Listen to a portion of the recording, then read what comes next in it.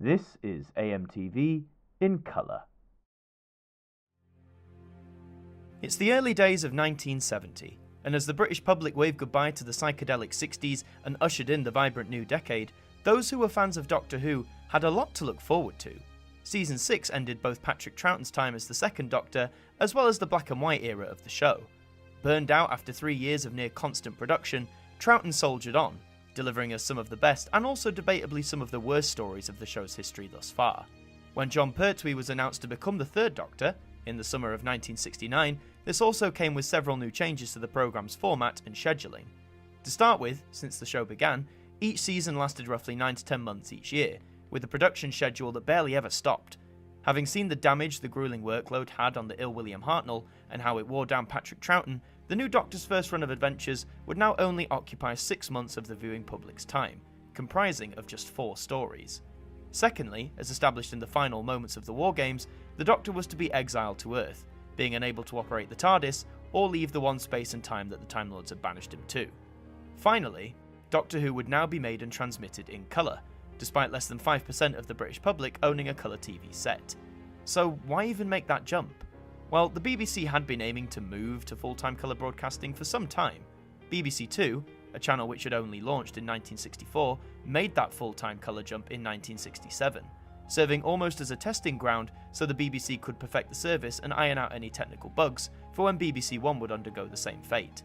Sporadic colour broadcasts did occur on BBC One, but it wasn't until the 15th of November 1969 that the flagship channel, along with its main rival ITV, would switch to a full-time colour broadcast system. As people were still wary about upgrading to a colour set, as they were radically more expensive and would mean a more costly licence fee, the BBC needed to offer some stellar programming, shows that would convince people to make that jump. And it turns out that one of the programmes to spearhead this motif would be Doctor Who. The first story from Season 7 is Spearhead from Space. Whilst the new Doctor recovers from his regeneration, an alien intelligence is planning on utilising plastics to achieve its aim of planet-wide conquest. This story is comprised of 4 episodes, which began airing on the 3rd of January 1970 and concluded on the 24th of the same month. Here are the individual viewing figures for all 4 episodes, and what a good way to kick things off. All 4 episodes sit comfortably in the 8 million range, a massive improvement from the War Games, where no episodes were able to even meet that mark. Clearly viewers were intrigued to see the normally comedic Pertwee in action as the new Doctor, plus the return of Lethbridge Stewart and Unit. But what else influenced these numbers? Well, for one, in terms of promotion, in the week of episode 1's transmission, Jon Pertwee was shown in full colour glory on the front cover of the Radio Times. This may not seem like much today, but keep in mind back in the pre-internet era, TV listings magazines like the Radio Times were seen as not only the key way for viewers to learn about upcoming programmes, but also for said programmes to get a good dash of promotion and exposure in the process. The full colour photo only emphasises how colourful this new Doctor and season will be, further encouraging viewers that a colour set was worth the extra cop. Secondly, exactly 1 week before episode 1 went out, on the 27th of December 1969, right after a showing of Star Trek, a special trailer for the story was aired. Doctor Who rarely got such trailers back in its early years, so again, to promote the story, as well as the new colour era of Doctor Who in this new way, was a smart tactic. Another factor we must take into account is competition. Discounting its sister channel, BBC Two, BBC One had only one major competitor at the time, that being ITV. Across its several regions, the other side decided to either show repeats against Doctor Who, such as medical sitcom Doctor in the House, or air American imports, such as Tarzan, Garrison's Gorillas, and Cowboy in Africa. All of these did little to dent the new Doctor's impact, further helping spearhead in the ratings. In terms of audience response, viewers of the time immediately took to Pertwee as the new Doctor, far quicker than they had arguably done with Patrick Troughton. While some younger viewers were disappointed to learn the new season would be set exclusively on Earth, it was clear that the choice of actor, the shift to more mature storylines and action sequences, plus the move to colour, was working. Overall, this story attracted an average of 8.2 million viewers, an absolutely huge 3.3 million increase from the War Games, which had only aired 6 months earlier. With the arrival of the new Doctor and the return of the popular Lethbridge Stewart and Unit, higher viewing figures could have almost been expected, but for them to jump so rapidly is a remarkable show of strength for Doctor Who months previously was narrowly avoiding the chopping block from the heads of the BBC. We also have some repeat data for you, and I mean a lot of repeat data. Firstly, the story was repeated between the 9th and 30th of July 1971. There was talk of potentially moving Doctor Who to a Friday night slot for when its 9th series arrived in January of 1972. So Spearhead was selected as a test pilot for this, in the summer months when Doctor Who was typically now off the air.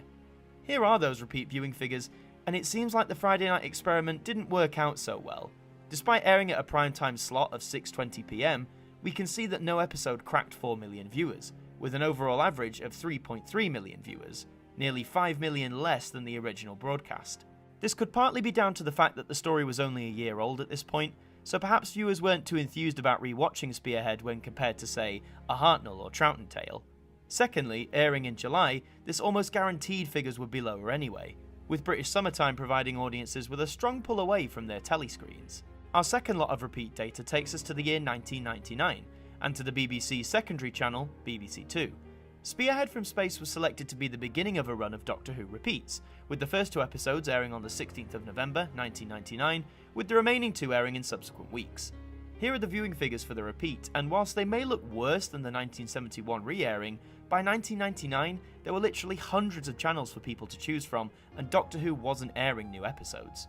The show was considered dead by a great many people, so the fact that this repeat still attracted an average of 2.61 million viewers is testament to the show's lasting legacy and impact on pop culture. Spearhead from Space is a great introduction to this brand new era of the show. Jon Pertwee absolutely steals the show as the Third Doctor, and even though he takes some time to finesse and develop the character, the heavy use of the Brigadier and unit, the introduction of the likeable Liz Shaw, and the absolute terror of the Autons more than help carry this tale across its 4 episodes. It's also the only classic Who story you can enjoy in true HD, as thanks to a BBC strike, the production was shot entirely on film instead of videotape. This HD version was released on Blu-ray in 2013, with a limited edition steelbook being released in 2016. You can also enjoy the story as a Target book, released in 1974, and various audio releases of said book. Or you can enjoy it via 2 different VHS releases from 1988 and 1995 respectively, or via DVD, either watching the original release from 2001 or its re-release in 2011 as part of the Mannequin Mania box set. The Autons proved popular and instantly memorable, and it wouldn't be long before audiences would see them again.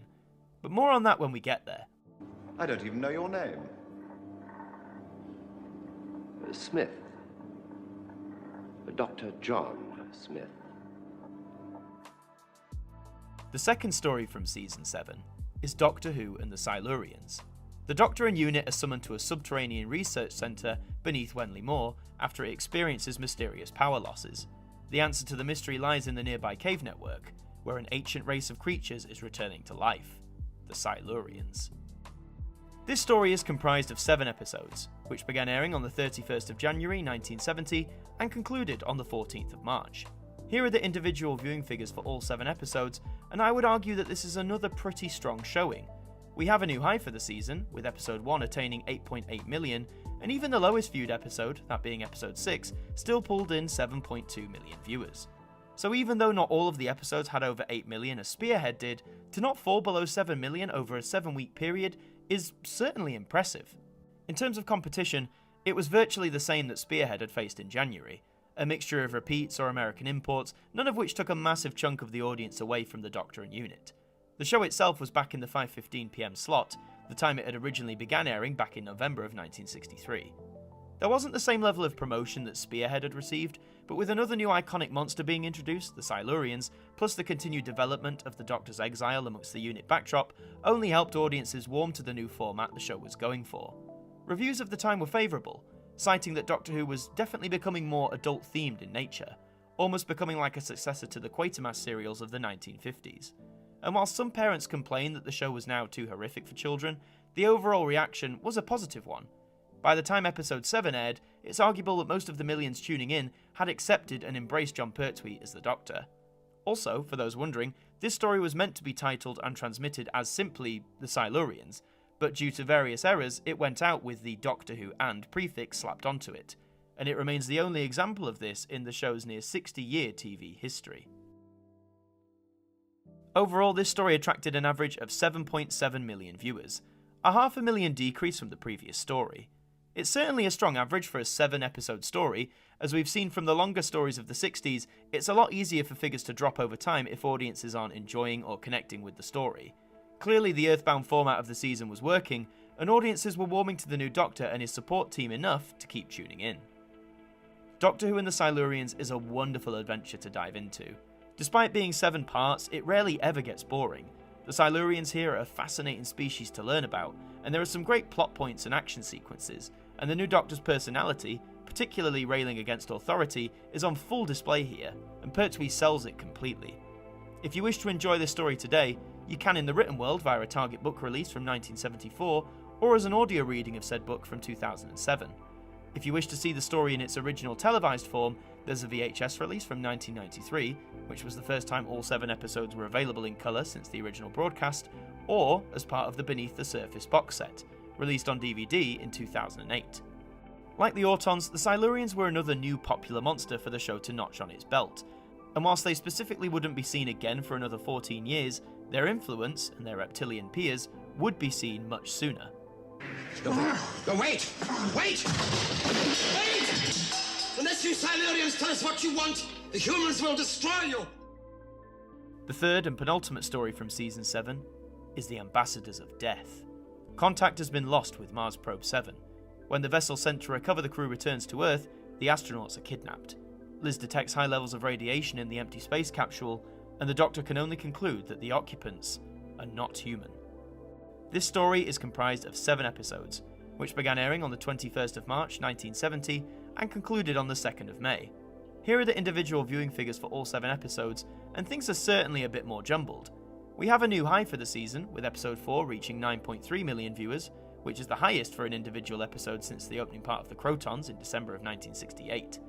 However, we also have to note a new low for the season too, with episode 7 dropping to 5.4 million. Not the best rating, but what could cause season 7 to slip from the comfortable 8 million position it began with? Well, it certainly wasn't on the promotional front, as just like Spearhead from Space, the Ambassadors of Death received a special trailer broadcast immediately after the final episode of the Silurians. This trailer is intensely atmospheric, and even though its original colour presentation is available on the DVD release, I find the black and white version, which is present on the VHS release, even more terrifying. It's one of the earliest examples we have of one of these trailers for Classic Who, and I can only imagine how exciting this must have been for viewers in 1970. Competition continued to be a non-threat for Doctor Who, with many of the same programmes still going against it, but we do have some small time slot differences. Episode 4 in particular went out half an hour later than planned due to an overrun of the FA Cup final, and it's the football-loving audience who could arguably be responsible for that episode's higher ratings of 9.3 million. As for the 5.4 million figure for episode 7, there is no one clear reason for this sharp decline. However, airing in early May, a time when warm weather begins to pick up, it could have just been one of those odd occasions where many families were out doing other things instead of watching some telly. In terms of reviews, many were now starting to compare Doctor Who to the recently launched Doomwatch series, that also aired on BBC One. Debuting in February of 1970, this sci-fi drama was clearly aimed at a more adult demographic than Doctor Who, which was still frequently cited as a children's programme. Whilst there may be similarities, Doctor Who's more mature, gritty, earthbound tone was still proving popular amongst the majority of the viewing public. One such detractor, however, was William Hartnell, the first Doctor himself. In an interview with the Daily Mirror, Hartnell talked about the show. "It's too adult. It's meant for children, not grown-ups. There are lots of things you could learn from it now to start a major war. I've stopped watching. So have a lot of children. That's what I hear." Also, a few interesting bits of trivia. In a story focused around astronauts going missing in space, it's quite miraculous that as the Doctor feverishly worked to bring the astronauts back to Earth, NASA scientists were also doing the same thing, trying to bring back the crew of Apollo 13 back home after a major disaster, a task they only just managed to accomplish. Furthermore, this story had one of the most unique title sequences in all of Doctor Who.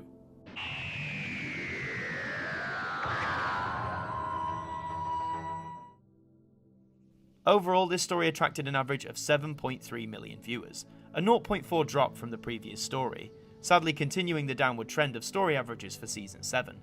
Having said that, a 7.3 million average is a very respectable one, especially for a 7-part story going out in 1970. And whilst the 5.4 million rating for Episode 7 is eerily reminiscent of the later part of Season 6, overall, Ambassadors did a fine job in keeping people's attention. I've always loved this story. The plot is wonderful, the performances are sublime, and it's genuinely tense in several moments, with some of the best cliffhangers of Pertwee's era. For some, it may be overly long and be filled with needless padding, but for me, I absolutely adore every minute of this Earthbound adventure. If you wish to experience it via alternative media, you can read the Target book from 1987, or listen to the television soundtrack from 2009. In the visual medium, we have the 2002 VHS release, where roughly half of the story is in restored colour, the other half remaining in black and white. But now we also have the DVD release from 2012, where thanks to improvements in restoration technology, we now have a version of Ambassadors of Death that is completely in colour. However, if you can, I would recommend watching all of this story in black and white. It's wonderfully eerie and atmospheric, and only enhances all of the dramatic moments in this 7-part masterpiece. Masterpiece being my choice of words for it anyway. I don't know what we brought down in Mars Probe 7, but it certainly wasn't human. The fourth and final story from Season 7 is Inferno.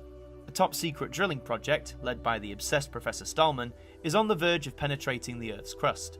A trip to an alternative reality gives the Doctor a glimpse of the catastrophe that will be unleashed. This story is comprised of 7 episodes, which began airing on the 9th of May 1970 and concluded on the 20th of June. Here are the individual viewing figures for all 7 episodes, and oh dear, things have really taken a tumble for the worst. The highest viewing figure is episode 4, which only managed to pull in 6 million viewers. All of the remaining episodes place in the 5 million range, besides episode 3, which falls to a new low of 4.8 million. So despite this story being debatably one of the greatest Doctor Who tales ever, what on earth happened to warrant these lower ratings? Well, the most obvious factor is the time of year in which the stories were transmitting. Beginning in May and lasting through June, with summertime beginning, the downward trend in viewing figures across all channels and programmes began to take effect. Competition didn't really play into this, as it was mostly the same stuff the previous 3 stories went up against. Also, and this is just a theory, but after 2 7-part stories, it could be argued that audiences were beginning to tire of adventures set across such a long span of time. What adds to this theory is the fact that Inferno was, and still is to date, the last 7-part story in Doctor Who's history. While stories of that length are fun to watch in retrospect, I can imagine that 3 of them in a row for a 1970 audience may have been seen as a bit too much. Furthermore, younger audiences were becoming more vocal about their disappointment that the Doctor was no longer travelling in time and space, but was stuck to solving problems just on Earth. However, the senior members of the BBC board were overall happy with both Pertwee's performance as the Doctor and also Inferno's ability to hold its audience for the most part, despite airing in the summer. Overall, this story attracted an average of 5.6 million viewers, a huge drop of 1.7 million from the previous story, and the lowest story average since the War Games the previous year. It's genuinely such a shame that one of the greatest stories in all of Doctor Who's history did so poorly ratings-wise on its original broadcast. But alas, British summertime still was a powerful enemy to the show as the 1970s begun. Inferno, if anything, is absolute proof that the Doctor can be grounded on Earth and still have some imaginative and creative adventures within that limitation. It's the show's first real go at showcasing a truly parallel world, a concept of a world almost identical to ours, different in many ways.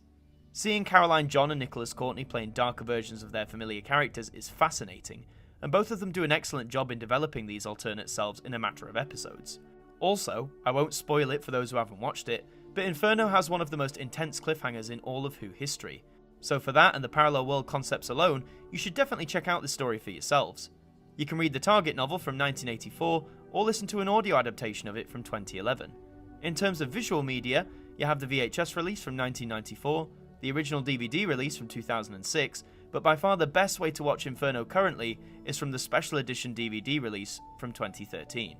It boasts the most special features and presents the story in the best quality to date. There's a reason why Inferno is highly regarded in Doctor Who history, being voted as the greatest Pertwee story several times.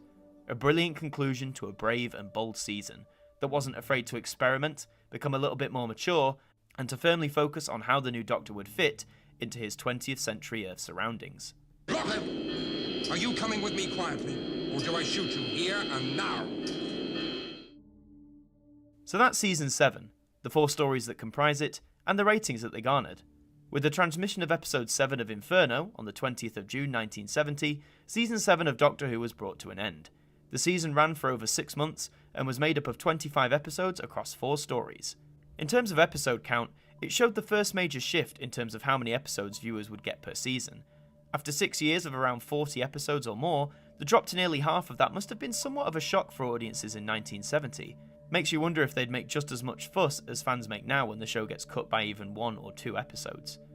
No episodes of this season are lost, thankfully, but many of them only survive as black and white videotapes, with extensive colour recovery and restoration having to be performed to get them back to as close as they looked on transmission. Spearhead from Space exists on 16mm film, allowing for a clean HD transfer for Blu-ray releases. Doctor Who and the Silurians had all 7 of its episodes undergo colour restoration, and Inferno had its 7 episodes available in colour thanks to recordings from Canada that were then converted to the PAL format. The Ambassadors of Death has the most complex restoration. Episode 1 existed on colour videotape, but episodes 2, 3, 4, 6 and 7 all underwent chroma dot recovery, whilst episode 5 underwent colour restoration. It's thanks to the work of dedicated professionals that we can enjoy Doctor Who's first season in colour, the way it was originally intended to be viewed over 50 years ago. Let's have a look at the story averages for this season. We can see that the highest story average was with the opener, Spearhead from Space, with 8.2 million viewers. The lowest point came with the season finale, Inferno, which averaged 5.6 million, a colossal 2.6 million decrease. It was clear that audiences were both engaged with Jon Pertwee's Third Doctor and generally were warming to the new Earthbound format. Despite the longer stories, the introduction of new monsters such as the Autons and Silurians, the dynamic pacing of the Ambassadors of Death, and the intense stakes of Inferno all contributed to giving this season a very unique quality. If we work out the average amount of viewers across the entire season, we can calculate that the average for Season 7 of Doctor Who is around roughly 7.2 million viewers, a 0.6 increase from Season 6's average and attaining the same result as Season 5. Naturally, Season 7 had only 4 stories to average instead of 7, but considering the length of 3/4 of those stories is abnormally long, the fact that the season's average is this high is a testament to the adventure's abilities to captivate the audience and keep them engaged. For me personally, this is honestly my favourite season of classic Who. Despite the restricted Earthbound setting, each story feels so different and unique.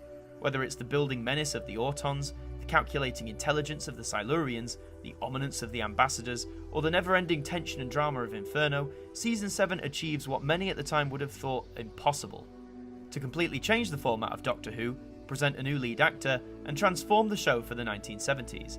In all 3 of these aspects, I would argue Season 7 is an astounding success. It may be the most adult season of Doctor Who, but it takes itself absolutely seriously in that regard, and as a result, so do we. Frequently being cited as many fans' favourite season of the show. Season 8 in many ways would continue to develop the Earthbound setting and expand the unit family, whilst at the same time begin to get the Doctor dipping his toes back into the world of time and space. It's the beginning of 1971, and Doctor Who had just come out of what was truly a make or break year for the programme. 1970 Season 7 introduced a new Doctor, a new format for the programme, and featured stories with an arguably more mature and adult tone than anything that had come before. Such radical changes to an established programme could have easily spelled disaster, but thanks to the instant success of Jon Pertwee, the likeability of the supporting characters, and the close-to-home nature of these new Earthbound stories, it all helped secure Doctor Who's place in the new decade. So now with some room to breathe, the production team were ready to make the upcoming 1971 season, Season 8, bigger and better than before. There would be returning monsters, new monsters, and a brief trip off Earth and an introduction to the Doctor's most iconic adversary. But despite all of this promise, did the viewers tune in their millions to embrace it all? Let's delve in and find out. The first story of Season 8 is Terror of the Autons. The Time Lord renegade known as the Master arrives on Earth to pave the way for an invasion by the Nestines. The Doctor, aided by UNIT and his new assistant Jo Grant, engages in a battle of wits with his arch-nemesis to save the world. This story is comprised of 4 episodes, which began airing on the 2nd of January 1971 and concluded on the 23rd of the same month. Here are the individual viewing figures for all 4 episodes, and just like the previous season opener, things are off to a strong start. The ratings are almost identical to Spearhead from Space, aside from episode 1 missing out on 8 million viewers, clocking in with 7.3 million. So looking at these numbers, what helped or hindered Doctor Who returning for its 8th year? Promotion for the new story was strong, getting a very lavish and colourful front cover on the Radio Times, just as Spearhead had received the previous year. Huge emphasis was made on the new renegade Time Lord, the Master, played wonderfully by Roger Delgado. Secondly, competition on the other side at ITV was relatively weak. The most high-profile opposition was in the form of science fiction series from Irwin Allen, namely Voyage to the Bottom of the Sea and Lost in Space. Both of these in the past had impacted negatively on Doctor Who's audience, but it's arguable they both had lost their bite by 1971. Doctor Who was pumping out new, exciting, contemporary stories, whereas the Allen shows had both wrapped up with new material in 1968. So anything shown at this point were repeats, and even by the early 70s, they were already a bit dated and clunky. But one of the biggest factors I think that helped Doctor Who come back with a strong return was actually the longer time away from screens than normal. Just like the gap between seasons 6 and 7, after the conclusion of Inferno in June of 1970, Doctor Who went off the air for 6 months. Having been used to a mere 2-month gap in the show's early years, the viewers' appetite for the show was arguably now even stronger than ever before. The return of the sinister Autons, who had frightened many a child as they resembled common shop window dummies, couldn't have been a bad factor either. Funnily enough, this story, just as many as Season 7 had done, attracted complaints from concerned parents about the level of violence and horror in the show. Scenes featuring a killer plastic sofa and the wicked troll doll were some of the most ruthless depictions of violence that the show had ever attempted at this point. The inclusion of the Autons masquerading as policemen didn't go down well with authority figures either. While seeming tame by today's standards, it's important to remember it was a very different situation in 1971, and the question of violence and horror in Doctor Who would only continue to be a talking point as the series progressed through the 1970s. Overall, the story attracted an average of 8 million viewers, a massive 2.4 million increase from the previous story, Inferno, and when compared to Season 7's opener, it only falls short by 0.2 million. Keep in mind too that for a near 8-year-old show to still be pulling in 8 million viewers was certainly very respectable and commended by the BBC back in 1971. Terror of the Autons is a cracking way to kick off Season 8. The return of the Autons themselves is action-packed, and the unit team are on fire here. You get introduced to not only the innocence and heart of Jo Grant, played by the wonderful Katie Manning, but also the calm, sinister nature of Delgado's master, a character who would be instantly iconic and also would return in not just one, but all of Season 8's remaining stories. To enjoy this classic adventure in the written form today, you have the Target book from 1975 or its audiobook reading from 2010. For the visual mediums, you have the 1993 VHS release or the DVD release that was part of the Mannequin Mania box set from 2011. And at the time of this recording, the Season 8 Blu-ray set is due to be released in the very near future. It's an action-packed tale in 4 parts, and it's one that's certainly hard to forget. Who the heck are you? Well? I am usually referred to as the Master. Oh, is that so? Universally. The second story of Season 8 is The Mind of Evil. As delegates assemble for a peace conference in London, the Doctor and Jo investigate mysterious deaths at Stangmore Prison. The Master is using an alien mind parasite in a plot to steal a deadly missile, with which he intends to trigger a world war. This story is comprised of 6 episodes, which began airing on the 30th of January 1971 and concluded on the 6th of March. Here are the individual viewing figures for all 6 episodes, and whilst at first things seem a bit more sporadic, we can see that for the most part, figures are mostly consistent. The odd one out seems to be with episode 1, attaining the lowest rating of the story, coming in with 6.7 million viewers, only to be immediately followed by the peak of the story, with episode 2 attaining 8.8 million viewers. So, is there any explanation as to why things are jumping about in those first few weeks?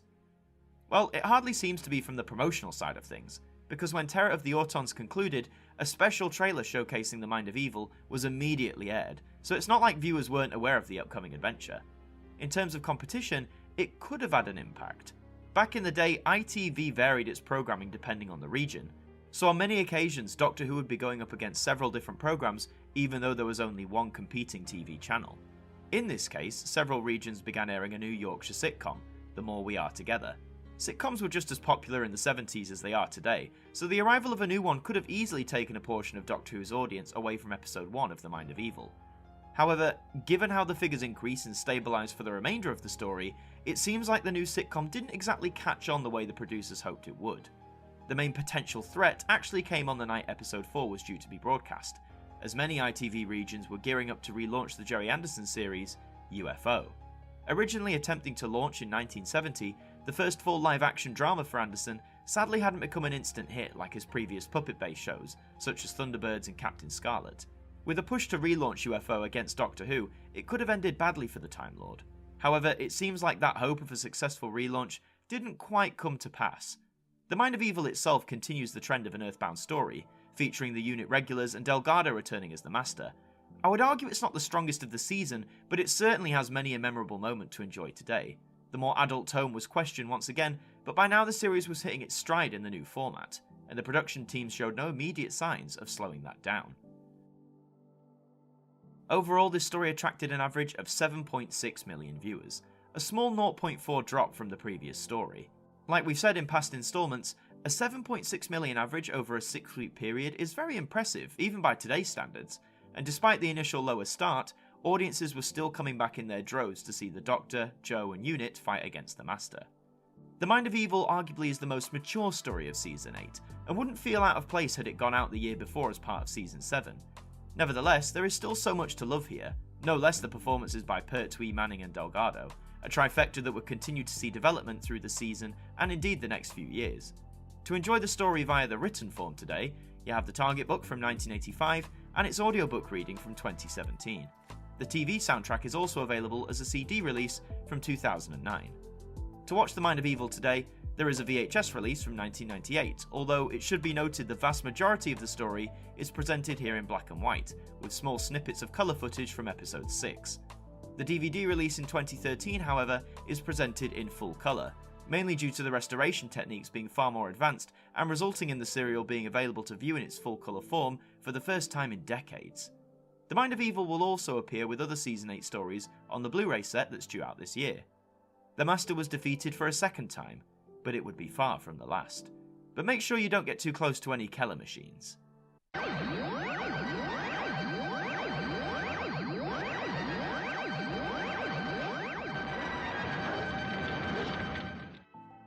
The third story of Season 8 is The Claws of Axos. When the golden-skinned Axons arrive on Earth, offering to share the miracle of Axonite, only the Doctor is suspicious.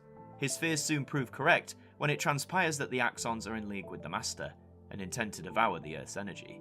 This story is comprised of 4 episodes, which began airing on the 13th of March 1971 and concluded on the 3rd of April. Here are the individual viewing figures for all 4 episodes, and things are a little scattered again, but overall remain consistent. The glaring figure is with episode 3, that brought in 6.4 million viewers, a new low for the series thus far. However, with a peak of 8 million for episode 2, and a strong 7 million number for the opening and closing episode, The Claws of Axos more than held its own in its 5:15 PM time slot. From the information we have available, the constantly shifting figures for the story could be similar to what went on with The Mind of Evil, that being ITV's constantly changing programmes that went against Doctor Who. It's not unreasonable to assume that in the week of episode 3's broadcast, maybe across regions ITV may have just had the upper hand in grabbing people's attention. It's easy to forget that when looking at the listings of TV programmes, it really could be a different programme every week, depending on where you lived when it came to ITV. Having said that, both the BBC and the majority of the audience seemed very happy with this serial. During its broadcast, the controller of BBC One at the time, Paul Fox, commented on how he believed the adventure was going well.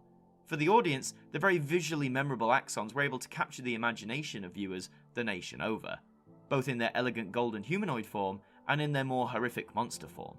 Delgado returns once again as the Master, and there are some really wonderful moments towards the end of the story that he has both with the Doctor and in confronting the regular unit members. It's a fast-paced story, as many Pertwee 4-parters are, and for me personally, it stands out as the main highlight of Season 8. Overall, this story attracted an average of 7.4 million viewers, a 0.2 drop from The Mind of Evil. So even though the stories overall were declining in viewership, it was by no means large or sharp enough to prompt widespread fears amongst fans or the BBC. If anything, this story feels like it could have easily been placed in the Patrick Troughton era, with very memorable monsters and several strong character moments for regulars and supporting cast alike.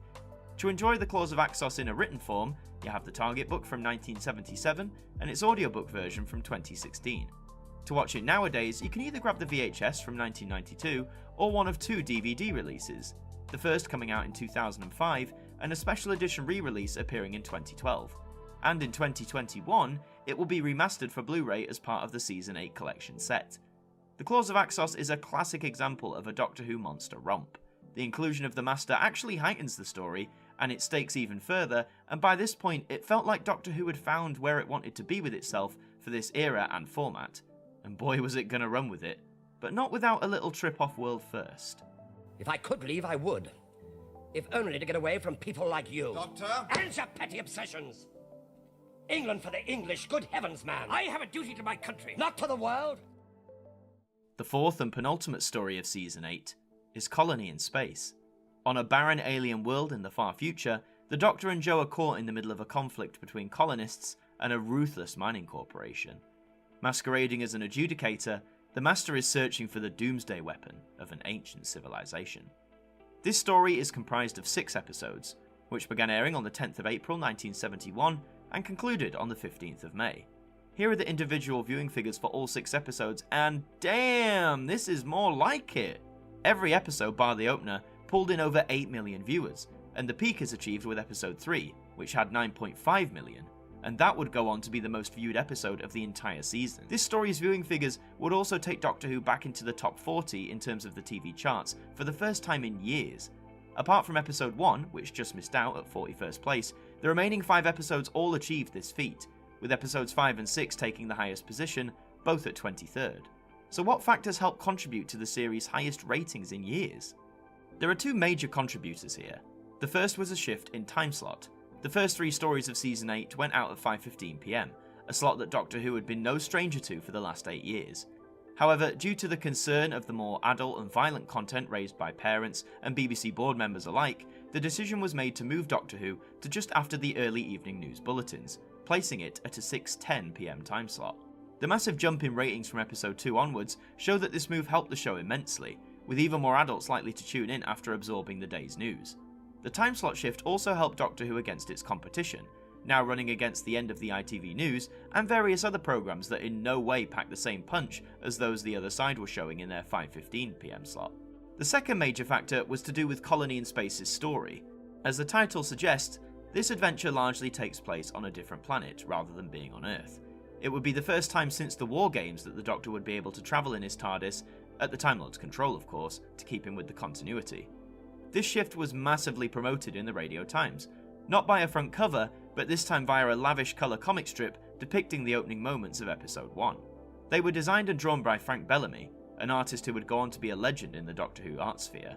The focus on the Doctor leaving Earth for the first time in years was bound to get audiences, particularly younger ones who had complained about the lack of alien worlds, really excited for this adventure.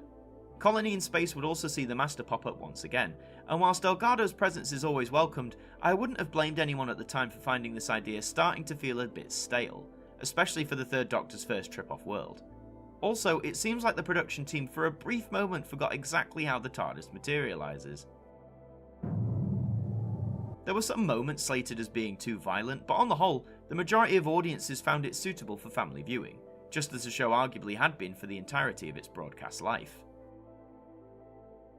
Overall, this story attracted an average of 8.5 million viewers, a nice 1.1 million increase from the previous story. Thanks to the later time slot and the extensive promotion, Colony in Space scores the highest story average of the Pertwee era so far, eclipsing Spearhead from Space's average of 8.2 million. What left is there to say about this tale then?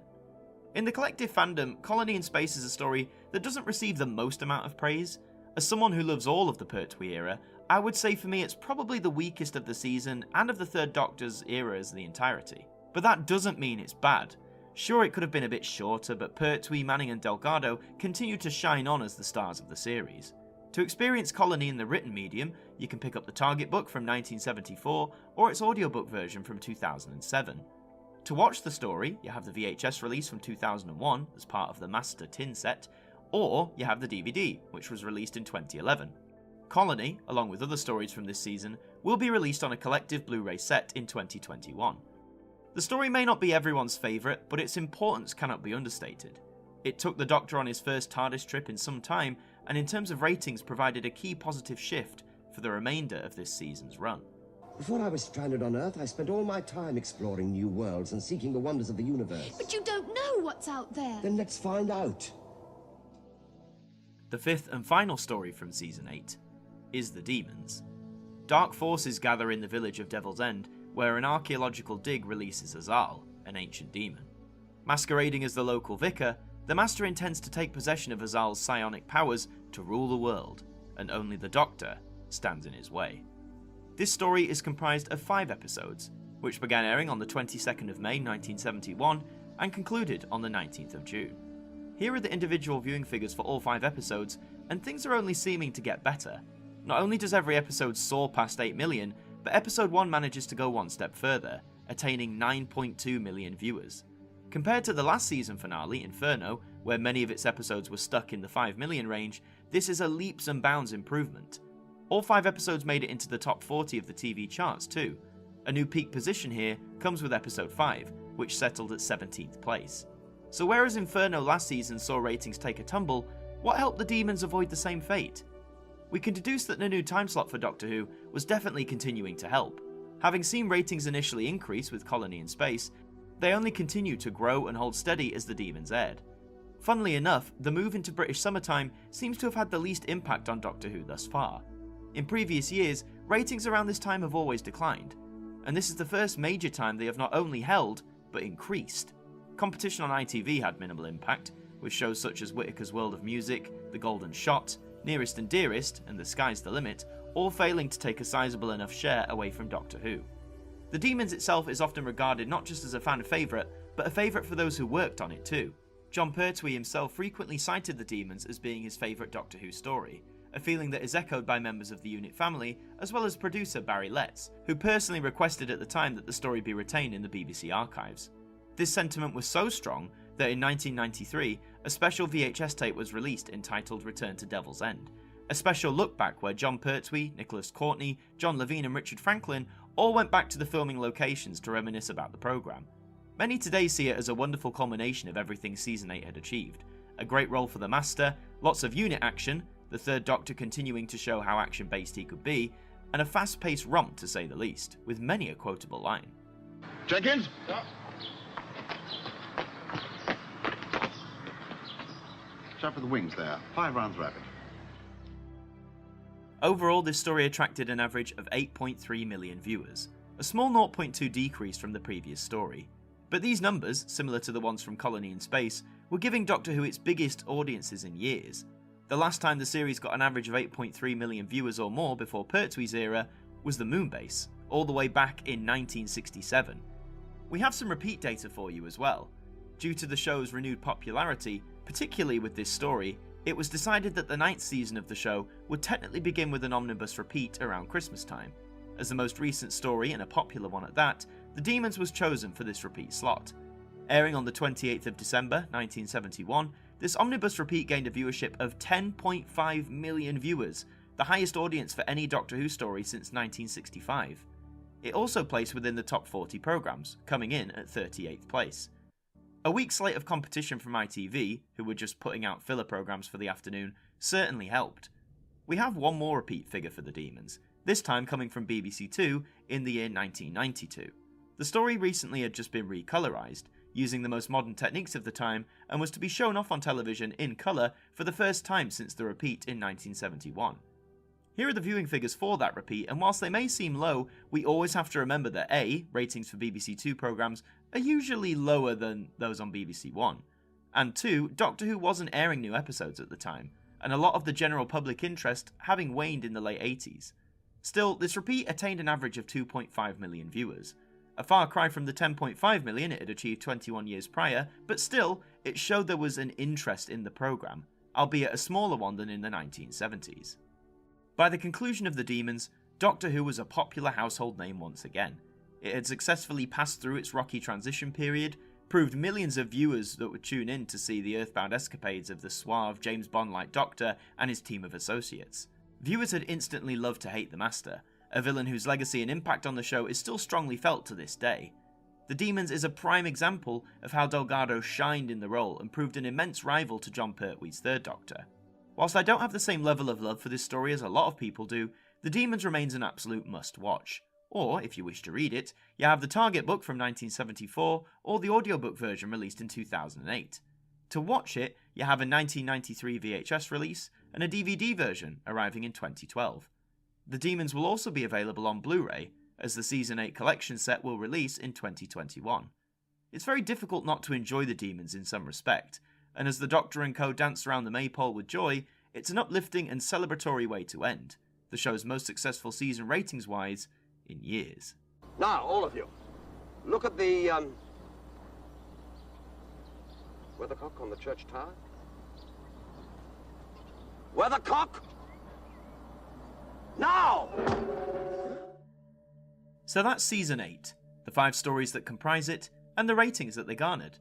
With the transmission of Episode 5 of The Demons, Season 8 was brought to an end, concluding another 6-month run comprised of 25 episodes across 5 stories.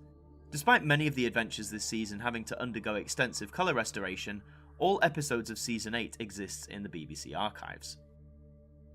Now, let's have a look at the story averages for this season. We can see that the highest story average comes from Colony in Space, which pulled in roughly 8.5 million viewers. Funny how the story that is arguably the most forgettable of the season had the most people watching on average at the time. The story with the lowest ratings is The Claws of Axos, which had roughly 7.4 million tuning in on average. But that number isn't really a bad number, despite it being the lowest of the season. To have all 5 of your show's installments for the year pulling in audiences of 7 and 8 million is very commendable, and even members of the BBC board were impressed, with their members agreeing en masse that this series had been most successful, with an incredibly high standard. And I think there would be few who would disagree with them.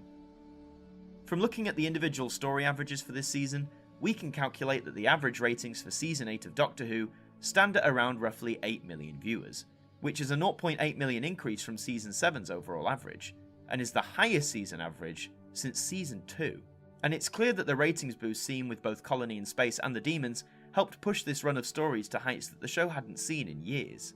Doctor Who had completely reinvented itself, and despite a strong but shaky start with Season 7 ratings-wise, Season 8 continued the trend of a strong start, but not only held firm, but exceeded expectations.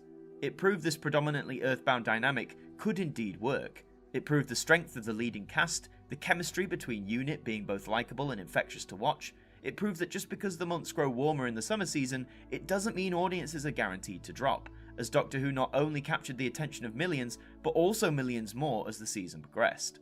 With returning monsters, new aliens to fight, a rival to match the Doctor, and some truly brilliant stories, it all helped Season 8 become a roaring success, and to secure the show's future for the next foreseeable few years. For the next season, the team aimed to go even bigger and better, but would they pull it off? It's New Year's Day, 1972, and Doctor Who was set to make another triumphant return to TV screens up and down the country as its 9th season began transmitting. The first 2 seasons of the 1970s were successful in establishing the new Earthbound format, the regular members of the UNIT family, an arch nemesis for the Doctor, that being the Devilish Master, and creating brand new aliens and monsters to terrorise viewers. With Season 7 establishing a strong foundation, and Season 8 only building upon it further, Doctor Who was in a healthy state to go into a new season. On the 28th of December, 1971, the Season 8 finale, The Demons, was repeated in an omnibus format, attracting a massive 10.5 million viewers, the highest average for the show since 1965. With Season 9 due to begin a mere 4 days later, could its opener, and indeed the subsequent stories that followed it, keep the ratings at these new heights? Or would they go the other way and spiral out of control? Let's dive right in and find out. The first story of Season 9 is Day of the Daleks. The Daleks have conquered the Earth. The only hope for humanity is a small band of guerrillas who have travelled back in time to avert this terrible future. But should the Doctor let them? This story is comprised of 4 episodes, which began airing on the 1st of January 1972 and concluded on the 22nd of the same month. Here are the individual viewing figures for all 4 episodes, and these are the numbers you want to see with the start of a new season.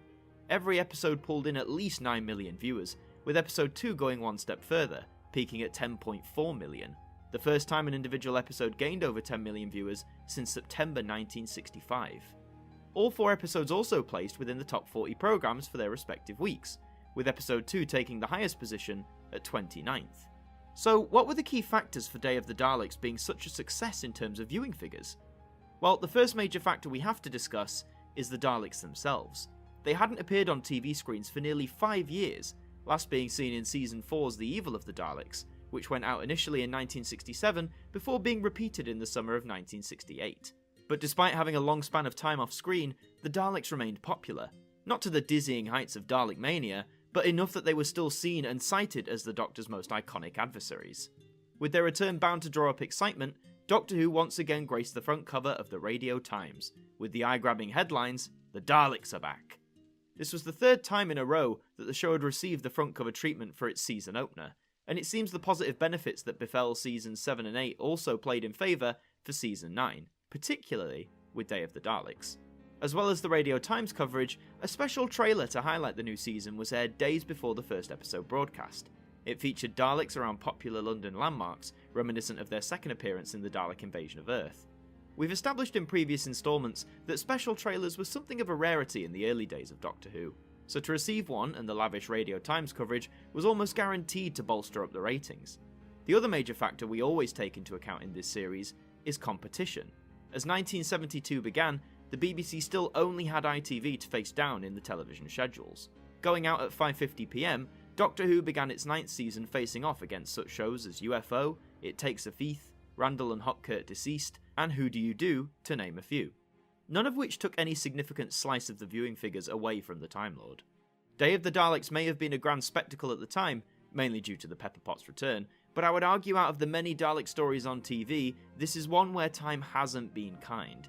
Despite an engaging story rooted in time travel, and some wonderful performances from both the main and supporting cast, the lead sticking point this story often faces is the Daleks themselves.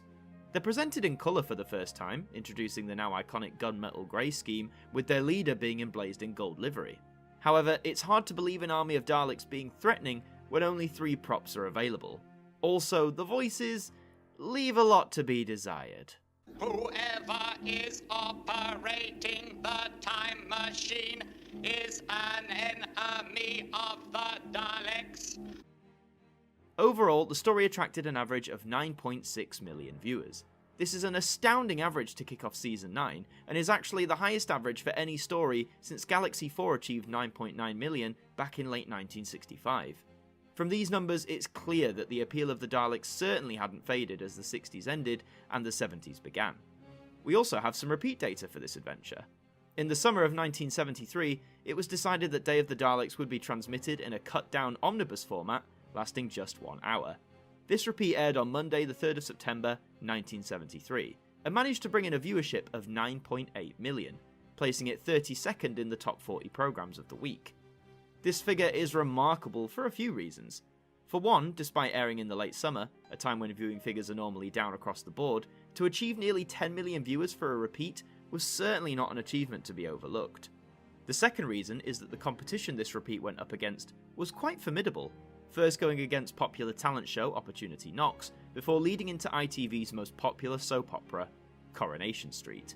These were 2 of ITV's biggest hitters, and the fact that they didn't really do some damage to the repeat viewing figures is surprising to say the least, and testament to the show's popularity at that time. Even though they hadn't faced the Doctor for half a decade, a combination of strong promotion, less than stellar competition, and the sheer reputation of the Daleks alone was enough to bring Doctor Who back to heights it hadn't reached in years. If you wish to enjoy the story today, you have multiple ways in which to do so. You can read the Target book from 1973, or listen to its audiobook edition from 2012. In terms of watching it, you have 2 separate VHS releases, the first being an omnibus edition from 1986, or the episodic version from 1995. Day of the Daleks was also the last title to be released on Betamax, being only one of few Who stories to be released on the format. Speaking of obscure formats, Day of the Daleks was also made available on the high-end Laserdisc medium, the episodic version being released on the format in 1997. But the most recent and arguably best way to enjoy the story today is via the DVD release from 2011. Not only has the picture and sound quality been restored, but it also contains a brand new version of the entire adventure. Dubbed as the Special Edition, this version featured new effects and perhaps more vitally, new Dalek voices, provided by new series voice actor Nicholas Briggs. Whoever is operating the time machine is an enemy of the Daleks. Even though I would argue some of the new effects look a bit too modern, the Special Edition is absolutely the definitive way to enjoy Day of the Daleks. But even on this story's original broadcast, the Daleks, despite their lack of number and unique voices, were popular enough that audiences old and new were discovering what was so great about them in the first place. Day of the Daleks began a new era for the mutated monstrosities, and it wouldn't be long before audiences would be able to see them once again. You must be exterminated. Who knows? I may have helped to exterminate you.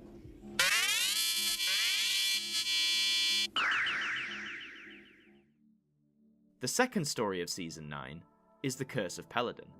Under the control of the Time Lords, the TARDIS takes the Doctor and Jo to Peladon, where a delegation of aliens is considering admitting the planet to the Galactic Federation.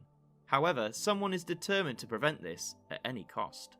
This story is comprised of 4 episodes, which began airing on the 29th of January 1972 and concluded on the 19th of February. Here are the individual viewing figures for all 4 episodes, and we have a very mixed bag here to say the least. The first half of the story performed exceedingly well, with episode 2 in particular bringing in 11 million viewers, a new high for the Pertwee era in terms of individual episodes. Sadly, the second half of the story doesn't continue these high numbers, falling to 7.8 million for episode 3 before rising slightly to 8.4 million for the closing episode. Despite this drop, all installments by episode 3 managed to chart in the top 40 programs, episode 2 being the peak, finishing at 20th place. So what happened to the latter part of this adventure? What caused this story's viewing figures to fall so sharply? The major factor in this decrease surprisingly doesn't come from lack of promotion or indeed competition, but due to widespread industrial action. In February of 1972, there was a UK-wide miners' strike. As the miners protested for better care and wages, it resulted in many power outages for an increased period of time. Because of this, when episodes 3 and 4 went out for transmission, many viewers were forced to miss these installments due to lack of power. For episode 4, some areas of the UK preluded the transmission with a series of colour caption cards, and a continuity announcer recapping the events of the previous episode as an aid for those who missed part 3. Nowadays, if such a thing happened, we could catch up with these episodes via services like the iPlayer, or wait for the home media release. But back in 1972, for many viewers, missing these episodes on broadcast meant missing them entirely, as repeats for the programmes were rare at the time, and the home media market was practically non-existent in the early 70s. In terms of competition from ITV, initially it was very much the same programmes that had gone out against Day of the Daleks. However, towards the end of the Curse of Peladon's run, it started facing new threats in the form of shows like Sale of the Century and the extremely popular Comedians. And due to the regionalised structure of ITV and the different areas that experienced blackouts, this new competition did impact on Doctor Who slightly, but not enough to drag its viewing figures down to a disastrous level. The story also received a decent bout of promotion, including a trailer that debuted the day before episode 1 was broadcast. The Curse of Peladon served as a return for the Ice Warriors, their first appearance in almost 3 years. However, in this tale they serve more as allies rather than their usual villainous place in the Doctor Who universe. Myself and many others love this angle, as it shows more of the Martians' customs and intelligence rather than them just being another set of monsters who use violence to get their way. Overall, this story attracted an average of 9.4 million viewers, a small 0.2 drop from the previous story. It's nice to see that despite a drastic decrease in the later half of the adventure, that it was still able to attain one of the best ratings averages of the entire Pertwee era. To average out at over 9 million viewers during a strike that incurred blackouts is certainly testament to the loyalty of the audience and of the mass appeal Doctor Who had at this point in time. We also have some repeat data for this story. In the summer of 1982, BBC One began airing its 6-week season titled as Doctor Who and the Monsters, following the success of the repeat season known as The 5 Faces of Doctor Who, which had gone out in November of 1981. One of the stories to be featured in this new block of repeats was The Curse of Peladon, being compiled into 2 bumper-length episodes instead of the original 4. Airing on the 12th and 19th of July 1982, here are the viewing figures for this repeat. Whilst neither cracked the top 40 programmes chart, an average of 4.7 million for a repeat is still very respectable, and not catastrophic. Certainly better than the figures attained by Doctor Who repeats that would go on to air in the 1990s. In terms of enjoying The Curse of Peladon today, you can either read the adventure via the Target book from 1975, or one of the many audio releases on CD or even cassette. You can watch the story via the 1993 VHS release, or the 2010 DVD that was released as part of the Peladon Tales box set. The Curse of Peladon was another successful story for Season 9 to notch onto its belt. The Ice Warrior's more heroic return was received well with audiences, and the world of Peladon is a layered and detailed one for us to explore as an audience, so much so that it wouldn't be long before both the planet and the Ice Warriors themselves would be seen on our TV screens again. Which way now? Which way indeed? Eeny, meeny, miny, mo. Meeny? The third story from Season 9 is The Sea Devils. The Doctor and Jo pay a visit to the Master, who is imprisoned on an island off the coast of England. The Doctor discovers that numerous shipwrecks have been caused by aquatic creatures who are colluding with the Master to take over the world. This story is comprised of 6 episodes, which began airing on the 26th of February 1972 and concluded on the 1st of April. Here are the individual viewing figures for all 6 episodes, and despite power being mostly restored by March, sadly the ratings do not recover to the heights of the previous 2 stories. The peak here is with episode 2, which pulled in a strong showing of 9.7 million viewers. The low point came 1 week before with episode 1, which had over 3 million less people watching, finishing with a viewership of 6.4 million. Despite the lower numbers, 3 of the 6 episodes placed into the top 40 programs charts, with episode 2 charting highest, reaching 26th place. Why then did the Sea Devils not carry on the initial high figures that season 9 began with? For episode 1, the main culprit for the significantly lower figures was still, most likely, the power blackouts that were happening all across the UK. And despite the strike being over as March began, there were sadly some lasting effects on the Sea Devils' ratings. Even though many episodes still reached over 8 million people, a lot of them moved over for offerings on ITV, partly due to the structure of their programming. Doctor Who in the 20th Century was a serialised show, with one story being told over a number of weeks. If someone missed an episode, there was less incentive for them to tune in next week, as they wouldn't necessarily know how the overall story had progressed. So if people missed the opening part of the Sea Devils, they were less likely to jump in at episode 2, not knowing what on earth was going on. This benefited ITV, as most programmes going up against Doctor Who at the time were either reruns, comedy shows, quiz shows, or old films, all programmes where continuity arguably wasn't as important and structurally more accessible for audiences to just tune into. The Sea Devils had received a decent amount of promotion though, getting small illustrations in the Radio Times and a special trailer that had aired the day before broadcast. However, again, millions would have missed this teaser due to the power blackouts, which is a shame, as this adventure is quintessential Earthbound Doctor Who. Great performances from the leads, a magnificent appearance from Roger Delgado as the Master, and the introduction of yet another iconic monster in the Sea Devils, who were also linked to the popular Season 7 monster, the Silurians. Like their cousins, their impact would last for many years, and they'd even get a chance to return, though it would be quite some time before they did. Overall, this story attracted an average of 8.2 million viewers, a sharp 1.2 million drop from The Curse of Peladon. Although, as discussed, we can attribute much of the cause of this drop to the power blackouts during February that afflicted the opening episode, this being one instance that the serialised format of the show worked against it in terms of ratings. Still, despite the effect of the blackouts, to gain an 8.2 million average over 6 weeks is still very impressive. We also have a lot of repeat data for this story. Firstly, the story was repeated as a 90-minute compilation on Wednesday the 27th of December 1972, gaining an audience of 8.7 million, a very strong showing for a repeat. It seems like after the success of the Demons repeat that went out just before Season 9, it only seemed logical another repeat airing right before Season 10's debut would achieve similar results. The next repeat of the Sea Devils was actually unplanned. On Monday the 27th of May 1974, due to industrial action, the BBC was unable to show its coverage of a Yorkshire versus Lancashire cricket game. At very short notice, the compilation edit of the Sea Devils was thrown in the schedules to fill the gap, going out at 11:15 AM. It gained a much lower rating of 4.6 million, but we can't be too harsh with this one. It was shown early in the day, a time when most people were at work and children were at school, and furthermore, it was shown in the week between parts 4 and 5 of Planet of the Spiders, the final adventure of the Jon Pertwee era.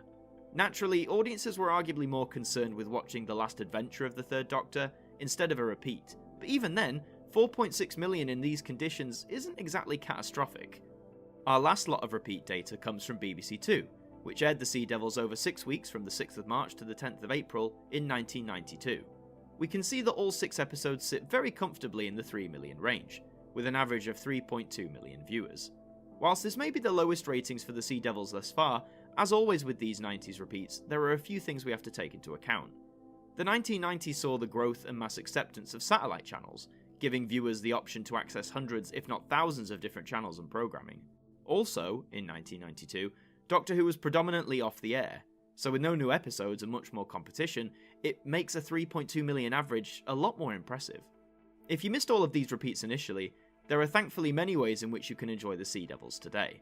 Whether it be via the Target book from 1974, various audio releases on CD, the VHS from 1995, or on DVD as part of the Beneath the Surface box set, which arrived in 2008. The Sea Devils is often cited as being one of the standout stories of the Pertwee years.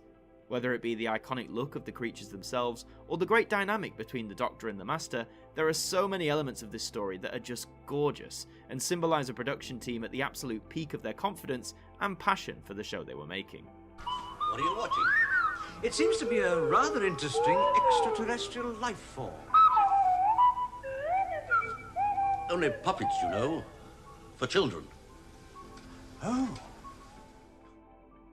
The fourth and penultimate story from Season 9 is The Mutants. The Time Lords send the Doctor and Jo into the far future, where the planet Solos is about to be granted independence after years of Earth rule. However, the governing Marshal is unwilling to relinquish his position of power. This story is comprised of 6 episodes, which began airing on the 8th of April 1972 and concluded on the 13th of May. Here are the individual viewing figures for all 6 episodes, and despite a strong opening figure of 9.1 million, most of this story seems to hold within the 7 million range. The lowest point actually comes with the closing episode, which attained 6.5 million viewers, charting a 2.6 million drop from the beginning of this adventure to the end. The first 3 episodes all charted in the top 40 programs, with episode 1 placing highest at 29th. Things seem to be gradually slipping as season 9 progresses on, but is there anything specific causing it to happen? In terms of promotion, the Mutants continued the trend of having small illustrations accompanying the program's listings in the Radio Times, as well as receiving a continuity announcement to tease it over the closing credits of the Sea Devils. Though it is key to note, the Mutants did not receive a dedicated trailer, unlike the previous stories of Season 9, which all did. In terms of the time of year that the Mutants was airing in, it occurred during the transition into British summertime, with lighter evenings and warmer weather keeping people outside and away from their television screens. Also, competition on ITV was ramped up significantly during the Mutants broadcast. All of the major regions were airing a brand new variety show, funny you should say that, which right out of the gate was attracting very high ratings, thus taking audiences away and negatively impacting Doctor Who. The Mutants, however, is a cracking story to sit down to. Its strong messages and themes are all executed brilliantly, and even though the monsters may look a bit comical today, I highly recommend you give the whole thing another viewing. There are themes in this story from 1972 that still alarmingly hold up and have weight nearly 50 years later. Overall, this story attracted an average of 7.8 million viewers, a 0.4 drop from the previous story. Again though, this is far from a poor showing. To average nearly 8 million viewers for a 6-part story against the changing seasons and strong competition is a testament to the strengths in storytelling that the Mutants proudly showcased. To enjoy this story today, you can either enjoy it in written form via the Target book from 1977 or its audio adaptation from 2018. It was one of the last VHS tapes to be released for the series back in 2003, receiving its DVD release 8 years later in 2011. The Mutants may not be the most memorable story of Season 9, but it's one that certainly has a lot to say and a lot of commendable performances and set pieces that do a good job of making a lasting impression on the viewer, something Doctor Who was good at doing from the off back in 1963. Good evening, sir. Will you please come with us to reception? I assume I have no choice. This way, sir. The fifth and final story from Season 9 is the Time Monster. The Master is conducting experiments on the Crystal of Kronos, an ancient Atlantean relic. His intention is to summon the all-powerful Kronos. The Doctor knows that the Master will be unable to control the creature and pursues him back in time to Atlantis. This story is comprised of 6 episodes, which began airing on the 20th of May 1972 and concluded on the 24th of June. Here are the individual viewing figures for all 6 episodes, and sadly, the last-minute rise that Season 8 had experienced the year before doesn't seem to have happened here. The peak of the story comes with Episode 3, which had 8.1 million tuning in, whereas the low point came with Episode 5, which managed to pull in 6 million viewers. Despite these lower ratings overall, 4 of the 6 episodes made their way into the top 40 programs charts, Episode 4 being the highest, finishing at 28th place. So why couldn't the Time Monster manage the same increase in ratings as the Demons had done last year? Well, in terms of promotion, aside from the standard listings and small windows of artwork, the Time Monster didn't receive any further extensive promotion within the Radio Times, nor did it receive a unique trailer that followed the end of the previous story. Competition was also holding steady over at ITV, with regions either showing the popular quiz show, Sale of the Century, or a brand new sitcom, The Train Now Standing. Both were attracting favourable viewing figures and taking audience share away from Doctor Who. This decline in viewing figures was even noted by members of the BBC's Programme Review Board, who acknowledged that ratings for the Time Monster hadn't reached the same heights as the Demons the previous year. However, head of the drama group, Sean Sutton, pointed out that viewing figures had increased by roughly 50% during Jon Pertwee's run as the Doctor, compared to the last few years of the 1960s. Furthermore, airing throughout May and June, the Time Monster was going out firmly within British summertime, and whilst its effects hadn't affected the Demons the year previous, it seems that the Time Monster wasn't as lucky, as lower figures in the summer are typically common across most channels. Also, the Time Monster was airing 20 minutes earlier than the Demons, each episode going out at 5:50 PM. Don't let these worries of lower numbers put you off the Time Monster though. It's an immensely fun way to close off the season. Jaunts to Atlantis, the inclusion of the Unit family, the Master being just as devilish as always, and some pretty ambitious concepts all help keep the Time Monster memorable to those who watch it. Plus the story concludes with a naked Sergeant Benton. What more could you ask for? Overall, this story attracted an average of 7.4 million viewers, a 0.4 drop from the previous story. Whilst it's a far cry from the near 10 million average of Day of the Daleks, it's still a very respectable average overall for a 1972 story. For your lowest average of the season to be 7.4 million, I mean, it's not something to be ashamed of. The Time Monster may have its flaws, but its 6 episodes showcase a cast and crew who are confident in what they're creating and are clearly having the time of their lives in making it. To enjoy this adventure today, you have the Target book from 1986, the VHS from 2001 as part of the Master Tin set, and most recently, a DVD release from 2010 as part of the Myth and Legends box set. Whilst history in some aspects has not been kind to this story, I recommend you go back and give it another go. It's a lot of fun if you indulge in all the madness, and it serves as a fitting prelude for the more fantasy-based adventures that were to come. Kronos, welcome!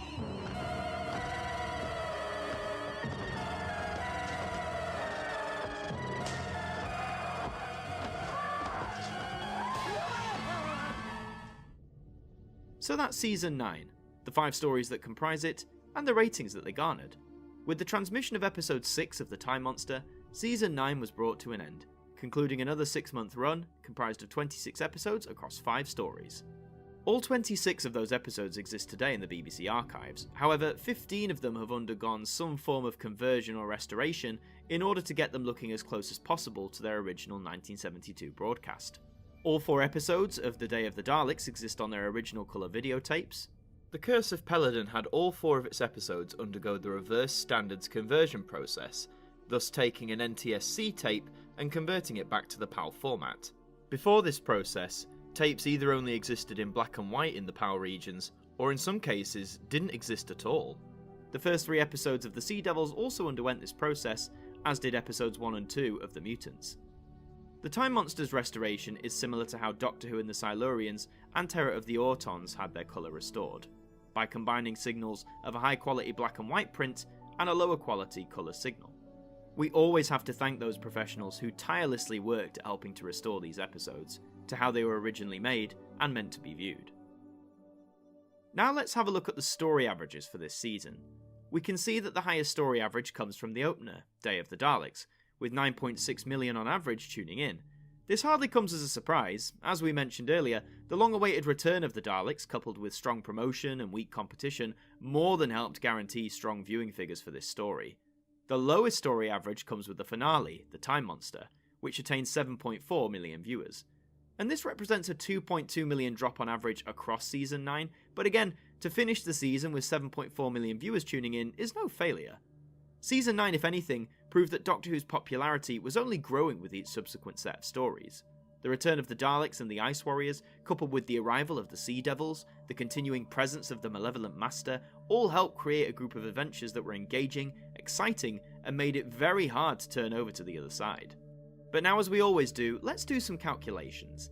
By combining the average ratings for each story, we can calculate that the average viewing figures for Season 9 of Doctor Who stand at roughly around 8.5 million viewers. This is a 500,000 increase from Season 8's average, and the second highest season average thus far, behind Season 2's 10.4 million. The Jon Pertwee era was continuing to become more popular, and ultimately, be viewed by a lot more people. By Season 9's conclusion, the initial decision in 1969 to make Doctor Who more Earth-based and to give him a regular team had arguably paid off entirely. Ratings were higher than they had been in years, loads of new monsters to fight, plenty of the older ones making a splash of a return for the 1970s, and a rival Time Lord to give the Doctor some of his biggest challenges to date. Even with all this success in terms of viewing figures, it's arguably not even the peak of the Pertwee era in this respect. Season 10 was now approaching, and it's arguably there that the peak of the Third Doctor's popularity would be achieved. In the last few days of 1972, Doctor Who was gearing up for the debut of its 10th season on television. But before any episodes even aired, the hype around this particular set of stories was building. It would mark the 10th run of adventures since the show began, with many publications citing it to be the show's 10th anniversary. Ironic really, as the season would start transmitting shortly after the show's 9th birthday, and not even reach the 10th. But saying that, Doctor Who always enjoyed a bit of free promotion and chatter amongst the press and the public. And with Jon Pertwee about to go into his 4th year playing the Doctor, this season would cement him as the show's longest running lead at that time. With his previous 3 seasons, the production had successfully established the Earthbound setting, the building of the unit family, the introduction of the Doctor's nemesis, the Master, and brought back classic villains such as the Daleks and the Ice Warriors to complement new menaces, including the Silurians, the Autons, and the Sea Devils. So with Season 10 on the way, and public interest arguably at a new peak, just how on earth would the show fare in the ratings? And what new tricks could they pull out of the bag to keep people watching? Well, for their first trick, it certainly was quite the surprise. The first story from Season 10 is the 3 Doctors. The Time Lord's energy reserves are being drained by a mysterious force within a black hole. Their only hope is to combine the forces of all 3 Doctors to battle an ancient figure from Time Lord history. This story is comprised of 4 episodes, which began airing on the 30th of December 1972 and concluded on the 20th of January 1973. Here are the individual viewing figures for all 4 episodes, and these numbers are exactly what you want to kick off a new season, and for a celebratory opener at that. The peak comes with episode 4, which achieves the highest viewing figures for an individual Pertwee episode yet, bringing in 11.9 million viewers. The remaining 3 episodes also bring in very good numbers, with even the lowest point, episode 3's 8.8 million, still scoring a higher result than many stories had done over the past few years. Somewhat surprisingly, only 2 episodes placed within the top 40 TV programmes for their respective weeks. Episode 2 came in 22nd place, whilst episode 4 takes the show into the top 20, finishing at 17th. With the highest figures for a Pertwee season opener yet, what helped contribute to the 3 Doctors' success in the ratings? The most obvious answer is the fact that all 3 actors who had played the Doctor on TV at that point were going to be appearing together. We get excited even now when multi-Doctor stories are aired, so for the 3 Doctors, the first instance of this, it must have been a fan's dream come true, especially if you'd have been watching the show since the start back in 1963.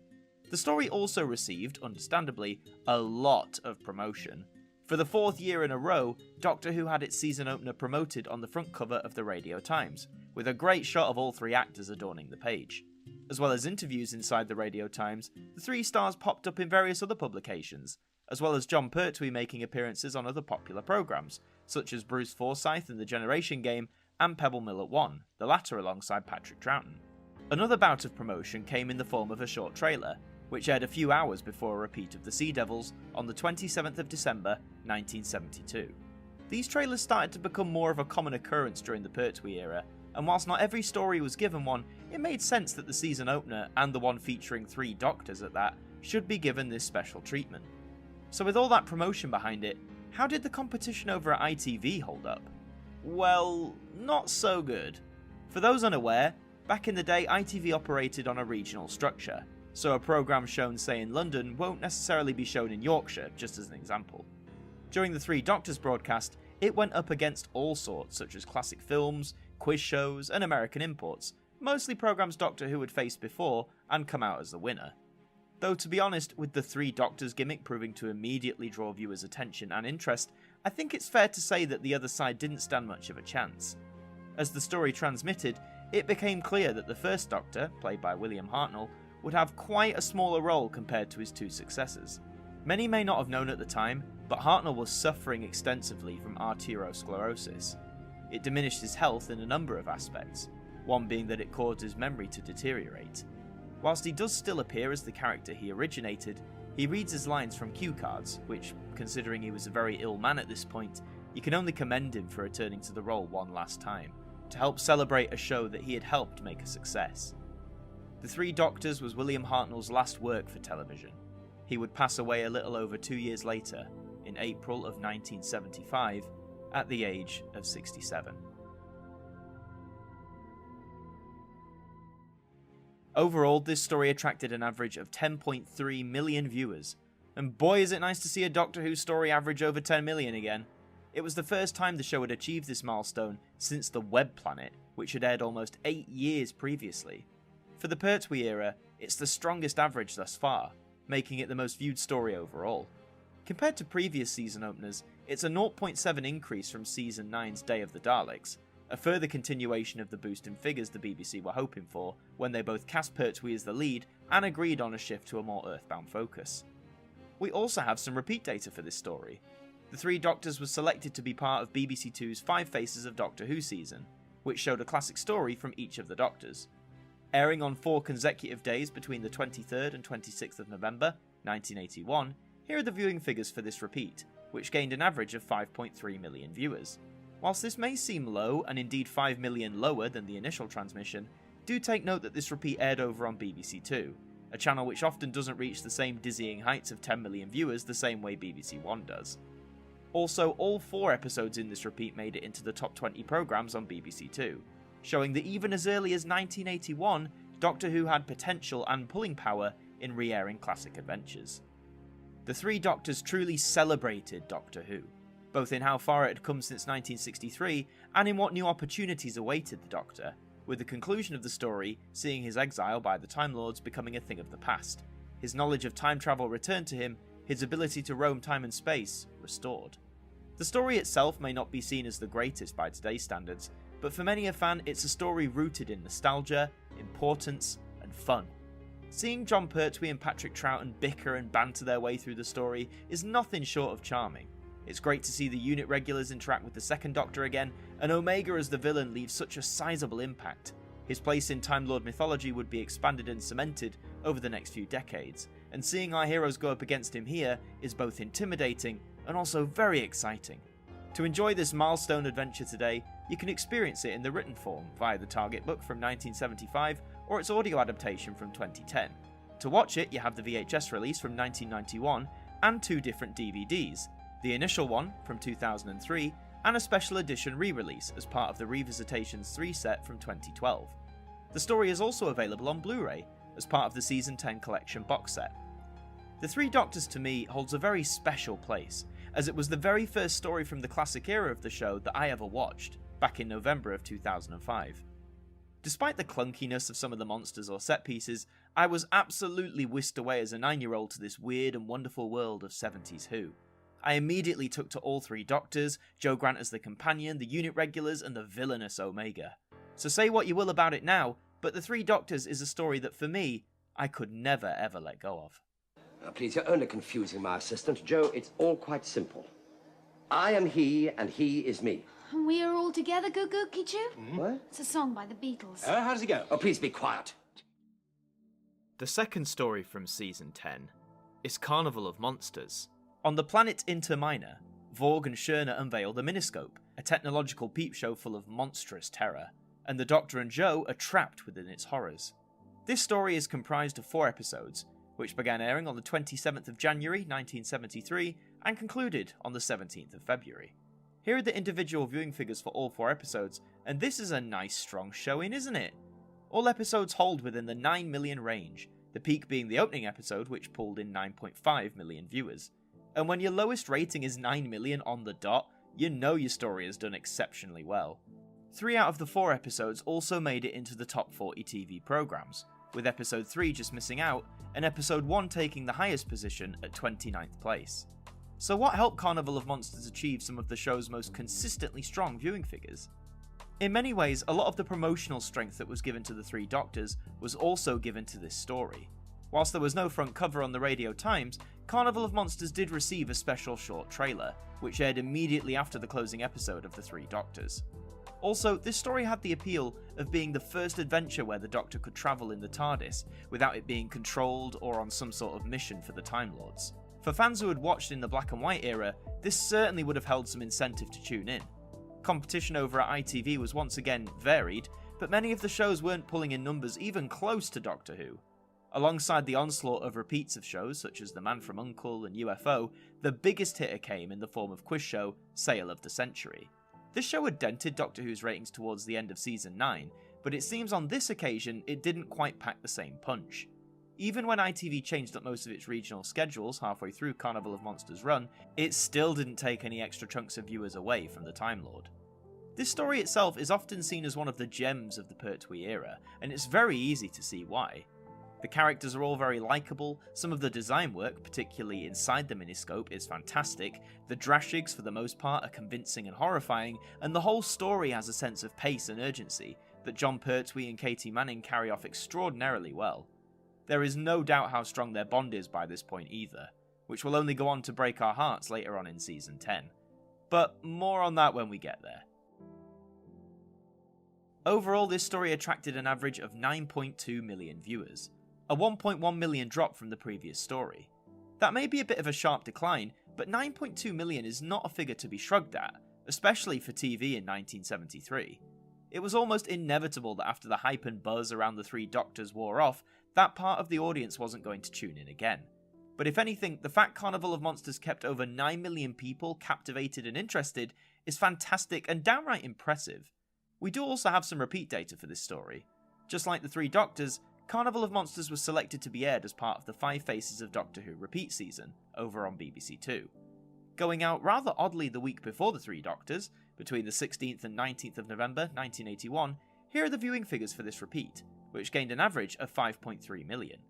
The average is around the same gained by the Three Doctors repeat of this same season, and like that story too, Carnival also placed in the top 20 programmes for BBC Two, with all 4 of its episodes. Carnival of Monsters is such a joyous story to watch today. It's so nice to see Jon Pertwee play his version of the Doctor, unconstrained by Time Lord restrictions, and what an adventure to kick that theme off with. To enjoy it today, you have the Target book from 1977 and its audio adaptation from 2014. To watch it, you have the VHS release from 1995 and 2 different DVDs, the original release from 2002 and a special edition re-release as part of the Revisitations 2 set from 2011. It's also available on Blu-ray as part of the Season 10 collection box set. If you're trying to get people into the world of classic Doctor Who, this is certainly a story I would recommend as a jumping on point. It's so full of fun, many iconic characters and scenes, and a leading pair who are at the top of their game and are having the most brilliant time of their lives whilst doing it. Without a doubt, one of the quintessential Doctor Who classics.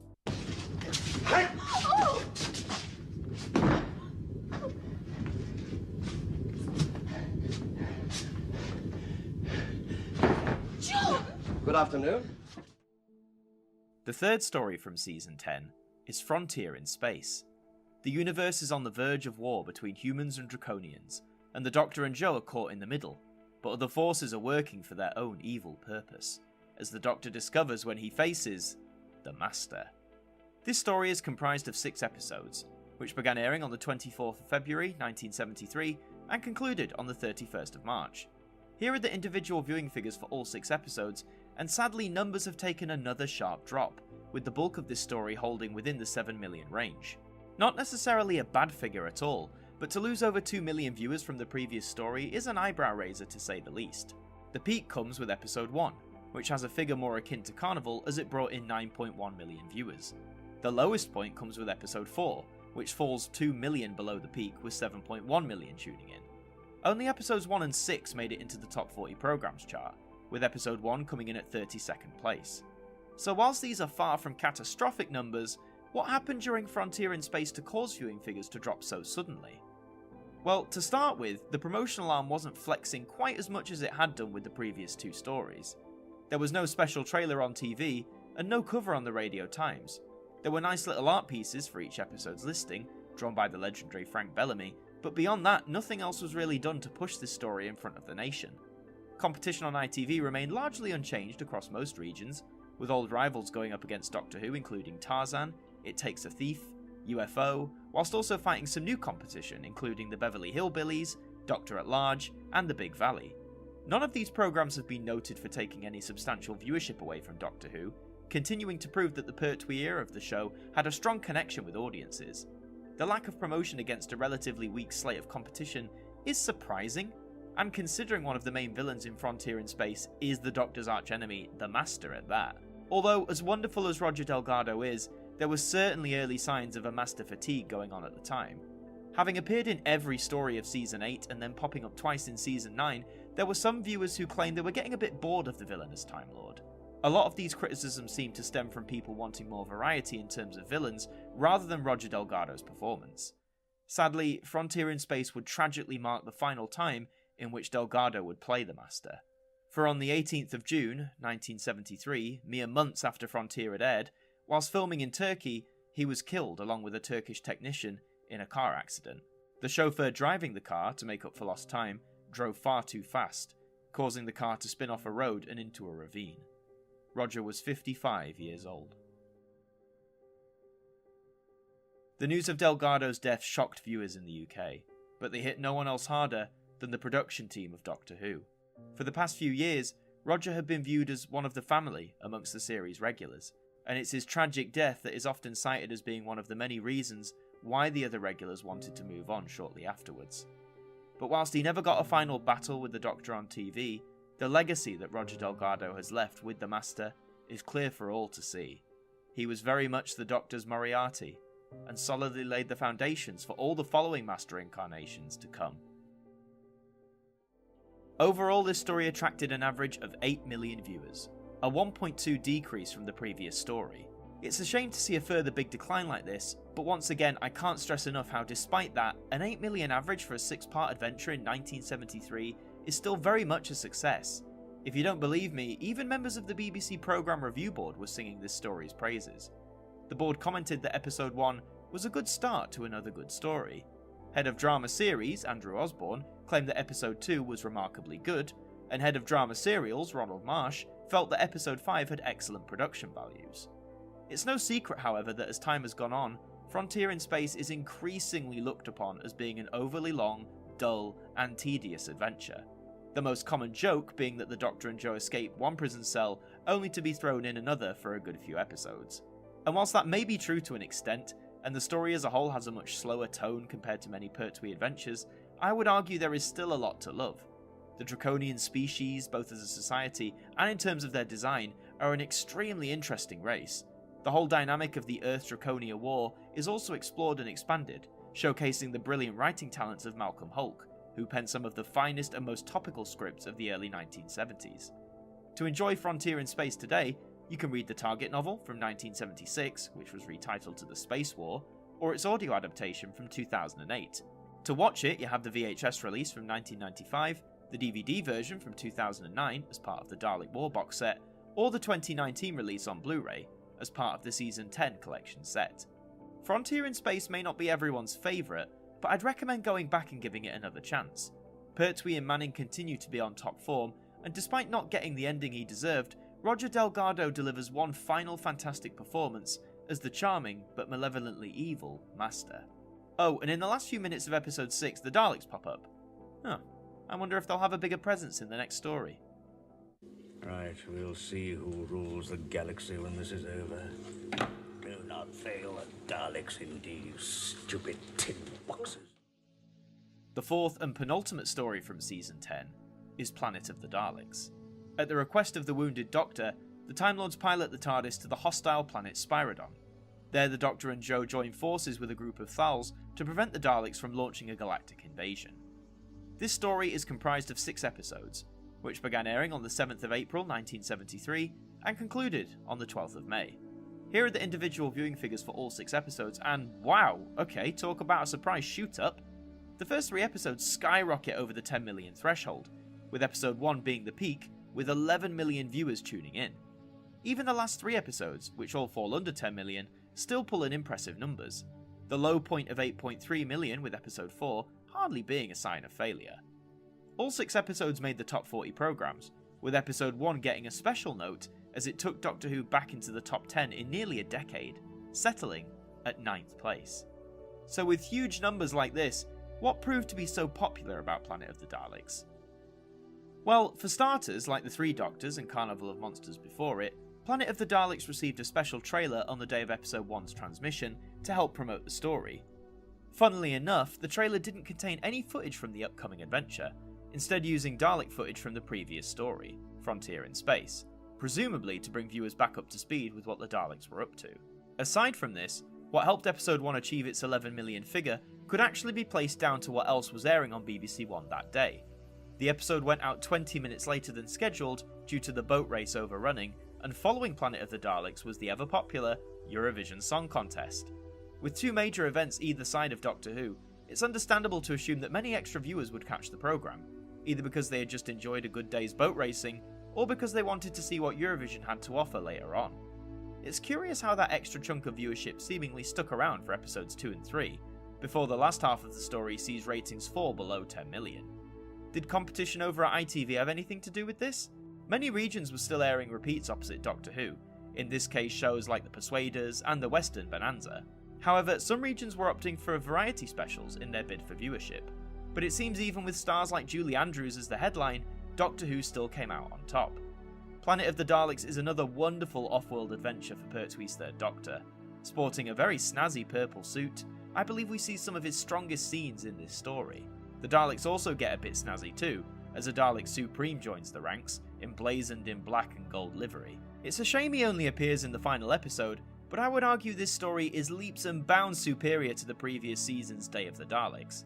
Even if author Terry Nation was slightly going through the motions in terms of the story's plot, often being cited as a retread of his first script for the show, The Daleks, but hey, at least he remembered that the Daleks can paralyze people, aside from just killing them, right? Wait! Wait! Somebody's still in there. Save for interrogation. Disable.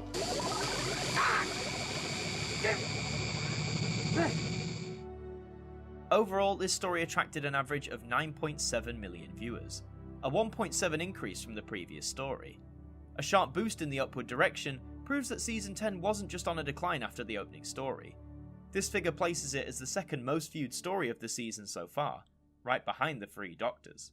The everlasting popularity of the Daleks, appearing in the first script from their creator in nearly a decade, the beautifully realised world of Spyridon, it all culminates in being one of the Third Doctor's most memorable and beloved adventures. We also have some repeat data for this story, coming this time from BBC One. In the 1990s, a time when Doctor Who wasn't being made, one way in which fans could get their fix was from an increasingly growing number of repeats. Most of these came on channels such as BBC Two or UK Gold, but on the odd occasion, Doctor Who would appear on its original channel, BBC One. As such, in 1993, Planet of the Daleks was chosen to represent Doctor Who for its 30th anniversary, and would air on BBC One from the 5th of November to the 17th of December 1993. There was no episode aired on the 26th of November, due to Children in Need, and so that some new Doctor Who, the most canonical Doctor Who story ever, could be premiered. But jokes aside, here are the viewing figures for this repeat, which pulled in an average of 3.6 million viewers. Considering this aired at a time when Doctor Who's popularity was on the decline, and when going up against Coronation Street over on ITV, I would argue this kind of average for a 20-year-old story at that time isn't bad at all. Planet of the Daleks may very well be a greatest hits compilation of past glories, but by God does it pull it off remarkably effectively. To enjoy this greatest hits today, you have the Target book from 1976, and its audio adaptation from 2013. To watch the story, you have the VHS from 1999 as part of a metal Dalek tin set, or you have the DVD release from 2009 as part of the Dalek War box set. Plus you also have the Blu-ray, which forms part of the Season 10 collection set from 2019. Whether you love the Daleks, the dynamic between the Doctor and Jo, the reappearance of the Thals, or everything else in between, Planet of the Daleks does indeed offer something for everyone. It's a fan favourite amongst many, and it's one of the stories from the Pertwee era that I think will always be held amongst the highest regard. Another strong recommendation from me in what is shaping to be one of the most stellar seasons of the show yet. The responsibility was yours. You have failed. The Supreme Council does not accept failure.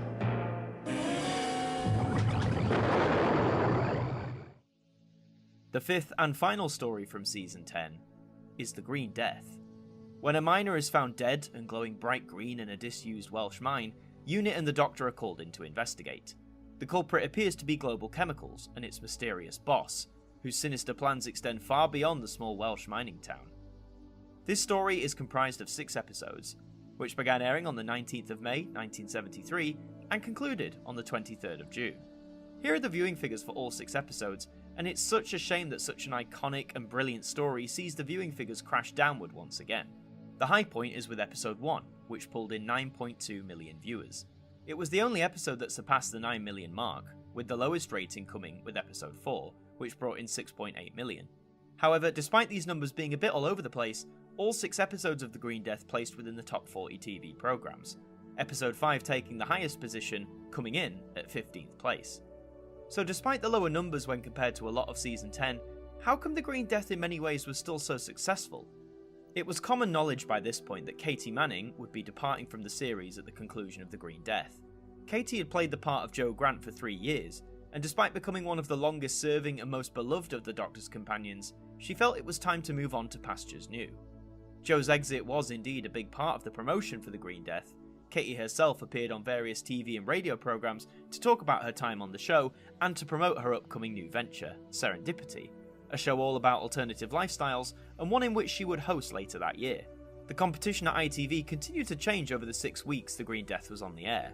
Julie Andrews remained a firm adversary in the schedules, as did the Mike and Bernie show, and for the latter half of the story, the Rolf Harris show. Alongside these were the usual mixture of repeats and American imports, none of which held a massive triumph over Doctor Who, despite The Green Death's lower ratings when compared to the rest of Season 10. Also, during its broadcast, we were moving into British summertime, so with warmer weather and the sun staying out longer, less people were at their TVs for 5:50 PM when Doctor Who was on air. The story again is another well-loved classic from the Pertwee era, even if it is playfully referred to as the one with the maggots. But if you look a little deeper, it's far more than just some maligned maggots. The Green Death is a fabulous tale all about how we take our Earth for granted, and when abused, the horrors that can arise from it, all with the little sprinkle of Doctor Who goodness. One of the most memorable scenes, of course, is Jo's eventual departure from the Doctor's side, which is beautifully built up and hinted at throughout the story's 6 episodes. Her departure was commented on by viewers of all ages, and the story as a whole serves as a fitting end and send-off to the bumbling, slightly clumsy companion we all know and love as Jo Grant. Overall, this story attracted an average of 7.7 million viewers, a 2 million drop from the previous story. Sadly, this pits The Green Death as the least viewed story of the entire season. However, a 7.7 million average is far from a poor showing, and it once again shows how loyal vast proportions of the viewership were to Doctor Who during Jon Pertwee's tenure. We also have a fair amount of repeat data for this story. Firstly, The Green Death was broadcast as a 90-minute compilation on the 27th of December 1973, and attracted a huge 10.4 million viewers. This was the 3rd successful Christmas compilation in a row for Doctor Who, partly done to capitalise on the boosted festive audience, but also to promote an upcoming season. Although saying that, this edit went out between episodes 2 and 3 of the season 11 opener, The Time Warrior, which seems like an odd time to show a repeat. But, you know, hey ho, they did what they wanted to in the 70s. Our last lot of repeat data for The Green Death comes from BBC Two in the year 1994. Airing over 6 weeks from the 2nd of January to the 6th of February 1994, here are the viewing figures for this repeat, which came out with an average of 1.2 million viewers. This is quite surprising, even for this period of BBC Two repeats, as other stories around this time were gaining averages of around 2 or 3 million. Still, with increased competition and no new Who on screens, we can hardly bash it too much. The Green Death is a beautiful season finale, with lots of action, captivating monsters, and one of the most heartfelt send-offs in the show's near 60-year history. To enjoy the story today, you can read the Target book from 1975, or its audio adaptation from 2008. To watch it, you have the VHS from 1996, and 2 DVD releases, the original from 2004, and the special edition re-release from 2013. You can also enjoy The Green Death on Blu-ray, thanks to the Season 10 collection set. You hardly need me to recommend this one to you, but if you haven't seen it, make it one of the first on your long list of Who binge watching. I promise you won't be disappointed. Oh, I nearly forgot. Your wedding present. It's beautiful. Thank you, Doctor. So that's Season 10, the 5 stories that comprise it and the ratings that they garnered. With the transmission of Episode 6 of The Green Death, Season 10 was brought to an end, concluding a near 7-month run comprised of 26 episodes across 5 stories. All 26 of those episodes exist today in the BBC archives, and only one of them had to undergo any kind of restoration in order for it to be presented in colour. This was episode 3 of Planet of the Daleks. For many years, the episode only existed as a black and white film print. However, thanks to advancements in restoration technology, colour was able to be restored in time for the story's DVD release in 2009. The technique was chroma dot recovery, where colour information in black and white prints can be brought out and restored in a raw form. This, combined with some manual colorization to get shades and tones looking as accurate as possible, is how Planet of the Daleks Episode 3 was able to be seen in colour once again. Now let's have a look at the story averages for this season. We can see that the highest story average comes from the opener, The Three Doctors, with 10.3 million on average tuning in. It's not exactly a shock horror this story gained the most viewership. I mean, as discussed, having all 3 actors back for a big adventure is bound to pull even the most casual of viewers in. The lowest story average comes with the finale, The Green Death, which attained 7.7 million viewers. This figure represents a 2.6 million drop across Season 10, but similar to Season 9, which had a similar gap between its highest and lowest, this is by no means a disaster. For The Green Death to average 7.7 million is a positive step forward from the darker days of 60s Who, where stories such as The Smugglers and even the War Games were drawing in less than 5 million viewers on average. Now, as we always do, let's work out the overall average for this season. By combining the average ratings of each story, we can calculate that the average for Season 10 of Doctor Who stands at around roughly 9 million viewers, one of the strongest season averages for the show thus far, second only to Season 2, which averaged at 10.4 million. This 9 million average continues the upward trend of season averages for the Pertwee era of the show. Where Season 7 began with a 7.2 million average, it's remarkable how in a few short years, Doctor Who had been transformed from a show narrowly avoiding the chopping block to being one of the BBC's most highly viewed and praised success stories. Season 10 not only continued Doctor Who's success in the 1970s, but arguably cemented it. It was undeniable that this show, one that had survived for 10 years, was now practically a national institution. The sights of the TARDIS, a Dalek, even the titular Doctor himself were now instantly recognisable to people up and down the country, for both children and adults. The stories of Season 10 also show how the programme is in no way getting stale or slowing down. The Doctor's freedom is restored, taking him back into time and space. It was a perfect mechanic to keep the show feeling fresh and alive with imagination. Whether it's the horrors of the miniscope, the perils on Draconia, or even battling the Daleks on Spyridon, all of it is gorgeously realised, and the production team taking full advantage of the show being in a full colour glory. Most would say the teaming up of the 3 Doctors was the high point of this celebratory year, but for me, I would argue it's eclipsed ever so slightly by the departure of Jo Grant in The Green Death. Katie Manning has always been instantly watchable and likeable as both a performer and as a person. Watching her say goodbye to the Doctor never fails to bring a tear to both my eyes or to the millions who grew to love her. A perfect end to an arguably near perfect season.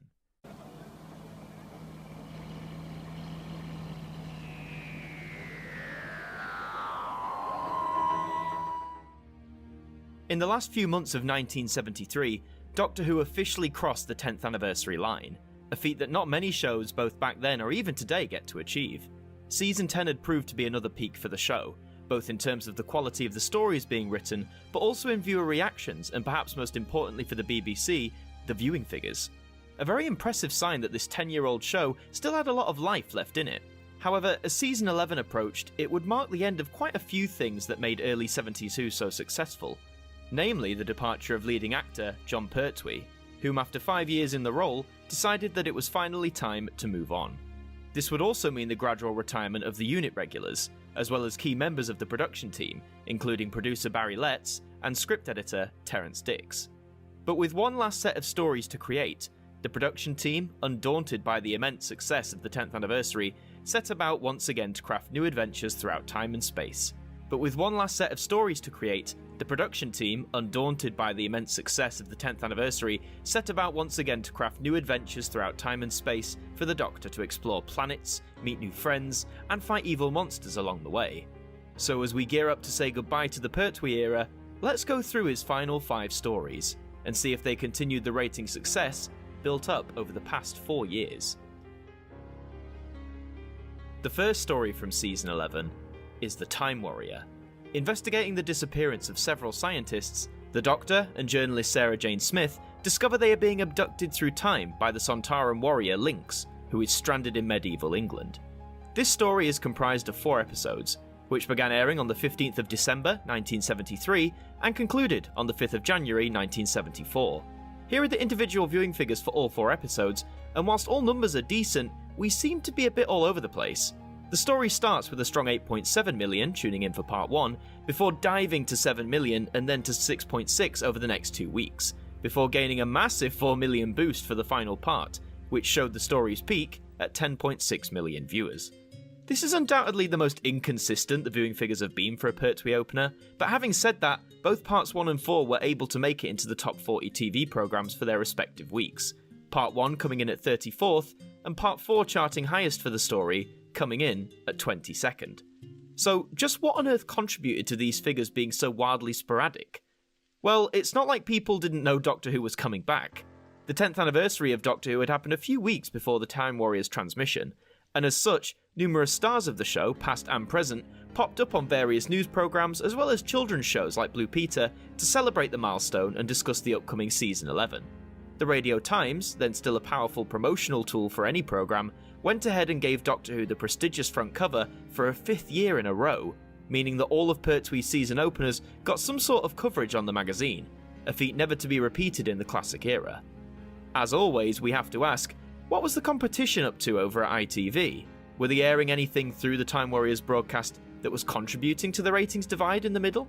Well, despite the regionalised structure of ITV at the time, for 3 out of the 4 weeks that the show was on, it was mainly facing off against one programme rather than several. Part 2 went out against Sale of the Century, which, if you watch this series, you'll know has a history of negatively impacting on Doctor Who's viewing figures. Parts 1 and 3 went against a talent show, New Faces, which was exceedingly popular at the time, and it could have contributed, particularly to Part 3's lower ratings of 6.6 million. For Part 4, several different programmes aired in several different regions, but these were mainly repeats of American shows, such as Kung Fu, Candid Camera, and The Partridge Family, competition which didn't seem to bother the Time Warrior too much that week, as that was when we saw the peak rise to 10.6 million. This story also marks the first appearance of the Sontaran warrior race. We are introduced to the sinister Lynx, a warrior operating solo, utilising tech from the present to influence the past. While some commenters joke at the rather baked potato look of the creature, something that still gets bandied about today, Lynx is both an intimidating and formidable opponent for the Doctor to face. I would argue it's not the greatest Sontaran story to have aired, but as an introduction, it works rather well. I mean, after 10 seasons, Lynx finally asked the most obvious question people had had on their minds for a decade, and it actually gets an answer. What is your native planet? Gallifrey. I am a Time Lord. Ah, yes. That's right, we learned from a very quick line that the Doctor is from the planet Gallifrey. And that's all the knowledge we get for now, but trust me, lots of Gallifrey is going to be coming up over the next few years of the show. Overall, this story attracted an average of 8.2 million viewers. This is sadly a 2.1 million decrease from Season 10's opener, The Three Doctors, but you have to cut it some slack. The Three Doctors gimmick was bound to pull in those extra viewers. A Baked Potato Man? Maybe not so much. However, this is far from a poor showing, and it actually matches the average gained by the very first Jon Pertwee story, Spearhead from Space, which aired 4 years prior.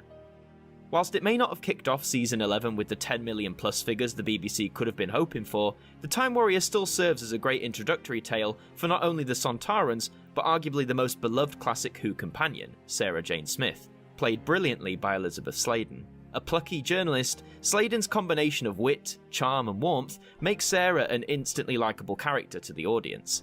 It's a great result, especially after Katie Manning's departure as Jo broke so many hearts 6 months earlier. Introducing a new companion, and one whom audiences would take to in a similar vein, was essential, and an aspect in which Elizabeth delivers right from the get-go, and would continue to deliver her brilliance for nearly the next 40 years. To enjoy The Time Warrior today, in the written form you have the Target book from 1978, and its audiobook adaptation from 2008. To watch it you have a VHS release from 1989, or via a DVD that was released in 2007. It may not be one of my favourites amongst the list of stellar Pertwee stories, but to introduce the Sontarans and Sarah Jane, whilst delivering a rare historical outing for the Third Doctor, all has helped the Time Warrior become an enduring classic to many a Whovian. Give it a watch if you get the chance. Brigadier, a straight line may be the shortest distance between 2 points, but it is by no means the most interesting. Goodbye, old chap. The second story from Season 11 is Invasion of the Dinosaurs. When the Doctor and Sarah return to London, they find it deserted, with prehistoric monsters roaming the streets. A group of idealistic fanatics are determined to obliterate history in their quest for a new golden age. This story is comprised of 6 episodes, which began airing on the 12th of January 1974 and concluded on the 16th of February. Here are the individual viewing figures for all 6 episodes, and wow, this is certainly a big jump up that I wasn't expecting. The first 3 parts all saw above 10 million viewers, the peak being a tie between parts 1 and 3, which both pulled in 11 million viewers. However, with the last 3 parts, we see that there's quite a drop. Gone are the 10 million plus, with parts 4 and 5 pulling in 9 million, and part 6 attaining the story's lowest rating with 7.5 million watching. The numbers for the last 3 parts, whilst lower, are hardly terrible, and in terms of performance, the first 5 parts all placed within the top 40 programmes. The winner being part 5, which placed 23rd despite having 2 million less viewers than when the story began. So even though there was a very strong start, what caused Invasion of the Dinosaurs to lose a big chunk of viewership halfway through? Well, outside of normal competition and promotional factors, there was something bigger going on in the UK at the time of Invasion of the Dinosaurs broadcast. As Prime Minister, I want to speak to you simply and plainly about the grave emergency now facing our country. We are limiting the use of electricity by almost all factories, shops and offices to 3 days a week. In early 1974, the government imposed a 3-day week, meaning that electricity consumption was being restricted to all sectors, and one of them, of course, was television. The BBC and ITV were forced to shut down at 10:30 PM each night in order to conserve power, but oddly enough, this didn't seem to have hindered Doctor Who at all.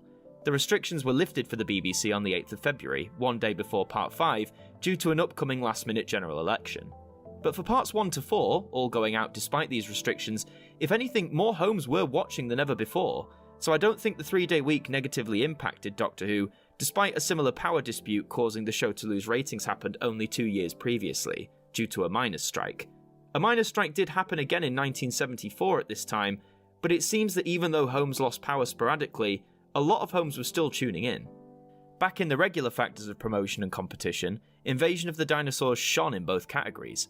The story received some really lavish artwork in the Radio Times, and Jon Pertwee appeared on Blue Peter, armed with his latest vehicle, the Whomobile, which would be seen for the first time in the story.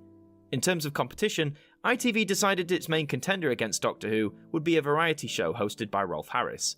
This wasn't the case in all regions, and some of the smaller ones opted for programmes that we saw go up against the Time Warrior some weeks prior. None of them seemed to greatly affect the story. I mean, none of them had dinosaurs or a Whomobile, so that's something to bear in mind. However, despite strong promotion for the serial and relatively weak competition, 2 announcements came during Dinosaurs broadcast that would shock the world of Who fandom. The day before Part 5 went out, it was announced that Jon Pertwee would be leaving Doctor Who after 5 seasons, at that time becoming the longest-serving actor in the lead role. His decision to leave hardly comes as a surprise.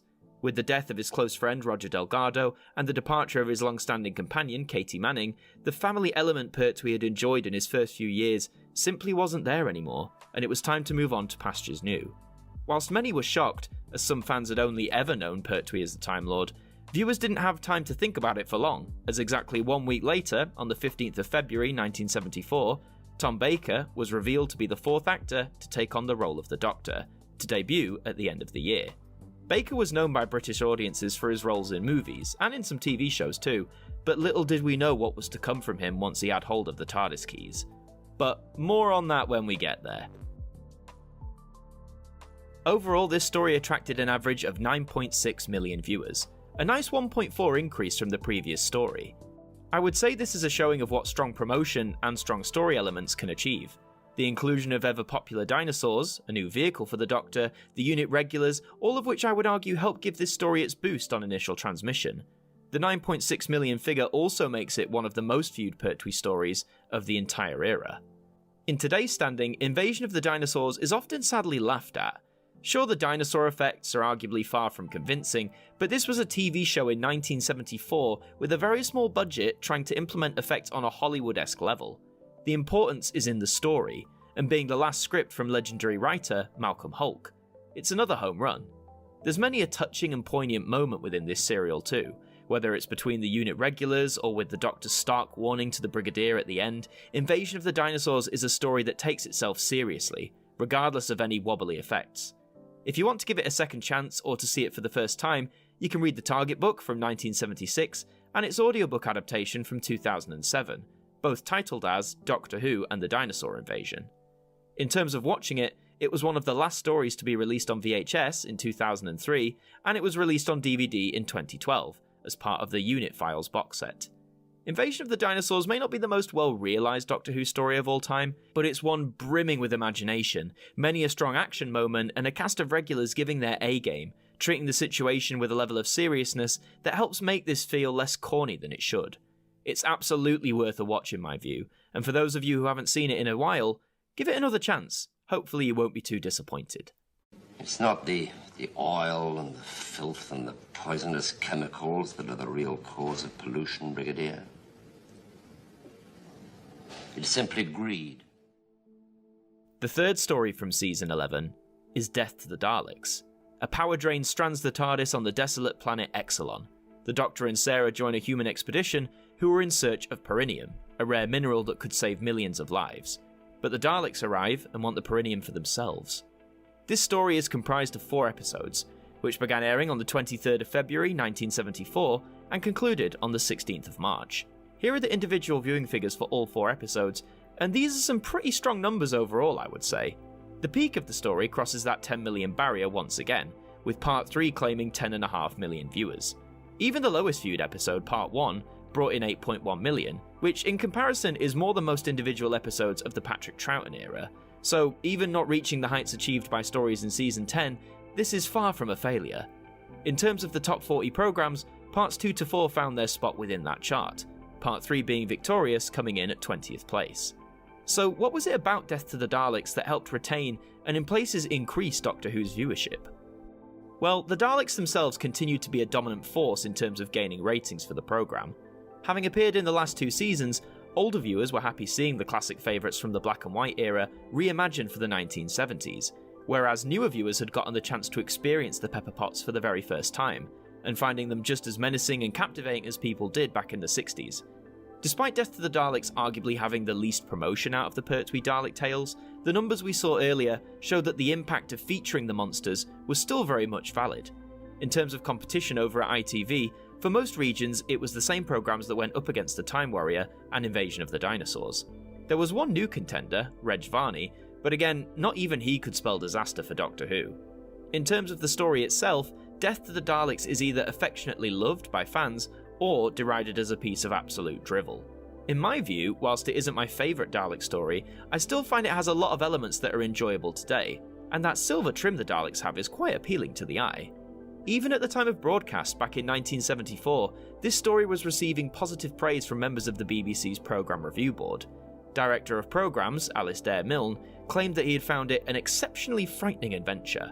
And I mean, can you blame him? Look at this. You tell me this isn't frightening, I dare you.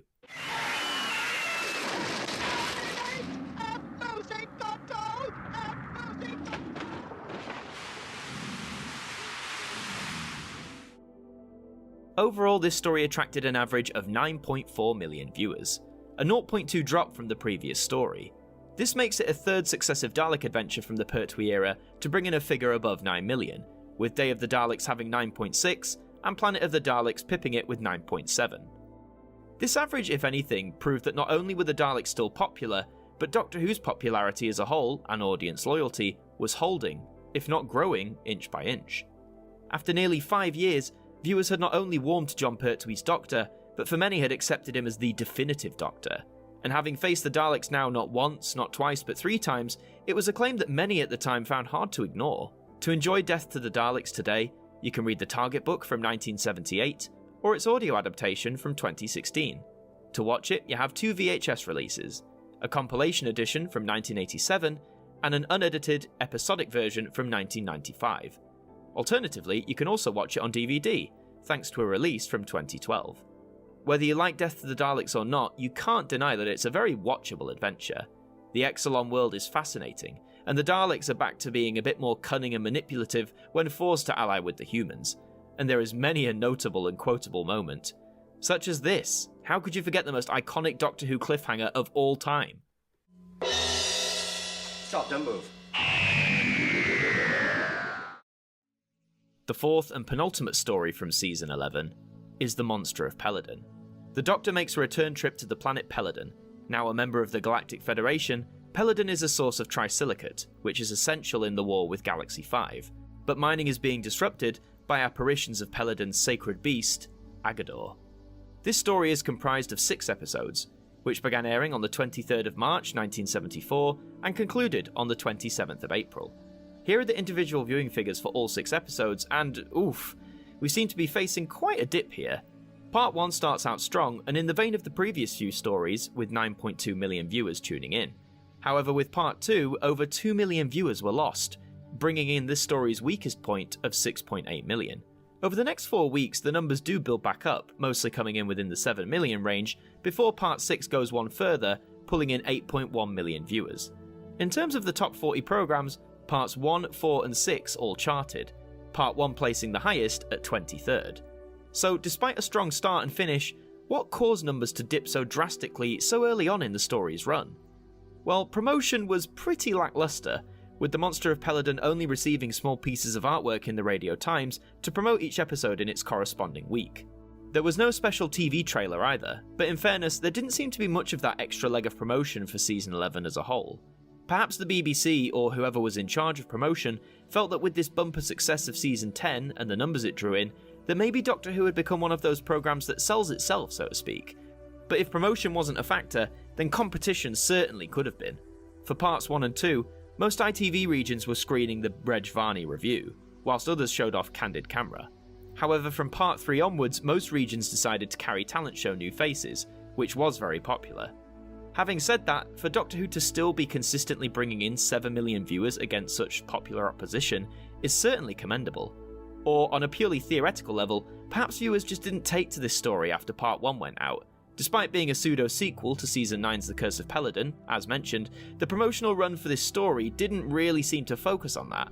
When it comes to The Monster of Peladon and the drop in viewing figures, on this occasion I think it's fair to say it could have been a combination of many factors.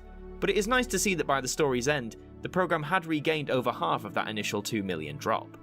The story itself is often overlooked when compared to its predecessor 2 years earlier, and whilst yes, it arguably is a bit too long at 6 parts instead of Curse's 4, it still does provide a lot of substance for the viewer. Just as Curse had drawn parallels to the UK joining the EU, Monster draws on the striking action at the time of the miners, who for many years in the 70s were at a constant battle with the establishment for better wages for the work they were carrying out. The Ice Warriors return too, back to a more villainous role, but it's nice to see them be threatening again, as this would actually turn out to be their last on-screen appearance for nearly 40 years. Overall, this story attracted an average of 7.7 million viewers, a 1.7 million drop from the previous story. This is quite a staggering decline at first glance, but as I've mentioned across the past few episodes of the series, to attain an average like that across a 6-week adventure, going up against strong competition no less, is downright impressive. The Monster of Peladon may be derided as being one of the most forgettable stories of the Pertwee era, but I would defend it and say it's worth a second look. To experience that second look, you can read the Target book from 1980, or its audiobook adaptation from 2020. To watch it, you have the VHS release from 1995, or the DVD release from 2010 as part of the Peladon Tales box set. It's rare in the classic era of Doctor Who for sequel stories to be attempted, let alone with the same Doctor, so to see the Monster of Peladon pick up where Curse left off and continue to expand on that world, its cultures and its problems is an absolute joy to watch. The return of the Ice Warriors in a more monster-esque role is a treat for those who loved their escapades in the 60s, and the bond between the Third Doctor and Sarah only continues to strengthen. And it's a pity in a way, as this would be the penultimate story featuring the duo. For Jon Pertwee, for his Doctor, his time was about to come.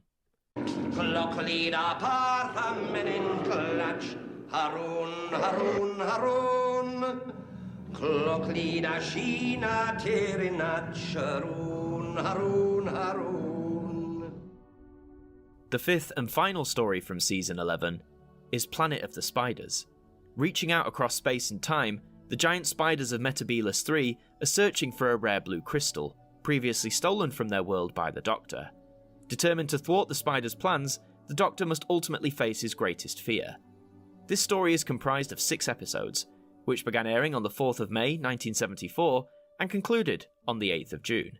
Here are the individual viewing figures for all 6 episodes, and it's nice to see that the numbers are looking nice and strong as the Pertwee era closes out. Part 1 provides one last break into the 10 million range, and with the lowest figure being Part 4's 8.2 million, it's clear that the majority of the audience were here to stay and see out the last adventure for the Third Doctor. For the top 40 TV programmes, all 6 parts chart comfortably, with Part 1 placing highest at 17th. So how did Planet of the Spiders achieve such a consistent showing to close out the Jon Pertwee years? Well, in terms of promotion, there was surprisingly not that much of it for the actual story itself. You had the usual pieces of artwork in the Radio Times listings, but there was no front cover, no special trailer. However, you could argue that Planet of the Spiders promoted itself, or rather a specific aspect of itself, months prior. The specific aspect being the departure of Jon Pertwee. When looking up or referencing this story at the time, the prevailing line to describe it is the fact that this is the Third Doctor's swan song, and to be fair, that's probably all this story needed to pull in a vast chunk of its audience. For anyone who even casually watched Doctor Who during the Pertwee years, it would have arguably had a passing interest in seeing how the character was to bow out. But with this TV event upcoming, did competition at ITV attempt to seriously prepare to fight it? The short answer is, not really. Most regions were showing stuff that had been consistently battling Season 11, namely the talent show New Faces. Also, keep in mind, Planet of the Spiders was going out in May and June, a transition period leading into British summertime, a time frame that even in 1974 still often resulted in less people on average tuning into their favourite programmes. In short though, Planet of the Spiders was far more than just a regular season finale at the time of its broadcast.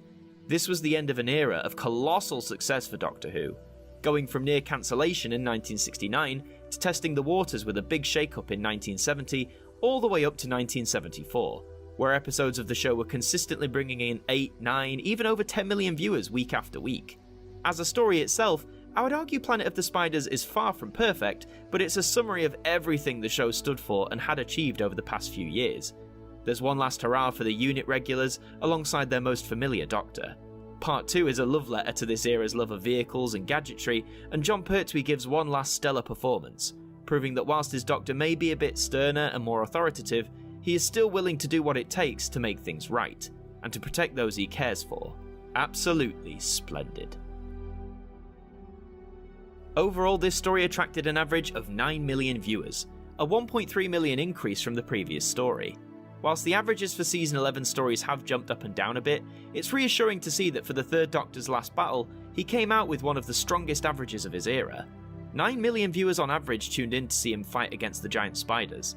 That's 3.4 million more than those who tuned in to see him escape a parallel world in Inferno only 4 years earlier. A testament to how this period of the show gradually became a roaring success across its 5 seasons. We also have some repeat data for you.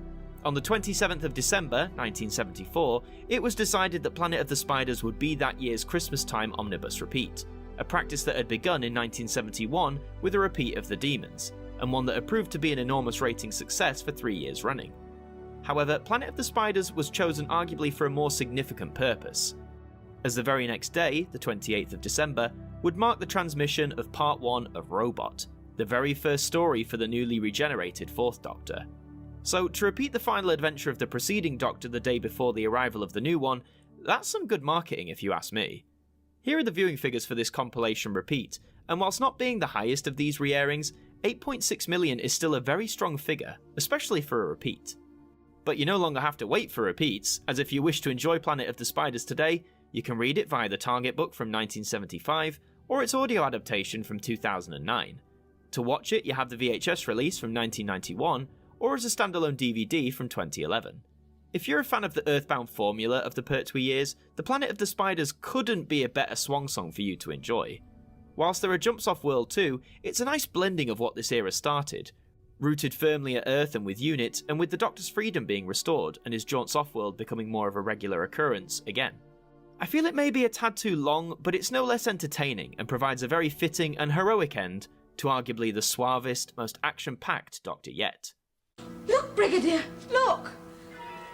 I think it's starting. Well, here we go again.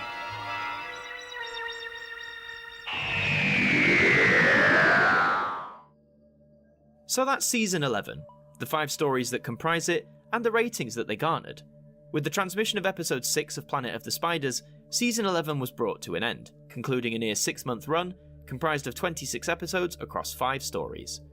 All 26 of those episodes still exist today in the BBC archives, and only one of them had to undergo any kind of colour recovery, this being Part 1 of Invasion of the Dinosaurs.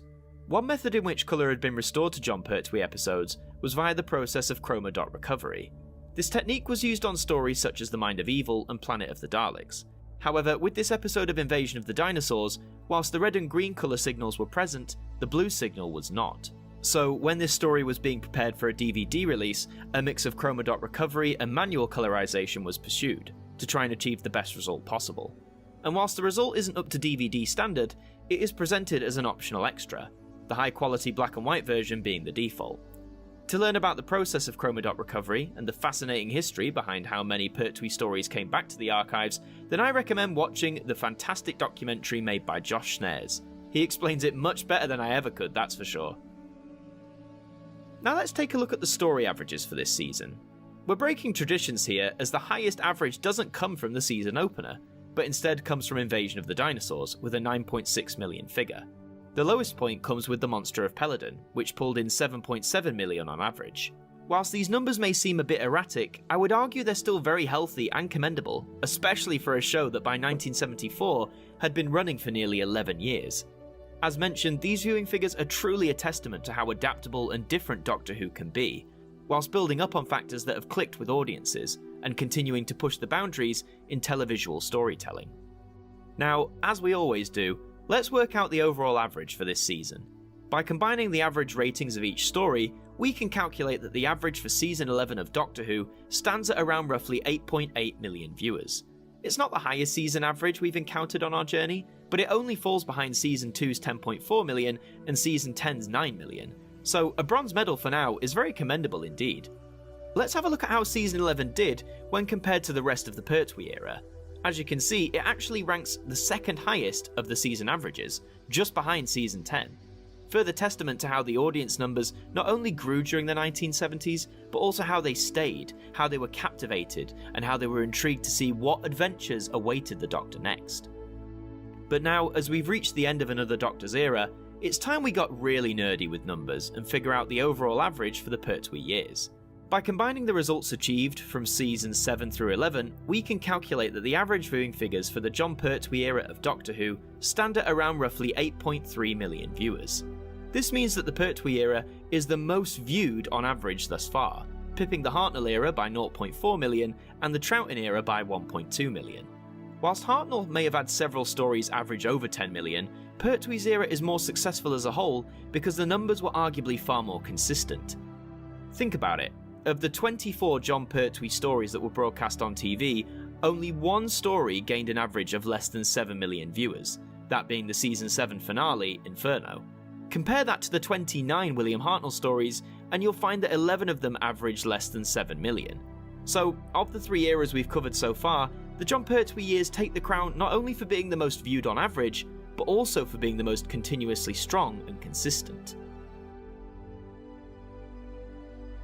Season 11 was a culmination of everything that made the Jon Pertwee era of Doctor Who a roaring success for the 70s. Building off the newfound freedom to travel space and time that was established in Season 10, these last few stories for the Third Doctor don't forget to give the audience a balanced mix. You have the escapade into the past with the Time Warrior, off-world encounters with classic monsters, but also a good dose of the Earthbound unit stories. Invasion of the Dinosaurs being a bit more traditional, whereas Planet of the Spiders feels like everything was crammed in to give the Third Doctor the best send-off possible. Jon Pertwee undoubtedly redefined the role for the show's launch into colour, and completely made it his own. He was cool, he was suave, he was authoritative, but also very caring and compassionate. He stood for what was right, and he was never cruel, and he was never cowardly. For millions of viewers, he was their definitive Doctor Who.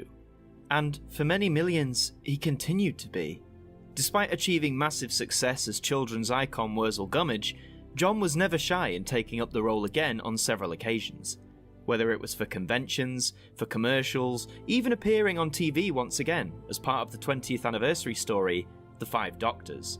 He would embrace Doctor Who all the way up until his sad passing in 1996. He was 77 years old.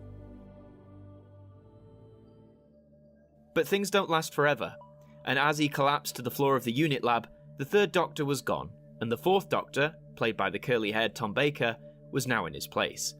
It would be 6 months before viewers could see this new Doctor in action, and with season 12 going before the cameras, a new batch of stories were being crafted, some of which would go on to be some of the most iconic adventures in the show's long history.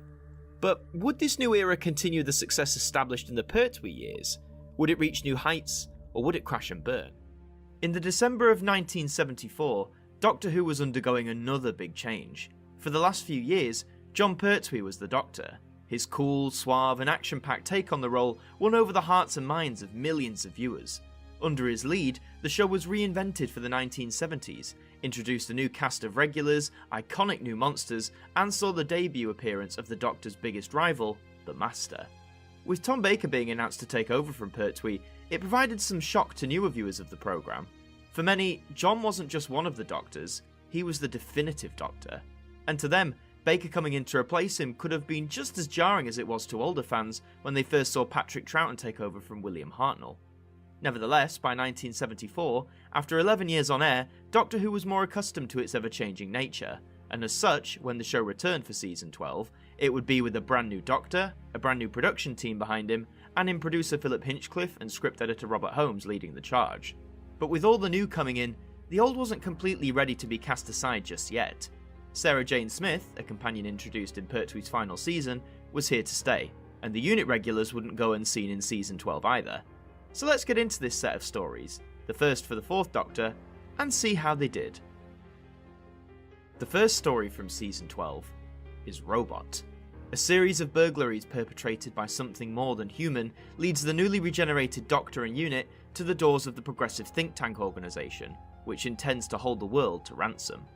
This story is comprised of 4 episodes, which began airing on the 28th of December 1974 and concluded on the 18th of January 1975. Here are the individual viewing figures for all 4 episodes, and wow, these are the strongest numbers we've seen for a Doctor's first story. 3 of the story's 4 parts saw over 10 million viewers, and even the least viewed instalment, that being part 4 with 9 million viewers, is certainly an impressive showing. In terms of the top 40 TV programmes chart, all 4 parts found a place within it, the peak being part 2, which settled at 17th place. So, with such high numbers for the 4th Doctor's debut, what factors helped contribute to this runaway success? Well, the 2 main factors we must always go to first in this series is promotion and competition. For the former, there was extensive coverage in several newspapers, all of which were either chatting with the new Doctor or promoting his upcoming debut in Robot. Surprisingly, there was no special trailer to help draw up further excitement and no front cover on the Radio Times. This would mark the first time in 5 years that a season opener for Doctor Who wasn't given that front cover. However, this doesn't seem to have affected the viewing figures all that much. A different kind of promotion arguably came with a repeat. As mentioned in the previous episode, one day before Robot's transmission, the preceding story, Planet of the Spiders, was repeated on BBC One in a compilation form. The repeat attracted 8.6 million viewers, and that being it was the 3rd Doctor's last story, it proved the perfect reminder and lead-in to the brand new Doctor's debut the following day. In terms of competition, ITV was still surprisingly airing a lot of the same shows against Doctor Who as they had done in the last few years. These included popular quiz show, Sale of the Century, and equally popular talent show, New Faces. But whilst these shows had once taken a noticeable chunk out of Doctor Who's ratings, it seems they couldn't maintain that force this time around. However, there was one new show that was aiming to be a real rival to Doctor Who, that being the American import, Planet of the Apes, based off the successful film series of the same name. This show only aired in certain regions, and after having failed in America, the new show sadly failed to make much of an impact over here in the UK either. So relatively weak competition and strong promotion is always a good combination to achieve high viewing figures, certainly true back in the mid-1970s. As for the story itself, Robot I've always found a weird blend of the old and the new. On the new side of it, Tom Baker is such a breath of fresh air into the programme. Nothing against Jon Pertwee, I love his take on the role, but Tom Baker is so immediately different, so instantly vibrant, that the contrast between incarnations works beautifully. Aside from Tom though, I've always felt Robot is very much a story intended for the Third Doctor's era. It's written by Terrance Dicks, who had been script editing the show for the past few years, and the story is an Earthbound unit type one, and even the villains in the piece remind me of the kinds of characters we see in the early Pertwee years. This doesn't make Robot a bad story, but one in which where, for me at least, whilst the new Doctor is undoubtedly the standout feature, he feels like he's been dropped in his predecessor's stomping grounds. Still, seeing Tom's toothy smile and quirky persona instantly brings a smile to my face, and only acts as a tantalising glimpse of what's to come for the new Doctor. Overall, this story attracted an average of 10.2 million viewers. This makes it the most viewed opener since Season 10's The Three Doctors, which just pips Robot by 0.1 million. However, as mentioned, a 10.2 million average does make Robot the most viewed introductory story for a new Doctor so far. I would argue this shows that not only was the hype well and truly drummed up for the Fourth Doctor's debut, but that the massive growth in audiences seen in the Third Doctor's era was here to stick around. A new Doctor was no longer going to put millions of people off the show. Instead, whilst people may have missed Pertwee, they were ready to give Baker a chance to shine, and shine he did. To enjoy the Fourth Doctor's first adventure today, you can read the Target book from 1975, or its audio adaptation from 2007, both titled as Doctor Who and the Giant Robot.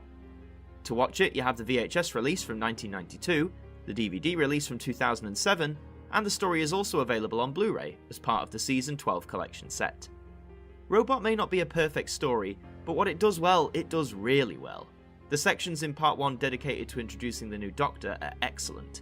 The unit-based stuff, even though more aligned with the Pertwee era, does transition smoothly and seamlessly into this story, and the regulars are delivering fantastic performances, just as they had been doing for years at this point. And even though the titular Robot may not be the best realised creature in Doctor Who, a heartfelt performance from Michael Kilgarriff, plus some very ambitious effect sequences, help it stand out amongst the pantheon of 70s monsters. It's absolutely worth a watch, and I would argue a neat little jumping on point if you're wanting to get into classic Who. Well, I won't do it. I won't. Why should I? Doctor, you're being childish. Well, of course I am. There's no point in being grown up if you can't be childish sometimes. The second story from Season 12 is The Ark in Space. On Space Station Nerva in the far future, the remnants of humanity are held in cryogenic suspension, but the station has been invaded by the parasitic Wirren, who intend to feed on the humans and conquer the Earth. This story is comprised of 4 episodes, which began airing on the 25th of January 1975 and concluded on the 15th of February. Here are the individual viewing figures for all 4 episodes, and once again, 3 of the story's 4 parts skyrocket over 10 million viewers, the obvious standout being Part 2, which had 13.6 million people watching. This is the highest individual figure since Episode 1 of The Web Planet, which aired 10 years previously. Part 1's 9.4 million figure may be the lowest, but again, that's still a strong number, and when looking at everything else, it's clear that this story was connecting with viewers. For the top 40 programmes, all 4 parts charted, just as they had with Robot. Part 2 charts the highest, taking the programme into the top 10, finishing at 5th place, a new peak for Doctor Who in these charts. So with a new peak in Part 2, and strong numbers throughout, just how did the Ark in Space manage to do it? Well, there was no special effort made in the promotional department. However, Doctor Who was making appearances in newspapers for a very different reason. The question of violence in the programme had been brought up before in the 1960s, but had largely gone without much heed, from both the press and the production team. Things were heating up again though, with the Honorary Secretary of the National Viewers and Listeners Association, Mary Whitehouse, claiming that Doctor Who was in fact too violent and unsuitable for children. This prompted several articles in national newspapers, with several members of the programme appearing in written form to defend it, including Robert Holmes, Terry Nation, Terrance Dicks, and Tom Baker himself. Mrs. Whitehouse would return again in years to come, where her influence would be more strongly felt. In the realm of competition, ITV's offerings were relatively weak once again. New faces, Sale of the Century, and reruns of programmes we've seen on this series before, such as Tarzan. British reruns also challenged Doctor Who, in this case the family series The Adventures of Black Beauty, which had originally gone out between 1972 and 1974. However, like with Robot, none of this competition could triumph over the Time Lord, certainly not when he was consistently pulling audiences of over 10 million each week.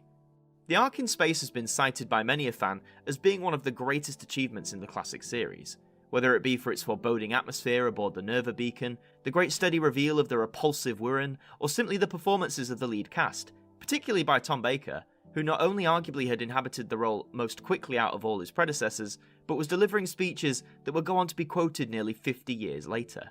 It's a terrific adventure tale, and quite frankly deserves a lot of the praise it so often gets. Overall, this story attracted an average of 11.1 million viewers, a 0.9 increase from the previous story.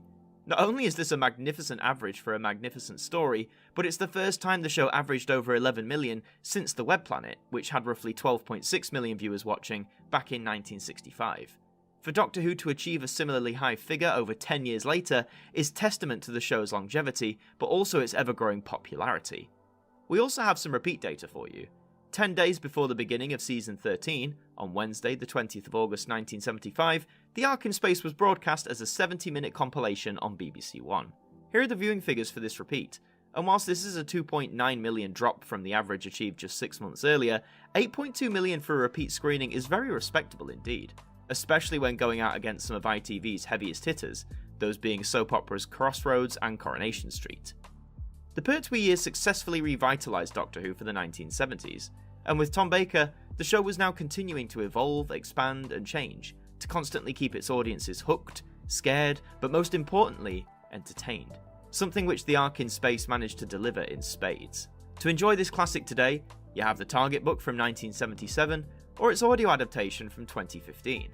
To watch it, you have two different VHS releases, a compilation version from 1989 and an episodic version from 1994.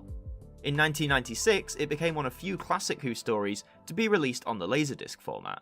Again, on DVD, you have two different releases, the original from 2002 or a special edition re-release from 2013. The Ark in Space is also available as part of the Season 12 collection set, which is exclusive to the Blu-ray format. There's not much more I can add to The Ark in Space that hasn't been said already. It's one of the best examples of 70s Who. With its character work, monster design, use of atmosphere, suspense, it's literally all here. With Robot being a good jumping on point, Ark serves as a perfect follow-up, to introduce people to just the kinds of weird and wonderful adventures the Doctor and his companions can have. An absolute must-watch. Grab it for your library if you haven't already. Here they are, out among the stars, waiting to begin a new life, ready to outsit eternity. They're indomitable. Indomitable. The third story from Season 12 is the Sontaran experiment. Believing the Earth of the far future to be uninhabited, the Doctor, Sarah and Harry encounter Field Major Steyr, the advance guard of a Sontaran invasion. This story is comprised of 2 episodes, which began airing on the 22nd of February 1975 and concluded the following week on the 1st of March. Here are the individual viewing figures for both episodes, and the high numbers of The Ark in Space have carried on through to this story quite nicely. Both parts sail over 10 million viewers, Part 1 achieving the peak with bang on 11 million. For the programme charts, both parts charted highly, with Part 1 placing 18th and Part 2 going one further and placing 17th. The high numbers were here to stay, so fresh off the success of The Ark in Space, what did the Sontaran experiment have to offer viewers? Well, being a 2-part story, initially it may seem like not much promotion could be placed on this tale, and indeed there wasn't. No special trailers, no extensive coverage in the newspapers or the Radio Times aside from the usual listings, and as mentioned in the previous episode, by this point, Doctor Who was arguably a national institution. Vast chunks of audience members, even if they weren't regular viewers, would have had a passing familiarity with at least one of the Doctors, the TARDIS, and some of the show's more memorable monsters. To that extent, the show was starting to sell itself, the consistent figures of 10 million and above lending strength to that argument with Season 12 stories so far. For competition, it just seems like by this point ITV were happy to surrender the time slot over to Doctor Who. For going up against the Sontaran experiment were the same shows that went up against Robot and The Ark in Space, and despite third time being the charm, that was not the case for these programmes here. The Sontaran experiment is a fun little story. It's the first 2-parter to go out in 10 years, the last being 1965's The Rescue, and because of its short length, I find it often gets overlooked, or completely passed over when discussed by fans. Whilst it is hard to tell a complete story in 2 25-minute episodes, it certainly isn't impossible. Kevin Lindsay returns to portray another member of the malicious Sontaran race, and it's always nice to see a Doctor Who story to be set completely on location. It may be over and done with before you know it, and it's sandwiched between two of the most memorable stories in the show's long history, but it's certainly not one to pass over, especially if you're a fan of the potatoes you love to hate, the Sontarans. Overall, this story attracted an average of 10.8 million viewers, a 0.3 drop from the previous story. Only being 2 parts and having strong figures for both of them does of course help, but surely this still continues to show how much viewers were enjoying the stories of Season 12 and what they had to offer. We also have some repeat data for this story. In the summer break between Seasons 13 and 14, 2 stories were selected to air a week's worth of Doctor Who repeats. From Monday the 5th to Thursday the 8th of July 1976, Season 13's Planet of Evil went out, and chosen to close out the week on Friday the 9th of July was the Sontaran Experiment. Here are the viewing figures for that repeat, coming in at a strong 8.2 million, also charting 25th for the week. As Who repeats became more common in the gaps between seasons in the 1970s, it showed that the show definitely had an audience for those who wanted to see past adventures again. Having been a success the previous year, the return of the Sontarans so quickly into the show was bound to draw up significant interest from fans, and newer viewers were arguably there because they enjoyed the new Doctor. This curly-haired bohemian absolutely teeming with life, energy, and enough eccentricities to burst out of the screen. It may not be the crowning gem of Season 12, but it certainly is far from being a dud in my opinion. If you want to enjoy the Sontaran Experiment today, you can read the Target book from 1978, or its audio adaptation from 2016. To watch it, you have the VHS release from 1991, packaged with Genesis of the Daleks, and as a standalone DVD release from 2006. The Sontaran Experiment is also available on Blu-ray as part of the Season 12 collection set. With so few 2-part stories in Classic Who, I would argue that the Sontaran Experiment is up there with the best of them. Styre is another great, tantalising example of what the Sontaran race is like, and the 3 leads make the most of the little time they've been given, particularly in terms of the outdoor setting. Make sure you don't skip past it on your rewatch. Give it the chance it deserves. I challenge you, Styre. Single combat. Or are you afraid? Afraid? A Sontaran afraid? The 4th and penultimate story from Season 12 is Genesis of the Daleks. The Doctor travels to the war-torn planet Skaro, where the deranged Davros prepares to unleash the destructive power of the Daleks. The Doctor must avert the creation of his deadliest enemy, but does he have the right? This story is comprised of 6 episodes, which began airing on the 8th of March 1975 and concluded on the 12th of April. Here are the individual viewing figures for all 6 episodes, and whilst initially the programme pulls in more than 10 million viewers, numbers do start to drop quite sharply about a third of the way in. With a peak of 10.7 million with Part 1 and a low of 8.5 million with Part 3, these are hardly figures to be worried about. For the programme charts, 5 of Genesis' 6 parts charted. Part 3 narrowly missed out, finishing at 42nd, the peak being Part 2, which charted 15th. So despite being heralded as one of, if not the greatest Doctor Who story of all time, what caused the decline in viewing figures that have been so high and stable for the past 3 stories? The promotional arm of the programme seemed to shift a bit more into gear around the time Genesis began broadcasting. In the Radio Times, there was a full article dedicated to Doctor Who and the Daleks, featuring interviews with Tom Baker and Dalek creator Terry Nation. With news that the Daleks were going to be returning for a 4th year running, and featured their Genesis no less, this was bound to draw considerable excitement from viewers of all ages. As the story went to air, talks again regarding the violence in Doctor Who were once again raised by Mary Whitehouse. Maybe it's this talk that caused viewers to drop off as the story progressed. Perhaps parents stopped their children watching. Well, it's feasible, but I find it hard to believe that nearly 2 million people dropped off for that reason alone. Competition from ITV was, again, lackluster, the same stable of programmes being turned out against the Time Lord, to little success in the ratings. But despite the drop in numbers, one thing you can't deny is how monumental Genesis of the Daleks was as a story. We are introduced to Davros, the deranged scientist who's responsible for the maniacal Pepper Potts creation. His scenes with the Doctor are sharp, witty and powerful, an encapsulating dynamic between the pair that we only continue to see in years to come. Michael Wisher delivers an unbelievable performance, showcasing that Davros is vastly intelligent and not simply raving mad, and how little parts of his character directly influence how the Daleks themselves are, both in their personality and in their actions. I wouldn't call it the greatest Doctor Who story ever made, but it's certainly up there. Overall, this story attracted an average of 9.6 million viewers, a 1.2 drop from the previous story. Whilst this may seem a big dip, keep in mind that for a 9.6 million average across a 6-week story is a massive achievement, and still stands as one of the strongest examples. We also have lots of repeat data for you. In fact, I would say that Genesis of the Daleks is the most repeated story of the classic series. The first re-airing came at the very end of 1975, chosen as the Christmas repeat, an idea that had proven successful over the past few years. An 85-minute edit of Genesis was aired on BBC One on Saturday the 27th of December. Here are the viewing figures for this repeat, and while 7.2 million may be the lowest showing for these Christmas repeats so far, it's not a catastrophe by any means. The next time viewers would get to see the story would be in the summer of 1982. Broadcast as part of Doctor Who and the Monsters, Genesis was aired across 2 Mondays, the 26th of July and the 2nd of August, as 2 bumper-length episodes. Here are the viewing figures for this repeat, and whilst a 5 million average may seem low, bear in mind this was going out in the middle of summer. Airing in the heart of British summertime, with more people outdoors, that wouldn't have helped, and with strong competition against ITV's soap Coronation Street, lower figures almost seemed inevitable. 11 years later, in 1993, Genesis was chosen once again to be repeated, this time on BBC Two. As part of Doctor Who's 30th anniversary, a different story featuring each Doctor was screened on the channel, with Genesis airing over 6 weeks, between the 8th of January and the 12th of February. Here are the viewing figures for that repeat, which averaged out at around 2.2 million viewers.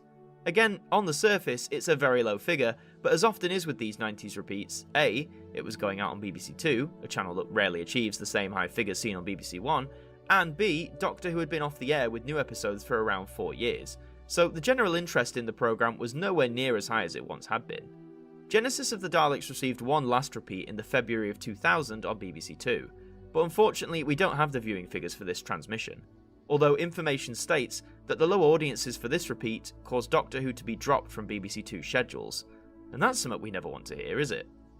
If you missed all of these repeats back in the day, aren't you lucky that you have so many different ways in which you can experience it today?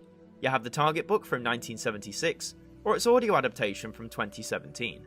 To watch it, you have the VHS release from 1991, packaged with the Sontaran experiment, and the standalone DVD release from 2006. This story is also available to watch on Blu-ray as part of the Season 12 collection set. At the end of the day, Genesis of the Daleks absolutely earns its place as being part of the pinnacle of Who stories. It's deeply atmospheric, it's not afraid to show off some of the darker aspects of war, the characterizations of both the Khaleds and the Thals are fantastic, and perhaps most iconic, the introduction of Dalek creator Davros. With his debut, viewers were treated to a brilliant performance, but also one of the most in-depth characters the universe of Doctor Who would ever have. And even though he appears to meet his demise at the conclusion of the adventure, it would be far from the last time that his path would cross with the Doctors. When the time is right, we will emerge and take our rightful place as the supreme power of the universe! The fifth and final story from Season 12 is Revenge of the Cybermen. Returning to the Nerva Beacon, the Doctor, Sarah and Harry find the station ravaged by plague, but caused by what? The Doctor's suspicions are aroused by Voga, a planet with a link to one of his deadliest foes. The Cybermen are coming. This story is comprised of 4 episodes, which began airing on the 19th of April 1975 and concluded on the 10th of May. Here are the individual viewing figures for all 4 episodes, and whilst they are strong, it's a shame that the final story of Season 12 couldn't pull in a 10 million figure like the rest of the stories did. But saying that, with 2 episodes apiece in the 8 and 9 million range, Revenge I would argue rounds off the success that the 4th Doctor's first season was able to achieve.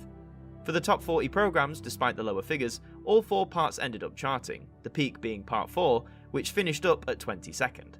So did Revenge of the Cybermen have the same positive factors going for it as the previous stories? For promotion, an unlikely ally sprung up which helped raise the profile of Doctor Who even higher with the general public.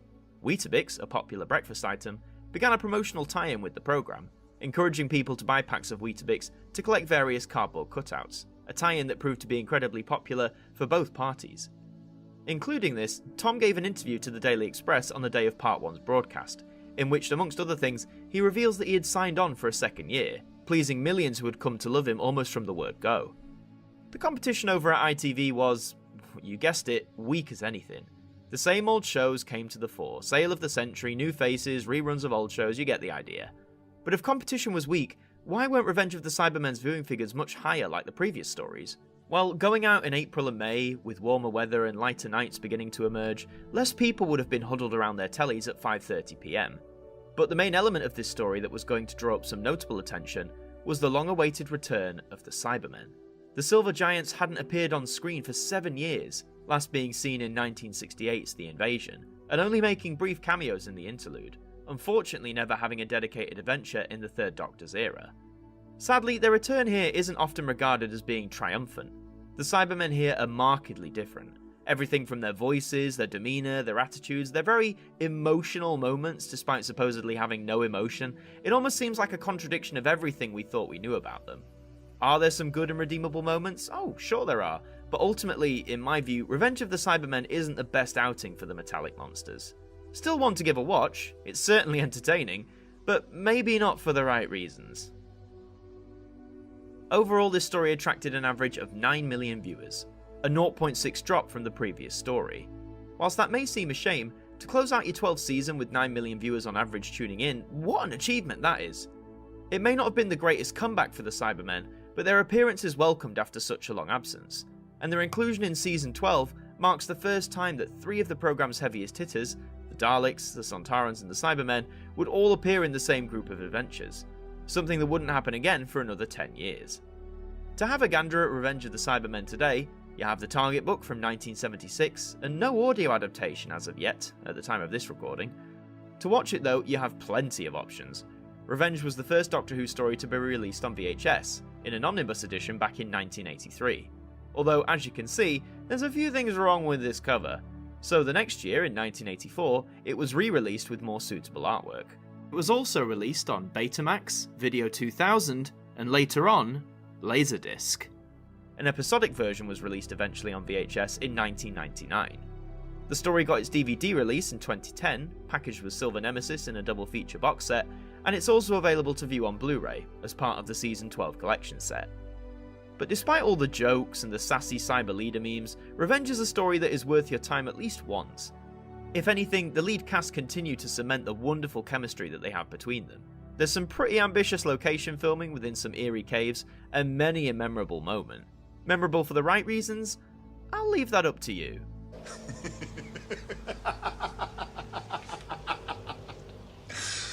Harry Sullivan is an imbecile! So that's Season 12, the 5 stories that comprise it, and the ratings that they garnered. With the transmission of Episode 4 of Revenge of the Cybermen, Season 12 was brought to an end, concluding a slightly shorter run of nearly 5 months, comprised of 20 episodes across 5 stories. All 20 of those episodes exist today in the BBC archives, and thankfully from here on out, all broadcast episodes of Doctor Who do still exist in some form at the BBC. Now, let's have a look at the story averages for this season. We can see the most successful story in terms of viewing figures is The Ark in Space, which pulled in 11.1 million viewers on average. The lowest point comes with the season finale, Revenge of the Cybermen, which averages out at 9 million. But come on, do you think 9 million viewers over 4 weeks in 1975 is something to be looked down upon? 9 million viewers is something Patrick Troughton never got, sadly, with his stories. This is the first time on our journey so far that every single story of a season has averaged at least 9 million viewers. With 3 of the 5 tales here climbing over 10 million, that certainly does tell you something about the continued rise in popularity and audience reach that Doctor Who was experiencing in the 1970s. Whether it was the return of old monsters, the inclusion of new ones, or primarily just the appeal and likability of the new Doctor, all of these factors helped contribute to the push that the show needed to go through yet another monumental transition in its long history. Now, as we always do, let's work out the overall average for this season. By combining the average ratings of each story, we can calculate that the average for Season 12 of Doctor Who stands at around roughly 10.1 million viewers. That's a 1.3 million increase from Season 11's overall average, and is now the second highest season average overall, only behind Season 2, which still reigns supreme with 10.4 million. But hey, for a Doctor's debut season to average at over 10 million viewers is staggering. Season 12, if anything, proved that for the 4th lease of life for the show, it was going to be anything but dull. Despite having some similarities in tone and style to the previous few years, the 5 stories seen here all offer something different and for the most part succeed in what they're trying to achieve. Robot gives us a good look at this brand new Doctor, what makes him tick, and just how those close to him handle this new persona. The The arc in space is an atmospheric thriller, one that somehow for the most part manages to make bubble wrap look somewhat scary. The Sontaran experiment, while short, no pun intended, offers us further insight into how the creatures think and operate. Genesis of the Daleks is debatably the crown jewel, adding a whole new dimension to the monster's backstory, whilst introducing a character so important and so detailed that it would almost be impossible to think that we wouldn't see him again. And Revenge of the Cybermen is, well, it's Revenge of the Cybermen. It is good. But I don't mean that disrespectfully. It has its fans. And I think that's why Season 12 is seen as such a good jumping on point as the years have gone on. Every story offers you something different. Every story, I would argue, is fairly accessible, easy to understand and get into, and ultimately, each story is very watchable. You can debate about a story's quality, whether in terms of the writing, performances, design, whatever, but if the story is entertaining and keeps you watching, then in my view, it's done its job with great effect. But just because you start off strong doesn't mean it will last forever. It's the summer of 1975, and Doctor Who had not long come off one of its most successful run of stories ever. Season 12 had introduced Tom Baker to millions as the eccentric Fourth Doctor. His brilliant performance, combined with some tightly written stories featuring monsters old and new, helped catapult audience figures over the 10 million mark again and again and again. And with a shorter gap than usual, just a mere 3 months after Revenge of the Cybermen wrapped up, the show was coming back to screens for its 13th season. But now that producer Philip Hinchcliffe and script editor Robert Holmes had successfully kicked off the Fourth Doctor's era, could they, along with their leading stars, keep that success running? Would those averages stay above the 10 million mark? Or would lightning in this case not strike twice? Let's get right into it and kick off with a story that introduced a new iconic monster. The first story of Season 13 is Terror of the Zygons. The Doctor, Sarah and Harry return to Earth to assist the Brigadier and unit investigate the destruction of oil rigs in Scotland. An alien terror lurks beneath the dark waters of Loch Ness. The Zygons want Earth as their own. This story is comprised of 4 episodes, which began airing on the 30th of August 1975 and concluded on the 20th of September. Here are the individual viewing figures for all 4 episodes, and I must say, after the highs of Season 12, these are quite the startling numbers to kick off with. Whilst Part 1 achieves the peak of the story with 8.4 million, the very next week, Part 2 brings in the lowest, with 6.1 million tuning in. Things pick up as the story does progress, but this is arguably not the start the BBC were hoping for, especially as the programme had enjoyed fairly successful season openers for the 1970s so far. In terms of the top 40 TV programmes chart, Parts 1 and 3 charted, with the former peaking at 29th place, Parts 2 and 4 missing out on charting as high. So despite the love Terror of the Zygons holds amongst fans, just what contributed to these lower than expected opening figures? Well, before we address our usual factors such as competition and promotion, I think we need to address the story's transmission dates first. Going out in August and September, this was the first time Doctor Who had gone out at this time of year since the Season 6 opener, The Dominators, all the way back in 1968. With audiences used to the Time Lord kicking off new adventures in December or January, it is possible that in the pre-internet age that viewers were initially unaware that the programme was returning so soon after Season 12's conclusion in May. It does sound plausible, if it weren't for the decent run of promotion that Terror of the Zygons received prior to Part 1 being transmitted. For starters, the story was featured in a trailer promoting BBC One's autumn season, showcasing that this was indeed a new adventure and not just a repeat. Secondly, the Monday before Part 1, on the 25th of August, Tom Baker hosted an edition of popular children's show Disney Time, where in costume as the Doctor, he presented and narrated links between the various clips shown by the famous studio. The segment ends with him receiving a note from the Brigadier, and him dashing back to the TARDIS, in which he informs audiences he will see them next Saturday, nicely tying into Terror of the Zygons broadcast and the story itself. In terms of promotion in the written medium, some gorgeous colour artwork was featured in the Radio Times, drawn by the legendary Frank Bellamy. So if promotion for the season opener was strong, was it competition over on ITV that drew people away in their millions? In some respects, yes, it was. For Part 1, competition was fairly lacklustre, with many lightweight summer programmes going against Doctor Who, with little success. However, the night of Part 2's broadcast saw a brand new space opera air in the London region, Gerry Anderson's Space 1999. This show was offering science fiction with a much larger budget than anything the BBC could muster, and given the quality associated with the Gerry Anderson name, combined with extensive hype and promotion, the new show's initial episode performed exceptionally well. In turn, this better explains the over 2 million drop in Terror of the Zygons, resulting in Part 2's 6.1 million figure. Fortunately for Doctor Who, however, Space 1999 was only competing in the London region, and even though audiences were large for the new show's debut, they didn't stick around, causing Part 3 of Terror of the Zygons to gain most of those 2 million viewers back. Even with big budget sci-fi, it seemed ITV just couldn't crack good old Doctor Who. At least, not for the time being. Terror of the Zygons is a fan favourite for many reasons. The titular creatures themselves have that wonderfully iconic design and voice, combined with a pacey plot featuring the unit regulars one last time. In the Briggs case, anyway. It had all the elements of a great Who adventure. For me, it still has a little tinge of the Pertwee era about it, but that doesn't mean I don't enjoy it. As a season opener, I think it does a fantastic job in getting viewers' attention and keeping them hooked for what's next. But despite viewing figures rising up and down throughout the story's run, how did it average out? Overall, the story attracted an average of 7.5 million viewers, a 1.5 million drop from the season 12 finale, but nevertheless a pretty steady average for a season opener. It's not crossing the 10 million barriers that Robot had done nearly a year previous, and after a strong run of stories that met the same achievement, I wouldn't be surprised if, initially, this may have seemed a bit odd or even concerning to the production team and the BBC higher-ups. As mentioned though, despite Space 1999 taking millions away from the programme, that show's success was not to last. That, combined with kicking off the season in a time of the year that Doctor Who hadn't occupied in years, and the last remnants of summer weather arguably keeping people away from their tellies, probably didn't help too much.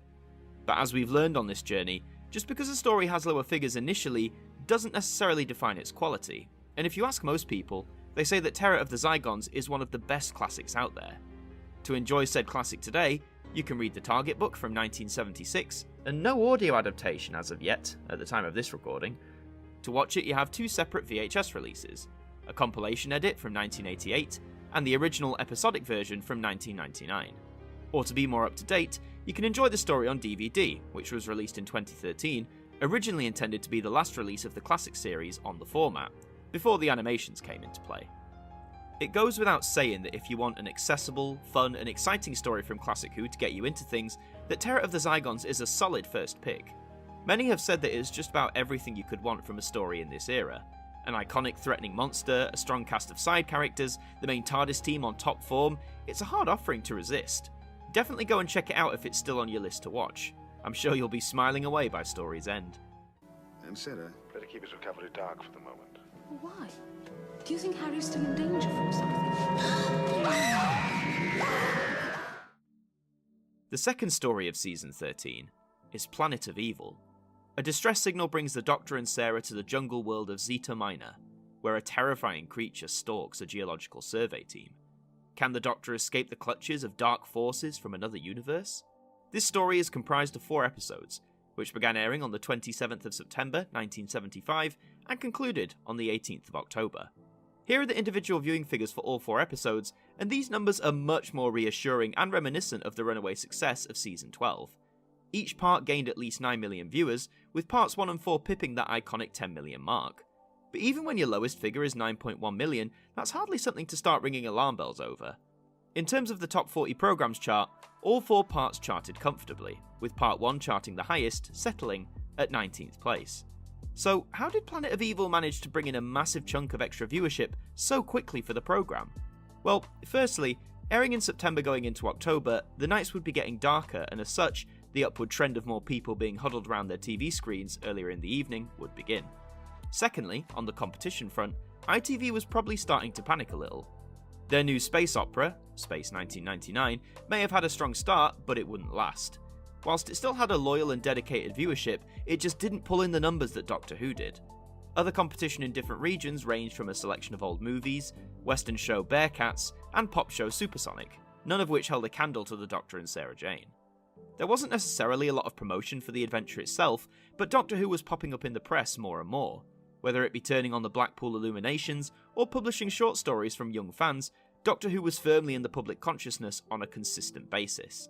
For the story itself, Planet of Evil has some of the best set design in all of Doctor Who, classic and modern. The eerie jungle of Zeta Minor is brimming with atmosphere, and honestly looks just as good as anything you would have seen from a Hollywood blockbuster of the day.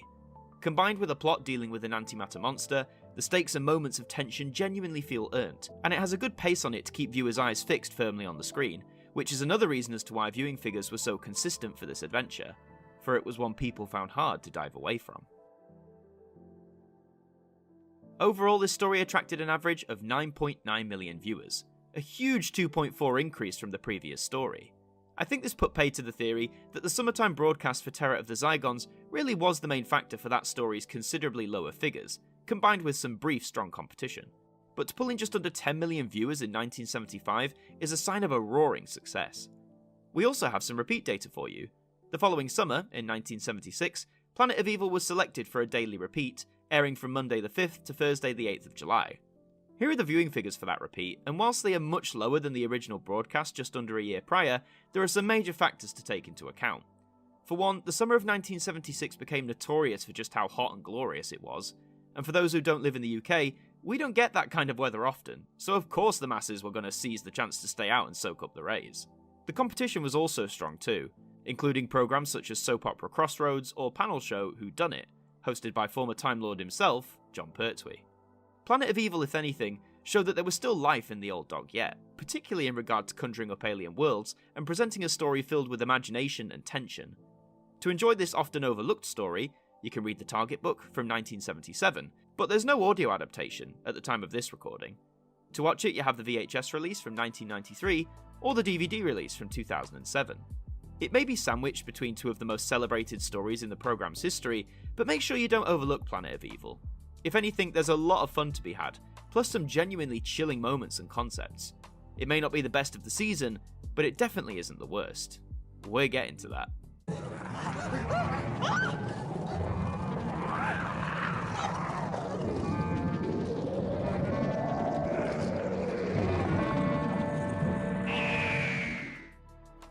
The third story of Season 13 is Pyramids of Mars. Marcus Scarman returns from Egypt, a changed man, and seeks to release the evil of Siren Sutek from his pyramid prison. With mummy robots patrolling the woods, the Earth will be laid waste in 1911 unless the Doctor can avert catastrophe. This story is comprised of 4 episodes, which began airing on the 25th of October 1975 and concluded on the 15th of November. Here are the individual viewing figures for all 4 episodes, and blimey, these numbers only keep going up! Parts 2 and 4 both crack 11 million viewers, which is insane in itself, and the peak is Part 4 with 11.7. Part 1 grabs 10.5, and even the lowest figure, that being Part 3's 9.4 million, is still a figure higher than any Patrick Troughton episode. Mad when you put it in that perspective. In terms of the top 40 programmes, as you would expect, all 4 parts chart, with Part 2 cracking the top 20 and finishing at 15th place. So with these ratings continuing to reach astronomical proportions, just what was it about Pyramids of Mars that made it so irresistible to audiences? Well, one factor was undoubtedly the weak competition it faced off against over at ITV. You had the usual staples such as old movies and American imports, and by this point poor old Space 1999 was really starting to ail in terms of viewing figures. For promotion, again there was surprisingly little for the story itself, though Tom Baker was still turning up in various newspapers, discussing his enjoyment of the show and how fulfilling it was to receive a positive reaction from the public, particularly from the younger side of the audience, who are always going to be the harshest critics. But by this point, Doctor Who hardly needed more promotion to get people watching. With millions more tuning in with each subsequent story of Season 13 so far, people were drawn to Tom Baker's Doctor, probably the most eccentric, extravagant and alien so far. In fact, it's in Pyramids of Mars that we hear one of the most iconic lines to define the Doctor in this period. I'm not a human being. I walk in eternity. The story overall is nothing short of excellent. Everything is absolutely working to people's strengths, both in front of the camera and behind it. Robert Holmes' script, delivered under a pen name, is deliciously dark, brimming with many horrific moments, and delivering us one of the most powerful and intimidating villains ever, the mighty Sutek. Its blends of Egyptian mythology with science fiction elements is done to the highest degree, and every time we see Tom and Liz together on screen, they are instantly likeable and extremely watchable. I would argue that if you want a story that represents and showcases the peak of the early years of the Fourth Doctor, then Pyramids of Mars would make a very ideal candidate. Overall, this story attracted an average of 10.7 million viewers, a 0.8 increase from the previous story. This is more like what we saw in Season 12, and it's wonderful to see the show achieve such success again. The winning combination of the Fourth Doctor and Sarah Jane was continuing to win the hearts of millions, and the quality of stories was only improving, which arguably contributed to this increase in viewers. We also have some repeat data for you. Due to the huge viewing figures and positive responses to the story, the following year Pyramids of Mars was selected to partly bridge a gap in Season 14, as one of those stories, The Face of Evil, had been postponed by a month, to eventually air in January of 1977. Going out as a 60-minute compilation edit on Saturday the 27th of November, 1976, here are the viewing figures for this repeat, and wow, just wow, 13.7 million viewers. This is the highest viewing figure that Doctor Who has attained thus far, beating the Web Planet's average by a solid 1.1 million, and just pipping the record for most viewed individual episode by 0.1 million, which at that point was held to part 2 of the Ark in Space. It also charted within the top 10 programmes of the week, placing 7th. It's not a new record placement, but Doctor Who hasn't frequented the top 10 that often on our journey so far. And considering this is a repeat, I think this goes a long way to solidify how quickly and positively audiences responded to Pyramids of Mars. Our last lot of repeat data comes from BBC Two in the year 1994, a time when Doctor Who wasn't producing new episodes, but was becoming a regular fixture on the sister channel. Airing between the 6th and 27th of March, here are the viewing figures for this repeat. A 1 million average overall is pretty lackluster, a near 90% drop from its initial transmission, almost 20 years prior. However, the viewing public had near hundreds of channels to choose from instead of a mere handful, and also, why watch it terrestrially when the story had been available on VHS for nearly a decade? Speaking of availability, if you want to experience Pyramids of Mars for yourself, you can read the Target novel from 1976 or its audio adaptation from 2008. To watch it, there are several different VHS releases. The original was a 90-minute compilation from 1985, also available on Betamax, and this version was reissued in 1987, and an episodic version came in 1994. Coming into the 21st century, you can pick up the DVD of the story, which was released in 2004. Ultimately, you don't need me to tell you how good Pyramids of Mars is. It has its shining reputation for a reason. A great well-written story, memorable characters, an iconic villain, and a leading duo who are arguably at their peak. It doesn't get much better than this. Give it a watch if you haven't already, and if you have, I'm sure you'll be sticking it on again sometime in the very near future. I bring Sutek's gift of death to all humans.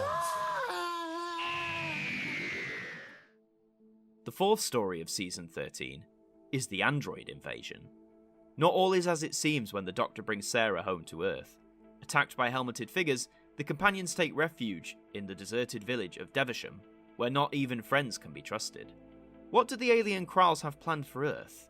This story is comprised of 4 episodes, which began airing on the 22nd of November 1975 and concluded on the 13th of December. Here are the individual viewing figures for all 4 episodes, and would you believe it, the numbers are still increasing! Every single part of the android invasion brought in over 11 million viewers, a feat not achieved since the Web Planet back in 1965. The peak is with Part 3, which goes one further and brought in 12.1 million viewers. It feels awful to say that Part 2's 11.3 showing is the weakest, because I would call 11.3 million viewers anything but weak. For the top 40 programs, it seems inevitable that all 4 parts charted. Part 3 charts the highest this time around, at 14th place. But the android invasion doesn't have the sweetest place in fans' hearts, so why did it do so well on its original broadcast? Well, for starters, the android invasion actually got a little showcase in a Saturday night lineup trailer for BBC One, the day before Part 1's broadcast. These lineup trailers were a staple back in the day, and were often a tried and trusted method in raising audience awareness of upcoming programmes for a certain evening and turning in higher viewing figures as a result. In the print medium, Doctor Who was still appearing in numerous articles across several papers, including one where producer Philip Hinchcliffe discussed the fragility of the TARDIS exterior prop, which had been in use since the show started in 1963. He said, "Whenever we take it to a new location, it falls to pieces." The poor old prop would eventually be replaced after Season 13 concluded. In terms of competition over at ITV, they tried to stir things up a bit. More regions took on Space 1999, to little reward in the viewing figures department. Western series Bearcats was swapped out for a wildlife drama, Born Free, alongside the usual diet of old films and reruns. Despite this shift, as you can guess by now, Doctor Who still reigns supreme in the time slot. I also think it's worth noting the time of year the android invasion went out, in December. In the 1960s, December hadn't always been the most fruitful time for television, as it was still relatively new, and gathering round for seasonal programming hadn't yet become such an established tradition. However, by December in the mid-70s, audiences in their millions, particularly at the weekends, would develop that tradition of all gathering round for the festive offerings. and whilst the android invasion is arguably the farthest you can get from a Christmassy tale, it's hard to argue that the December air dates definitely helped give the programme that little extra boost up. The android invasion itself is sadly often regarded as the major low point for Season 13.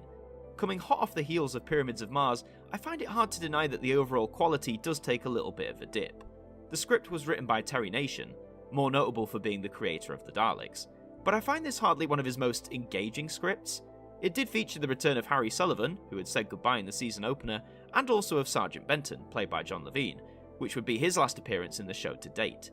It's hardly a last hurrah for the unit regulars, I mean, the Brigadier isn't even in it, but whilst it may have many flaws, I find the android invasion one of those stories that can still bring out some positive reactions, if you just switch your brain off and have a big tub of popcorn by your side. And hey, at least it's entertaining, something I can't say about a few Who stories. Overall, this story attracted an average of 11.7 million viewers, a full 1 million boost from the previous story. It triumphs the 11.1 million the Ark in Space gained, and whilst it doesn't pip 60s classics like The Rescue, The Web Planet and The Dalek Invasion of Earth, for a near 13-year-old show to be bringing in over 11 million viewers, it's abundantly clear how much of an institution Doctor Who was at this point. To gain 1 million extra viewers on average over 4 weeks is insane. And even though the android invasion may not be the best love story of the season, as Christmas 1975 drew nearer, it's clear audiences were thoroughly enjoying what they were seeing, and hopefully they were going to stick around as 1976 rolled in. The android invasion is far from the perfect Doctor Who story, and I would generally agree with the consensus that it is the weakest story of Season 13 overall. But again, like I said before, it is a good old bit of fun if you treat it like a classic sci-fi B-movie. There are other ways to experience it too, such as the Target book from 1978, but there's no audio adaptation yet at the time of this recording. To watch it, however, you have the VHS release from 1995 or a DVD release from 2012, packaged with Invasion of the Dinosaurs as part of the Unit Files box set. If you want to see a Terry Nation script for Doctor Who that doesn't feature the Daleks, well, it's either this or the Keys of Marinus, so pick your poison. But in all seriousness, don't skip this one on your watch-alongs or binge-throughs. Give it another chance, and hopefully you'll get that same kind of entertainment value out of it as I do. It does have the Crowls. We all like the Crowls, right? Where is the real Santa?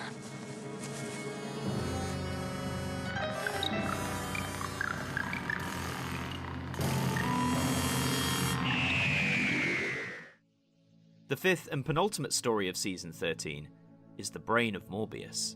On the desolate planet Khan, Mahendri Solan continues his macabre quest to build a body to house the brain of the Time Lord Morbius. Arriving to bring Morbius to justice, can the Doctor succeed without losing his head? This story is comprised of 4 episodes, which began airing on the 3rd of January 1976 and concluded on the 24th of the same month. And no, I haven't gotten my numbers wrong. Doctor Who did in fact take a few weeks off, presumably so the BBC could focus on their prestigious Christmas season, allowing the Time Lord to kick off strong in the new year. Here are the individual viewing figures for all 4 episodes, and sad to say, not every episode hit as high here as the android invasion did. The last 2 parts still exceed 10 million, with part 4 peaking at 10.2, and even the lowest number here, which is part 2's 9.3 million, is hardly a disappointment. It's a funny thing I'm noticing about the 4th Doctor's era so far. The lowest viewing figures for each story couldn't be further from disastrous. For the top 40 programmes charts, all 4 parts charted nicely, part 3 coming the highest at 23rd place. So, after a run of stories that were hitting 10 million plus each week, what exactly happened here? Well, perhaps the small gap in the season could have contributed. As mentioned, after the android invasion concluded, there was no Doctor Who the following week, instead a special match of the day took its place. The week after that, on the 27th of December 1975, a compilation edit of Genesis of the Daleks aired, and then finally, The Brain of Morbius began the following week, on the 3rd of January. Perhaps the repeat the week beforehand prompted some viewers to believe that another repeat was on the horizon, instead of an original story. Far-fetched perhaps, but remember, this is before the days of the internet and even Doctor Who magazine, and if you didn't check the Radio Times carefully, you may have been none the wiser. There was no special trailer or extensive promotion in said listings magazine, but Doctor Who began hitting the headlines for a very different reason as The Brain of Morbius was transmitting. The question of violence in the show had been brought up the previous year by everyone's favourite children's advocate, Mary Whitehouse. However, it seems with The Brain of Morbius, this was a turning point. Not only did Whitehouse's criticisms make the headlines, but more concerned parents were beginning to speak up. Indeed, the rather Frankenstein-inspired plotline does feature some genuinely horrifying moments, and it's understandable why perhaps some parents found this a little bit too much for 5:45 on a Saturday. However, these voices of dissent would continue to get louder, but no real action or shift in the show would occur, at least not for now. But what about the competition? Was that the reason for the initial lower figures? The pop show Supersonic was still battling the Time Lord in certain regions, however many started airing the extremely popular talent show New Faces. Now, this show had gone up against Doctor Who for the past few years, and sometimes did succeed in scooping viewers away from BBC One. The start of a new season for this show is arguably the main cause for the roughly 2 million drop seen at the start of The Brain of Morbius, though it seems they couldn't hold that audience for long, as over 500,000 returned to Doctor Who by the story's end. In regards to said story, as mentioned, it does have some pretty heavy overtones and comparisons to the story of Frankenstein, originally written by Mary Shelley. But like all the best homages, Doctor Who does inject its own style into it. We get introduced to the Sisterhood of Khan, one-hit wonders in the classic era, but a group that later became more prominent and important sometime into the revived series. But perhaps what this is best remembered for these days is the appearance of a group of gents referred to as the Morbius Doctors. In a mental battle with the deranged Time Lord, we see the Doctor's past incarnations flash before him, but after William Hartnell, we see 8 more faces we had never seen play the Doctor on television before.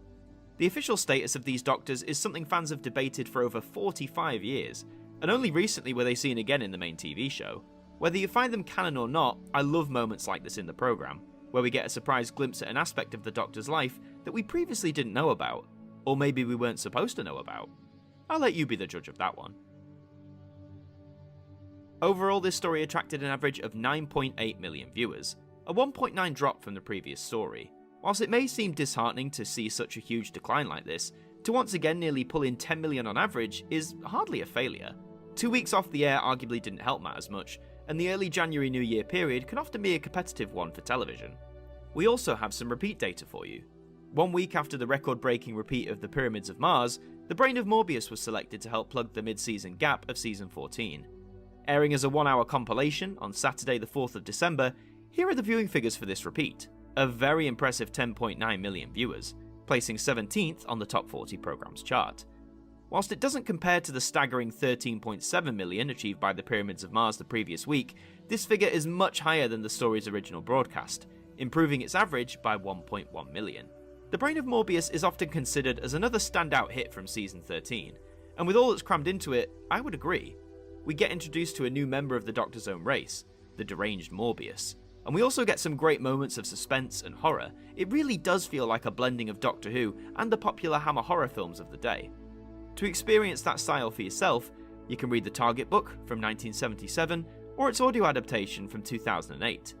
To watch it, you have the original VHS release from 1984, the second ever Doctor Who story to be released on the format, though this is a slightly amended version of the compilation edit.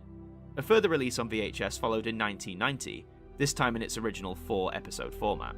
You can also enjoy this story via a DVD release, which came out in 2008. For myself, The Brain of Morbius massively ramps up the quality that dipped with the android invasion. The mix of gothic horror, some stellar writing, and some incredibly memorable moments helped this story achieve the status it quite rightly deserves. One of my favourites from Season 13, and one that I couldn't recommend enough to you, especially if you're beginning your journey with Classic Who. I, Morbius, do not play games! Neither do I. Are you ready? On guard, Morbius. The sixth and final story of Season 13 is the Seeds of Doom. When a deadly crinoid seed pod is uncovered in Antarctica, the Doctor and Sarah investigate. Ruthless millionaire Harrison Chase wants the pod for himself and will stop at nothing to get it, even if it means the end of humanity. This story is comprised of 6 episodes, which began airing on the 31st of January 1976 and concluded on the 6th of March. Here are the individual viewing figures for all 6 episodes, and, well, if this isn't proof of Doctor Who's appeal and status at this point in time, I don't know what is. 4 of the 6 parts crossed the 11 million barrier, Part 6 peaking at 11.5, and when your lowest figure, which is Part 5's 9.9 million, is just so close to crossing 10 million, you can't discount how immensely successful this story and season as a whole were. For the top 40 programmes charts, all 6 charted with ease, Part 6 coming out tops at 15th place. So even though we saw The Brain of Morbius claw back some viewers towards the end of its run, what happened to allow the Seeds of Doom this huge boost to close off Season 13? There was a small increase in the amount of promotion for this particular story, with a trailer airing on the day of Part 1's broadcast. There was lots of talk of Doctor Who still going on in the newspaper and magazine world. Designer Ian Scoons, costume designer Barbara Lane, and producer Philip Hinchcliffe all appeared in various publications, discussing the show and this serial in general. But like with The Brain of Morbius, you could argue the main promotional boost for the show came with the debates about the level of violence and horror. Mary Whitehouse continued to berate the show for its content, and other adults, some of them medical professionals, wrote in newspapers rebutting her claims that the programme was damaging the minds of the nation's children. All of this talk could arguably have prompted those who were curious as to what all the fuss was about to tune in. When looking at what was airing on the other side, the competition hardly seemed that appealing. New Faces was still putting up a good front in many regions, whilst others showed reruns of American imports or older cartoons. And with the Seeds of Doom constantly pulling in 10 million or more viewers, it hardly seems likely that these efforts had any great impact. The Seeds of Doom in many respects is the perfect closer to Season 13. It again employs a good balance of horror, science fiction, and that quintessential Doctor Who charm. There are elements of the 1956 classic Invasion of the Body Snatchers rooted within it, but once more, Doctor Who has always done a great job at acknowledging its influences and enhancing them with its own unique style. The Krynoid monsters may not be the most effective, but their transformation and menace is immense. The cast are having a ball with their roles, such as the uptight Harrison Chase or his brutal heavy man Scobie. Tom Baker and Elizabeth Sladen continue to deliver wonderful performances, and by this point, it's so easy to see why so many millions would cite the pair as their favourite TARDIS team. Good things don't last forever though, but more on that when we get there. Overall, this story attracted an average of 10.9 million viewers, a 1.1 increase from the previous story. It's great to see that with the season finale, we see Doctor Who average out over 10 million viewers once again, with a 6-part story no less.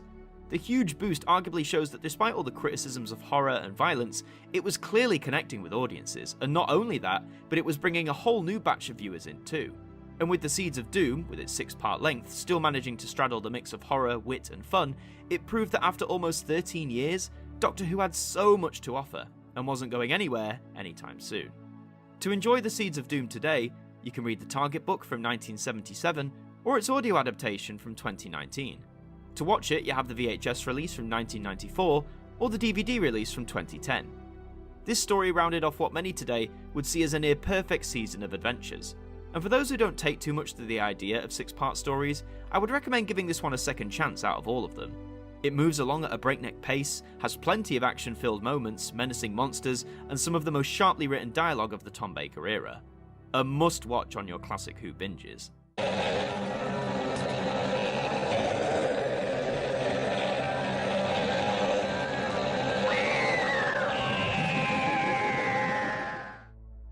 So that's Season 13, the 6 stories that comprise it, and the ratings that they garnered. With the transmission of Part 6 of the Seeds of Doom, Season 13 was brought to an end, concluding a 6-month run comprised of 26 episodes across 6 stories. Now, let's have a look at the story averages for this season.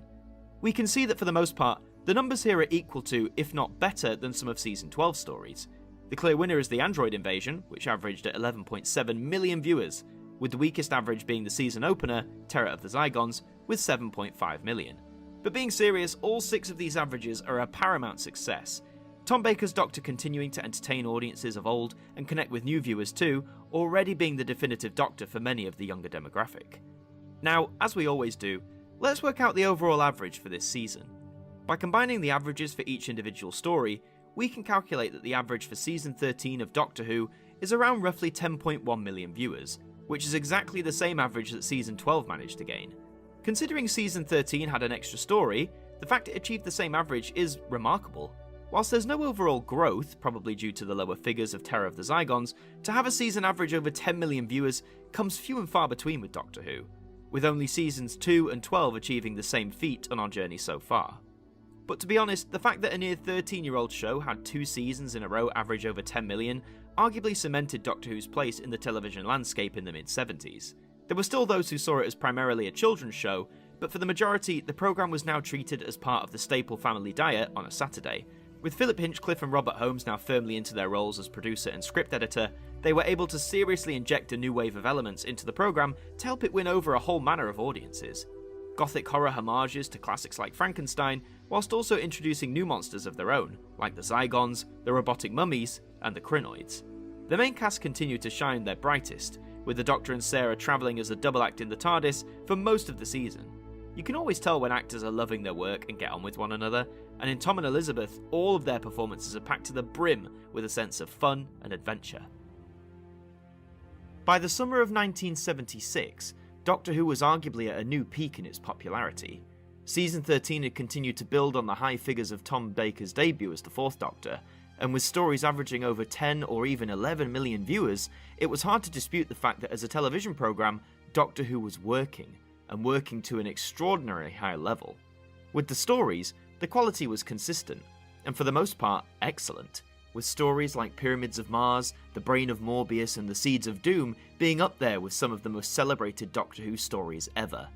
This level of success hadn't been there since the early days of the show in the 1960s, and what I would argue is more impressive this time around is that in Season 13's case, they didn't need the Daleks to help bring in viewers.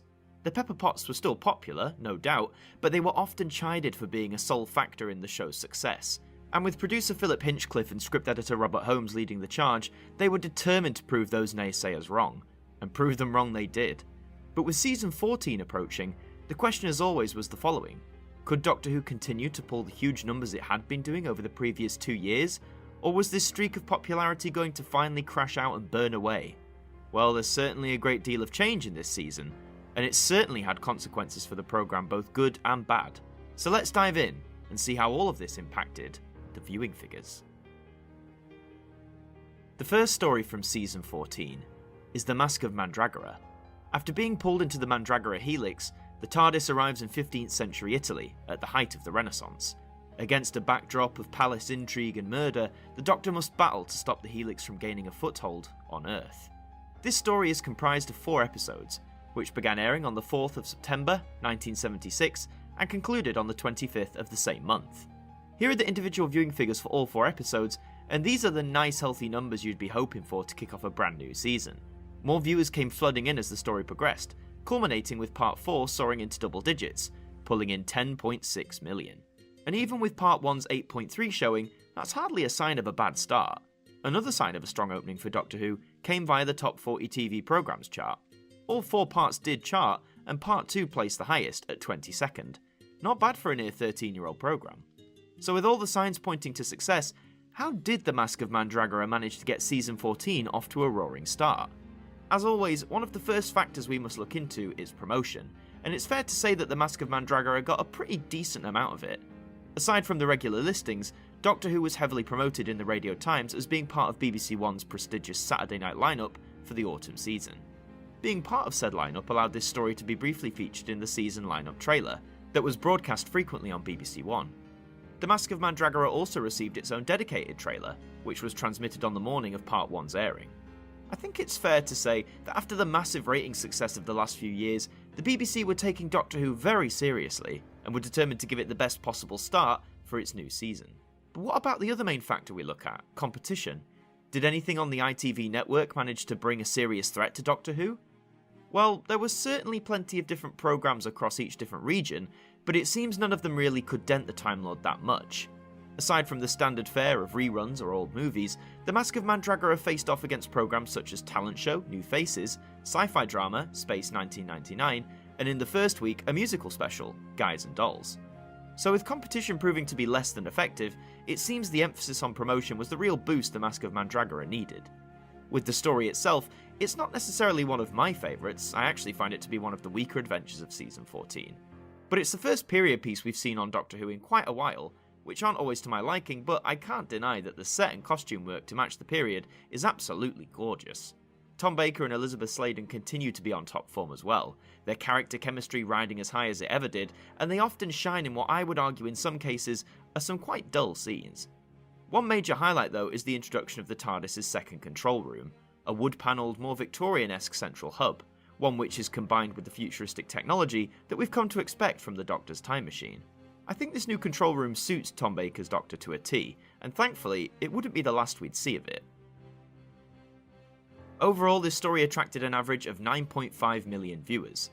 This figure is a big 2 million increase from the last season opener, Terror of the Zygons, showing that unlike last time, where audiences either weren't aware the show was returning so soon, or were lured away by the then brand new Space 1999, this time around, the public knew Doctor Who was on the horizon, and they weren't going to miss it.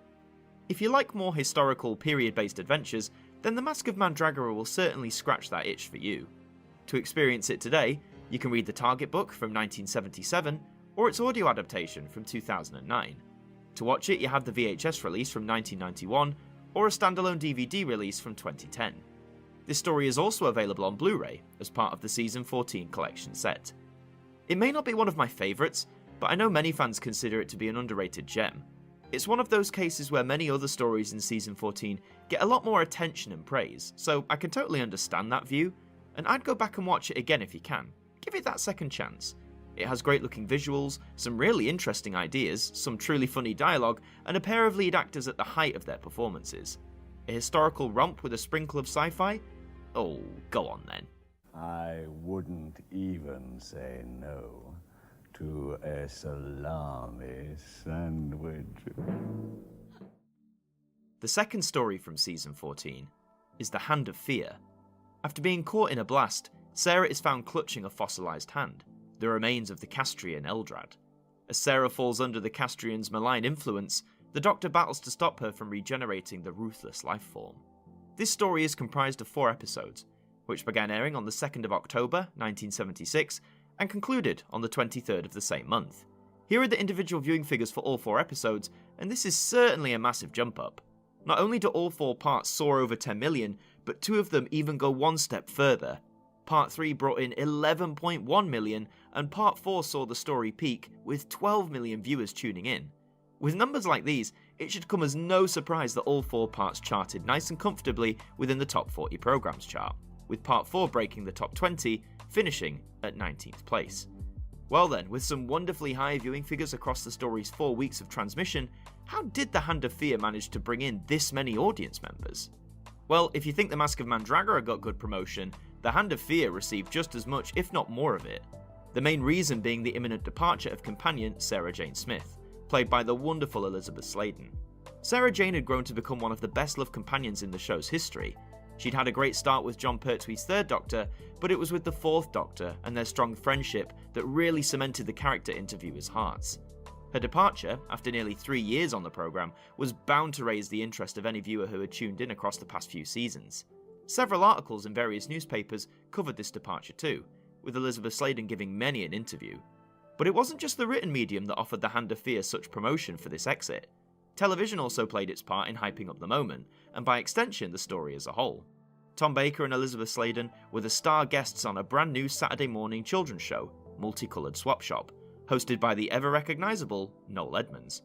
Swap Shop would go on to become one of the most iconic children's shows of the era, and with Doctor Who having such a strong popularity with younger audiences, to get the stars of the show on seemed like a match made in heaven.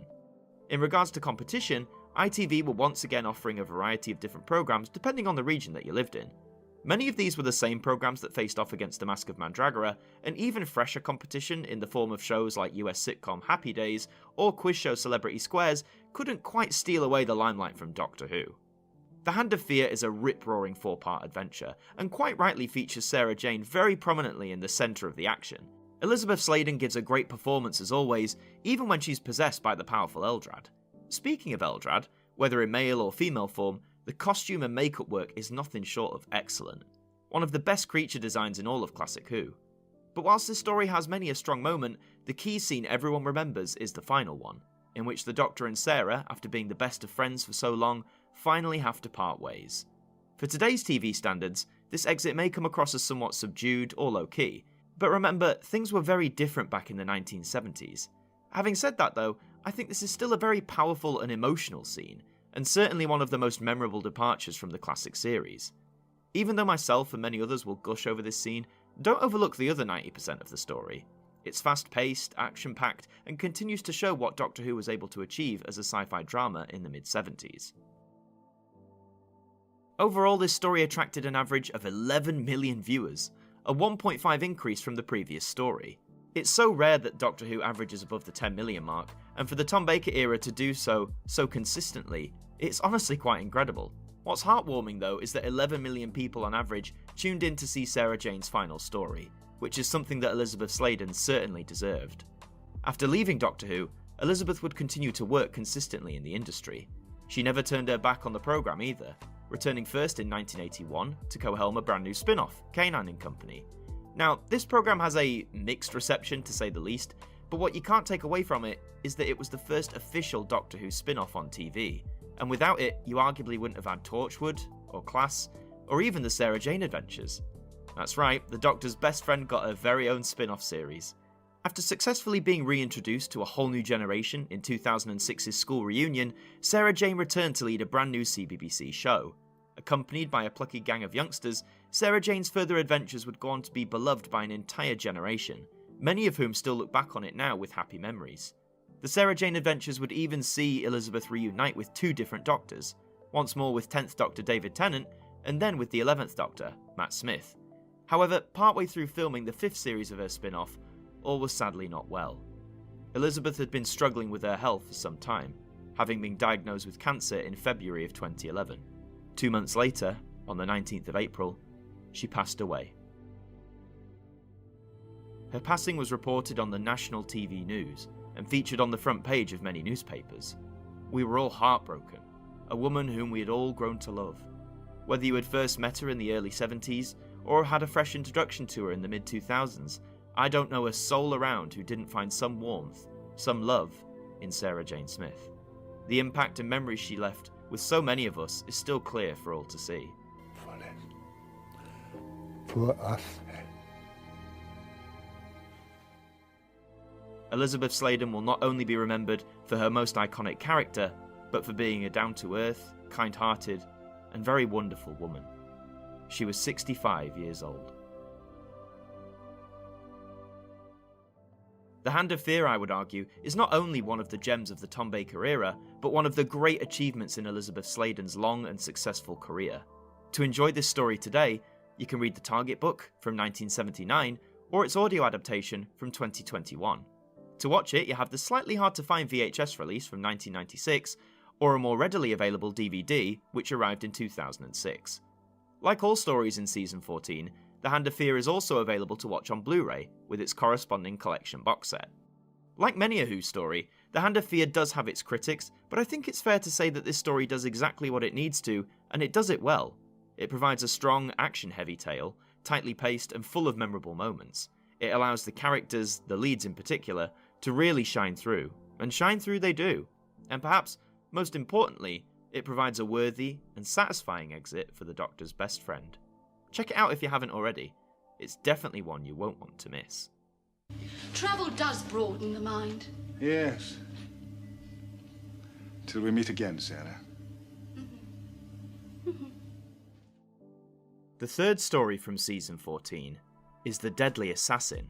Summoned back to his homeworld of Gallifrey, the Doctor is framed for the assassination of the outgoing Time Lord President. Delaying his execution on a technicality, the Doctor has only a short time to prove his innocence and expose the sinister plans of an old enemy. This story is comprised of 4 episodes, which began airing on the 30th of October 1976 and concluded on the 20th of November. Here are the individual viewing figures for all 4 episodes, and those high numbers from The Hand of Fear certainly weren't going away. Every episode pulled in more than 11 million viewers, with Part 3 taking things to grander heights and drawing in a massive 13 million, a feat the programme rarely achieved for an individual episode. Doctor Who was on top of the TV world, and these numbers back that claim up immensely. All 4 parts cracked the top 20 of the programme's chart, with Part 2 placing highest at 11th place. Well now, after the emotional departure of Sarah Jane, how on earth did The Deadly Assassin manage to keep audience levels so high? To start with, the competition arguably sank to new lows during this story's transmission. Many regions opted for old adventure films, and in terms of new programming, Happy Days ran in London, Lucky Fella on the Southern Network, and in Yorkshire, The Adventurer was chosen to try and steal some of Doctor Who's ratings. Unfortunately for the other side, none of these offerings seemed to do the trick, for the Time Lord was becoming quite unstoppable in the ratings field. For promotion, there was tons for this story, both good and bad. The BBC went to great lengths to promote the return of the Doctor's deadliest enemy, the Master, who hadn't been seen on screens for over 3 years. In The Deadly Assassin, the character would be played by Peter Pratt, who wouldn't actually be properly seen due to the Master's decaying body being depicted via heavy costume and mask work. The other aspect in which this story got promoted was due to it being set on the Doctor's homeworld of Gallifrey. It may not sound like much of a big deal now, but back in 1976, viewers still knew very little about the planet of the Time Lords, having only sneak peeks at numerous points over the past few years. For a story to be completely set on Gallifrey, and to begin to explore many of its fundamental concepts that we know today, that must have seemed groundbreaking for fans at the time. But despite all this positive buzz of promotion from the BBC, there was also some negative press that arose during the Deadly Assassin's transmission. The National Viewers and Listeners Association, or NAVALA for short, was hot on Doctor Who's heels once again. Mary Whitehouse, the most vocal activist against the programme, spoke up, appealing to senior members of the BBC, insisting the show had finally gone too far. Whitehouse and NAVALA had previously complained about the violence and general content in Doctor Who for the past few years, with little to no real impact being dealt onto the show, aside from, say, a shift to a slightly later time slot. However, this time, Whitehouse would triumph. The scene she brought up in question was the cliffhanger to Part 3, in which Chancellor Goth is seen attempting to drown the Doctor, the final shot being a freeze frame of Baker's head under the water, with no air bubbles shown, implying that the character was in fact dead. Whitehouse explained that this unresolved conclusion would leave younger viewers distressed and upset. Her words were heeded by BBC Director General, Sir Charles Curran, who apologised for said offending material. The consequences from this complaint were numerous. Firstly, the offending scene was erased from the master tape of the programme, only surviving today thanks to an American recording from a US broadcast. Secondly, BBC Drama would now begin to approach a change in style for Doctor Who, moving away from the more gothic, eerie, violent stories of the past few years to a tone that could still be frightening, but with a dash more humour and whimsy. We'll come to see these changes in full effect over the next few seasons. But with the Deadly Assassin itself, it's iconic for many different factors. As mentioned, the focus on Gallifrey and Time Lord society really gave us an insight into the Doctor's homeworld.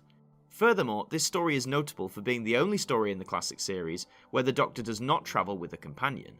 The Master returns in full charred glory and is just as menacing and malevolent as ever. And considering the shoes Peter Pratt had to fill, left by the wonderful Roger Delgado, I think he does a pretty fantastic job. But the main highlight for me are the scenes set inside the Time Lord databank, the Matrix.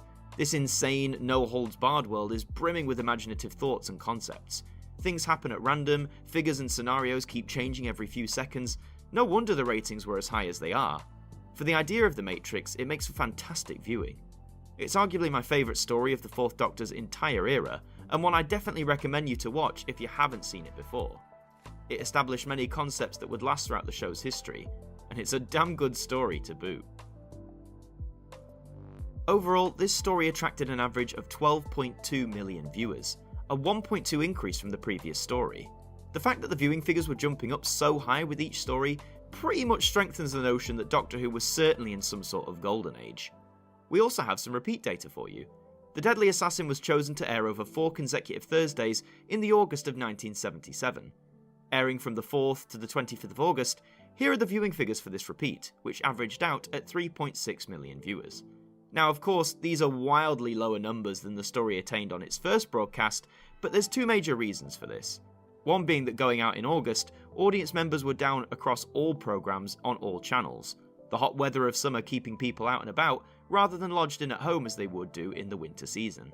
Second of all, the competition against this repeat was quite strong, with many regions airing popular soap opera Crossroads, which easily won against Doctor Who in the ratings battle. The Deadly Assassin, in my opinion, is the true definition of a Doctor Who classic, and if you wish to enjoy said classic today, you can read the Target book from 1977 or its audio adaptation from 2015. To watch it, you have 2 different VHS releases. The first as a standalone title in 1991, the second as part of a limited edition Time Lord collection, which hit W.H. Smith's exclusively in 2002. It's also available on DVD, via a standalone release from 2009, or on the Blu-ray format, as part of the Season 14 collection set. Whether you're in it for a brilliant script and story penned by the masterful Robert Holmes, or the exploration of Gallifrey and its central concepts and customs, the return of the Master, or even just to see the Doctor travelling solo, I would argue The Deadly Assassin will intrigue any viewer in some capacity.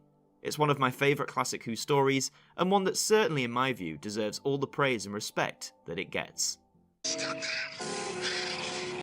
You're finished.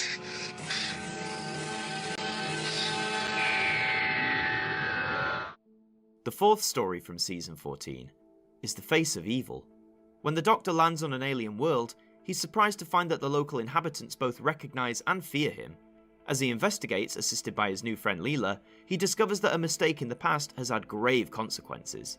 This story is comprised of 4 episodes, which began airing on the 1st of January 1977 and concluded on the 22nd of the same month.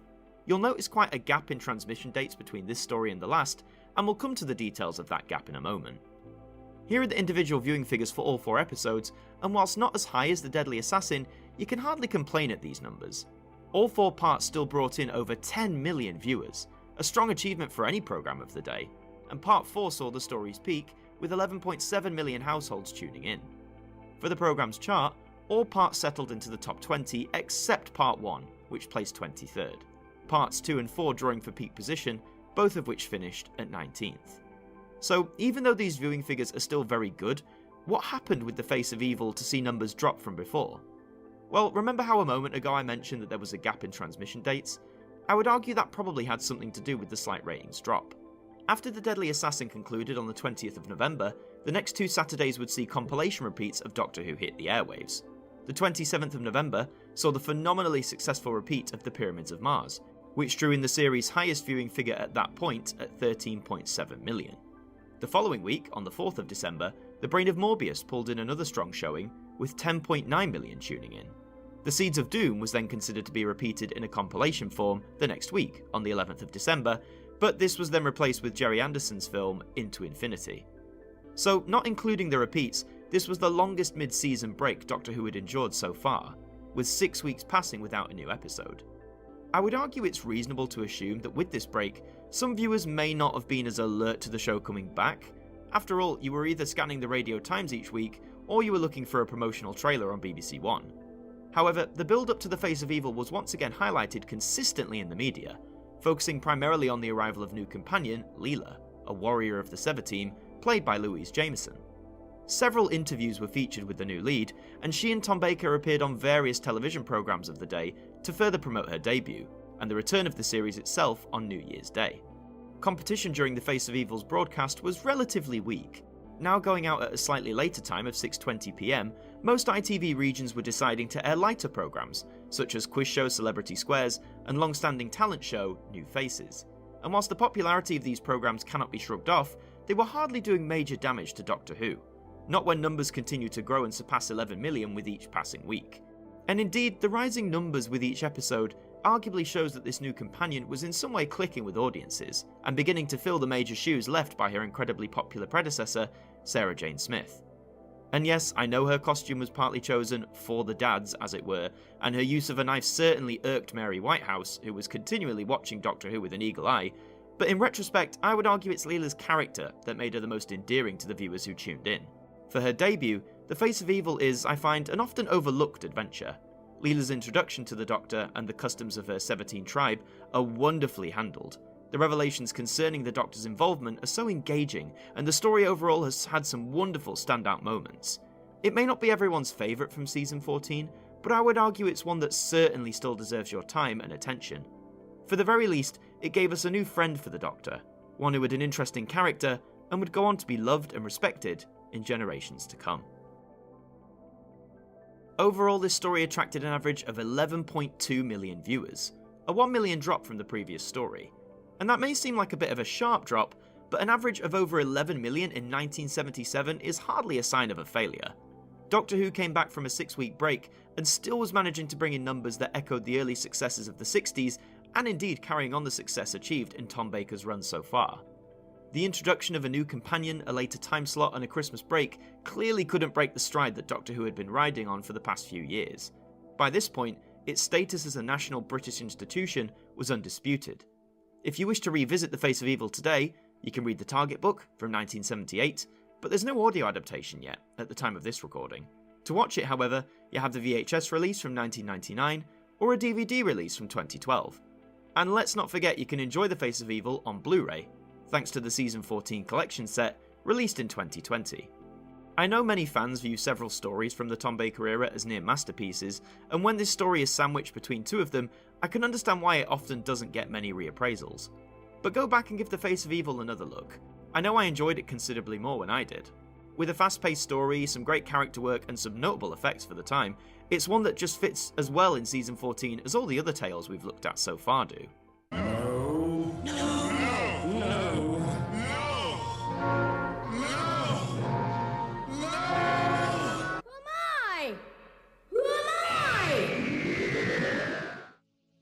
The fifth and penultimate story from Season 14 is The Robots of Death. The TARDIS lands inside a vast sand miner, where the privileged crew is attended by the servile robots. Accused of murder, the Doctor and Leela discover that the real culprit may not be human. This story is comprised of 4 episodes, which began airing on the 29th of January 1977 and concluded on the 19th of February. Here are the individual viewing figures for all 4 episodes, and would you believe it, the numbers only keep going up. All 4 parts exceed 12 million viewers, an insane accomplishment in itself, but Part 3 just pushes one step further, finishing with 13.1 million tuning in. If anyone had dropped off during the Christmas break, they were well and truly back for more now. All 4 parts settled into the top 20 programs for their respective weeks, Part 1 coming out on top, finishing at 14th place. So, with these immensely high viewing figures only pushing further upwards, how did the Robots of Death manage to pull it off?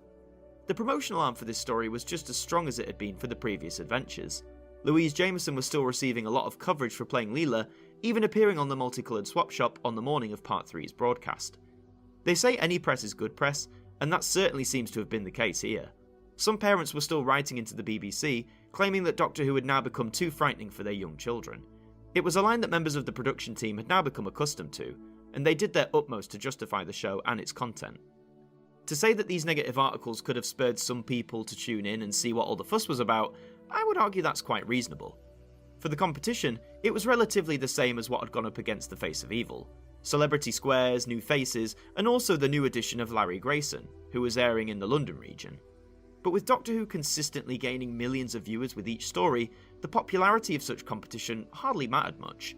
The show was borderline unstoppable, and despite the criticisms from some concerned parents, the show was continuing to resonate more and more with a wider audience, children and adults alike. It's easy to understand why, too.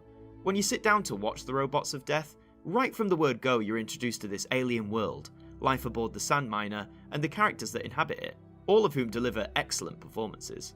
The titular robots themselves are iconic in terms of their design, but also in their menace. Their calm demeanour instantly turning sinister when you see those eyes glowing red.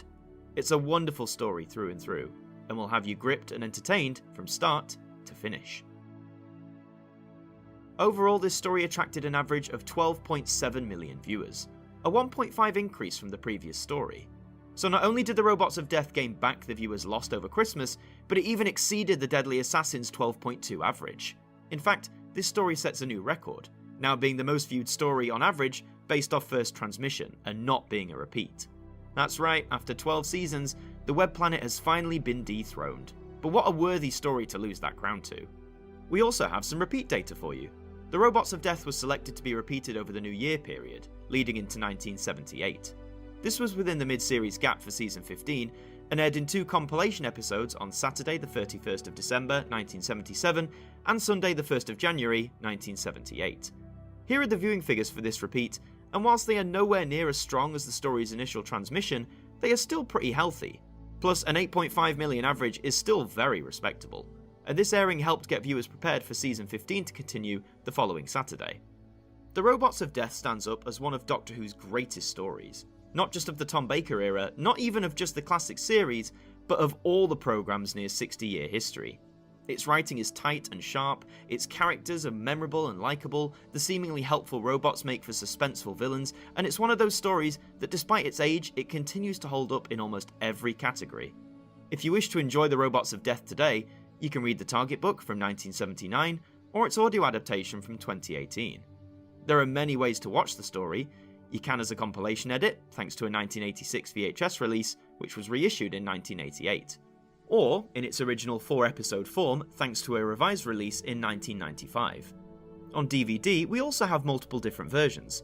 It was one of the first Doctor Who stories to grace the format, with its original release in 2000. However, it was included as part of the Revisitations 3 box set from 2012, as a 2-disc special edition release. It's also available as part of the Season 14 collection set, exclusively on the Blu-ray format. Whilst the Tom Baker years aren't my favourite era of Doctor Who, There are some stories within it which I do recognise and appreciate their classic status, and The Robots of Death is certainly one of those adventures. It's readily available to view today, and I highly recommend that if you haven't already, that you go and experience this story for yourself. But perhaps, maybe stay away if you start showing any signs of robophobia. Would you like a jelly baby? Shut up!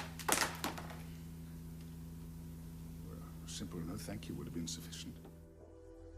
The sixth and final story from Season 14 is The Talons of Weng-Chiang. In Victorian London, young women are disappearing and something monstrous lurks in the sewers. The Doctor and Leela join forces with pathologist Professor Lightfoot and theatre impresario Henry Gordon Jago to foil the schemes of an ancient Chinese god. This story is comprised of 6 episodes, which began airing on the 26th of February 1977 and concluded on the 2nd of April. Here are the individual viewing figures for all 6 episodes, and we can see there's quite a drop that happened over the course of the story. Parts 2 and 6 fall below 10 million, but still within the 9 million range, which is hardly a disaster. Parts 1 and 4 stay above 11 million, with Part 4 in particular gaining the story's peak viewing audience at 11.4 million. But despite these lower numbers compared to the last few stories, all 6 parts charted within the top 40 programmes, with Part 1 placing the highest at 16th place. So, after a stellar run of viewing figures achieved in Season 14 so far, what exactly happened with the Talons of Weng-Chiang that caused the numbers to drop so sharply? The competition was relatively the same once again, celebrity squares and new faces being the strongest opponents, and they could have arguably taken some viewership away from Doctor Who, but considering they lost out to the previous 2 adventures, it seems odd that all of a sudden millions would decide to dive away to these lighter programmes.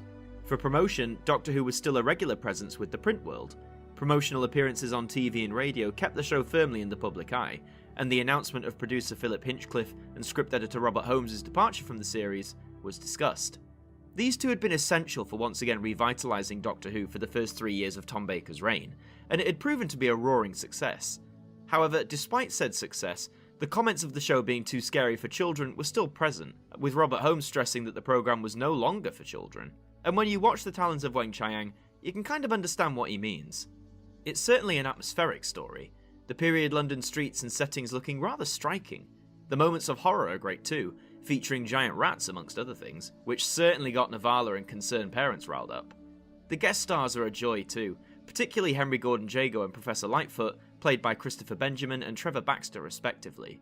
These 2 characters are wonderfully entertaining, so much so that despite only appearing in 1 TV story, they would go on to have several, and I mean several series with Big Finish, who produce audio dramas, many of which centred around the universe of Doctor Who. Robert Holmes' script is once again brimming with great dialogue, and many great action pieces that either provoke tension, suspense, or exhilaration, and it arguably stands as one of his finest scripts for the programme. Now, I know there are some elements of Talons that are extremely controversial, not least the fact Lee Sen Chang is played by a white actor adopting what is known as yellowface. It's uncomfortable on repeat viewings, and I've always found it disgraceful that the BBC didn't employ an Asian actor for this role, especially when there are other Asian actors featured throughout the story. Keep that in mind if you're watching this for the first time. It's a practice that was wrong then and indeed is now, and if anything, it serves as a part of history, to hopefully show and educate people as to why this kind of practice has no place in the media industry. Overall, this story attracted an average of 10.4 million viewers, a massive 2.3 million drop from the previous story. And whilst this drop may seem a lot more significant than other drops we've seen in the season, just have another look at that average. To average at over 10 million viewers for a 6-part story in 1977, a time when Doctor Who was only doing 6-part stories once a year, is remarkable. And even though it comes out as one of the lowest averages of Season 14, it's clear enough that the style and tone of Doctor Who was keeping the audience hooked in their millions. Despite its controversies, I would argue that The Talons of Weng-Chiang is still a very enjoyable story on the whole to watch. It's the culmination of everything Philip Hinchcliffe and Robert Holmes were trying to achieve with their time on the show. To make it more frightening, to make it more exciting, and also to make it even more fun than it already was. And I would argue that for the most part, both with this story and over the past 3 years, they succeeded. To delve into The Talons of Weng-Chiang today, you can read the Target book from 1977, or its audio adaptation from 2013. To watch it, you have a VHS release from 1988, which presents the story in a compilation format. Oddly though, it was never released in its original 6-episode structure on VHS. It was released in the episodic form on DVD, however, first as a standalone release in 2003, and then again as a special edition in 2010, making up part of the Revisitations 1 box set. Talons is also available to view on Blu-ray, thanks to the Season 14 collection set. It's a favourite to many a fan, and some even crown it as the definitive story in Tom Baker's long, distinguished reign as the Fourth Doctor. I wouldn't say that myself, but it's certainly one of the strongest 6-part stories of the day, and has enough imagination, horror and fun within it to keep me and many others coming back to watch it again and again. I say! A funny thing happened to me. She got the gun. Hey! Who are you shooting at?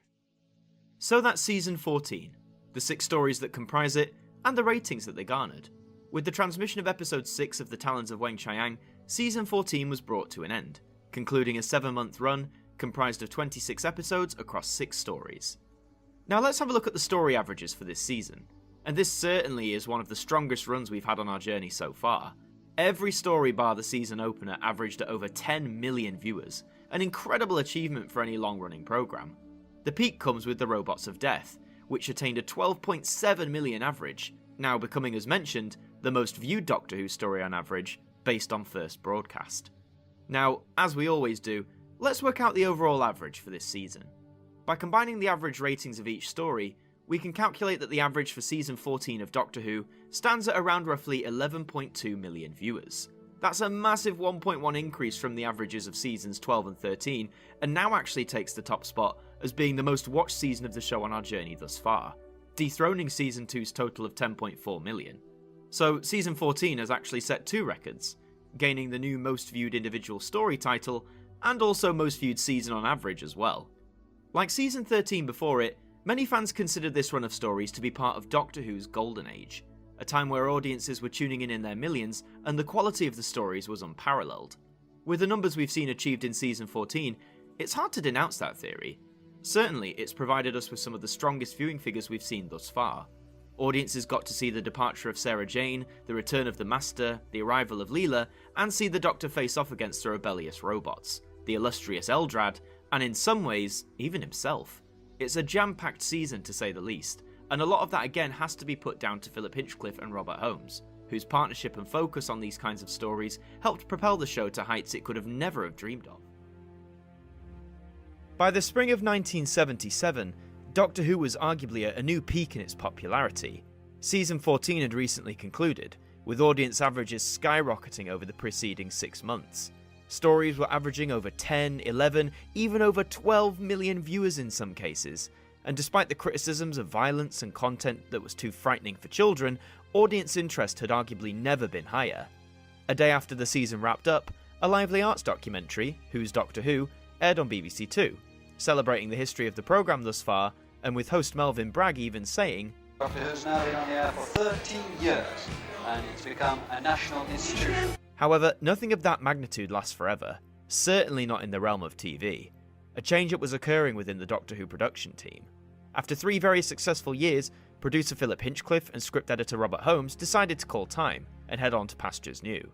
Replacing them were Graham Williams and Anthony Reid respectively. Reid wouldn't actually officially begin work until the latter half of Season 15, but even so, the tone and style of this run of stories is markedly different from the preceding 3 years. But just because things are changing doesn't mean Doctor Who is destined for failure. On our journey so far, we've seen viewing figures rise and fall due to change. So what would this particular shift have in store for Doctor Who's hyper-popularity? Let's take a dive in and find out, starting with a rather eerie opener. The first story from Season 15 is the horror of Fang Rock. The TARDIS lands on an island off the coast of England in 1902. There, the occupants of a lighthouse and the survivors of a shipwreck fall victim, one by one, to a ruthless alien that has the ability to transform its appearance. This story is comprised of 4 episodes, which began airing on the 3rd of September 1977 and concluded on the 24th of the same month. Here are the individual viewing figures for all 4 episodes, and wow, okay, this is not what I was expecting. The numbers here are all still very respectable, and the final 2 parts just miss out cracking the 10 million mark, but after the consistent double figures week after week we saw with Season 14, to kick things off with such a drop is honestly quite astounding, especially Part 1's 6.8 million figure. In terms of the top 40 TV programmes, parts 1 and 2 missed out, but parts 3 and 4 both re-entered the chart comfortably, both charting at 23rd place. So what happened here with Horror of Fang Rock to get the viewing figures off to a fairly slow start? Well, one of the biggest factors to have an impact on said figures is promotion. Considering this is the start to a new season, you would have thought Horror of Fang Rock would have had a lush spread in the Radio Times to hype audiences up, just as it had done for the past 2 season openers. Unfortunately, this time around, just a small monochrome photo of the leads was issued to herald the return of the Time Lord to viewers' screens. You could argue after the stellar success of Season 14 that the BBC perhaps thought the show would once again sell itself, as it were, but then considering this was in the days before things like the internet, listings magazines like the Radio Times were one of the few ways to properly know if your favourite show was returning, and if it was presented in a low-key way like this, people could have easily missed it.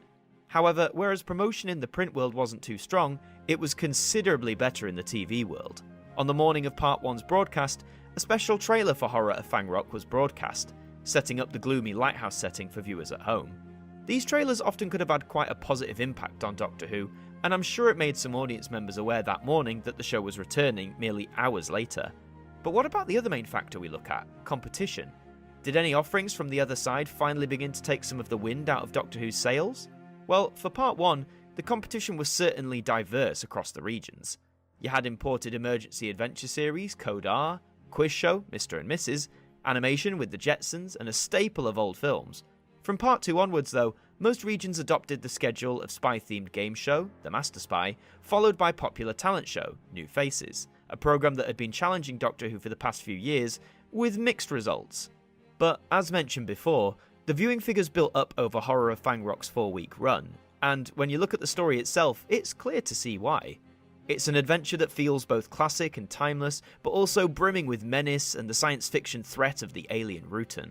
The setting of a lighthouse on a stormy night, it oozes the essence of quintessential horror, and despite calls from the BBC higher-ups to tone down the violence for the new season, it is worth noting that every single guest character ends up dead by the end of the story. It's more than just a bloodbath though. It's witty, funny in places, and one of the gems of the more gothic, atmospheric stories told in the 1970s era of Doctor Who. If you've got a taste for the more eerie, creepier stories, then this is one you'll certainly want to take note of. Overall, this story attracted an average of 8.4 million viewers, a 1.1 million drop from the previous season opener, The Mask of Mandragora. Whilst this may seem quite a dip, it is 0.9 higher than the season 13 opener, Terror of the Zygons, and comparisons aside, 8.4 million is a very respectable average, hardly one the BBC were going to start ringing alarm bells over. Whilst it may not kick season 15 off with the high numbers the previous batch of stories achieved, Horror of Fang Rock is still, in my opinion, one of the true gems in the Tom Baker era. A gorgeously dark and witty script from Terrance Dicks, top performances all round, and horror and thrills aplenty despite a limited location, is something Doctor Who has often pulled off to the highest degree. To experience it today, you can read the Target book from 1978, or its audio adaptation from 2017. To watch it, you have the VHS release from 1998, and a standalone DVD from 2005. This story would be Terrance Dicks' last contribution to the show for a good few years. He would return to write more adventures in the 1980s, including the 20th anniversary celebration, The Five Doctors.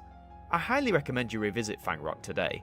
It's one of those 4-part adventures that whizzes by, but with plenty of memorable moment and a wonderful writing style to keep your eyes firmly fixed on the screen. And watch out for that Rutan. Leave it, I've made a terrible mistake. I thought I'd locked the enemy out. Instead, I've locked it in. With us. The second story from Season 15 is The Invisible Enemy.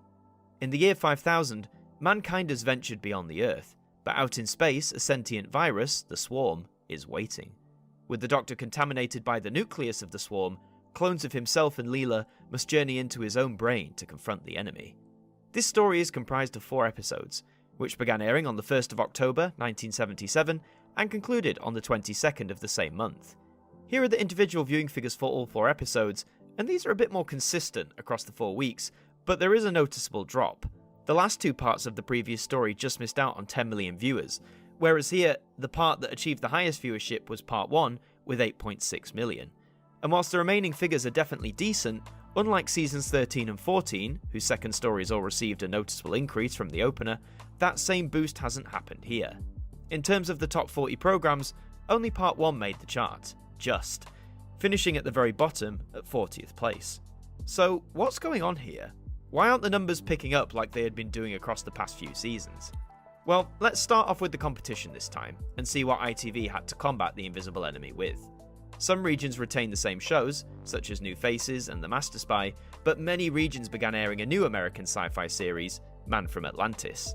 Interestingly, this show hadn't done so well of its native US, but over here, it actually proved to be quite the success, and as such, it actually took a sizable chunk of audience viewership and attention away from Doctor Who.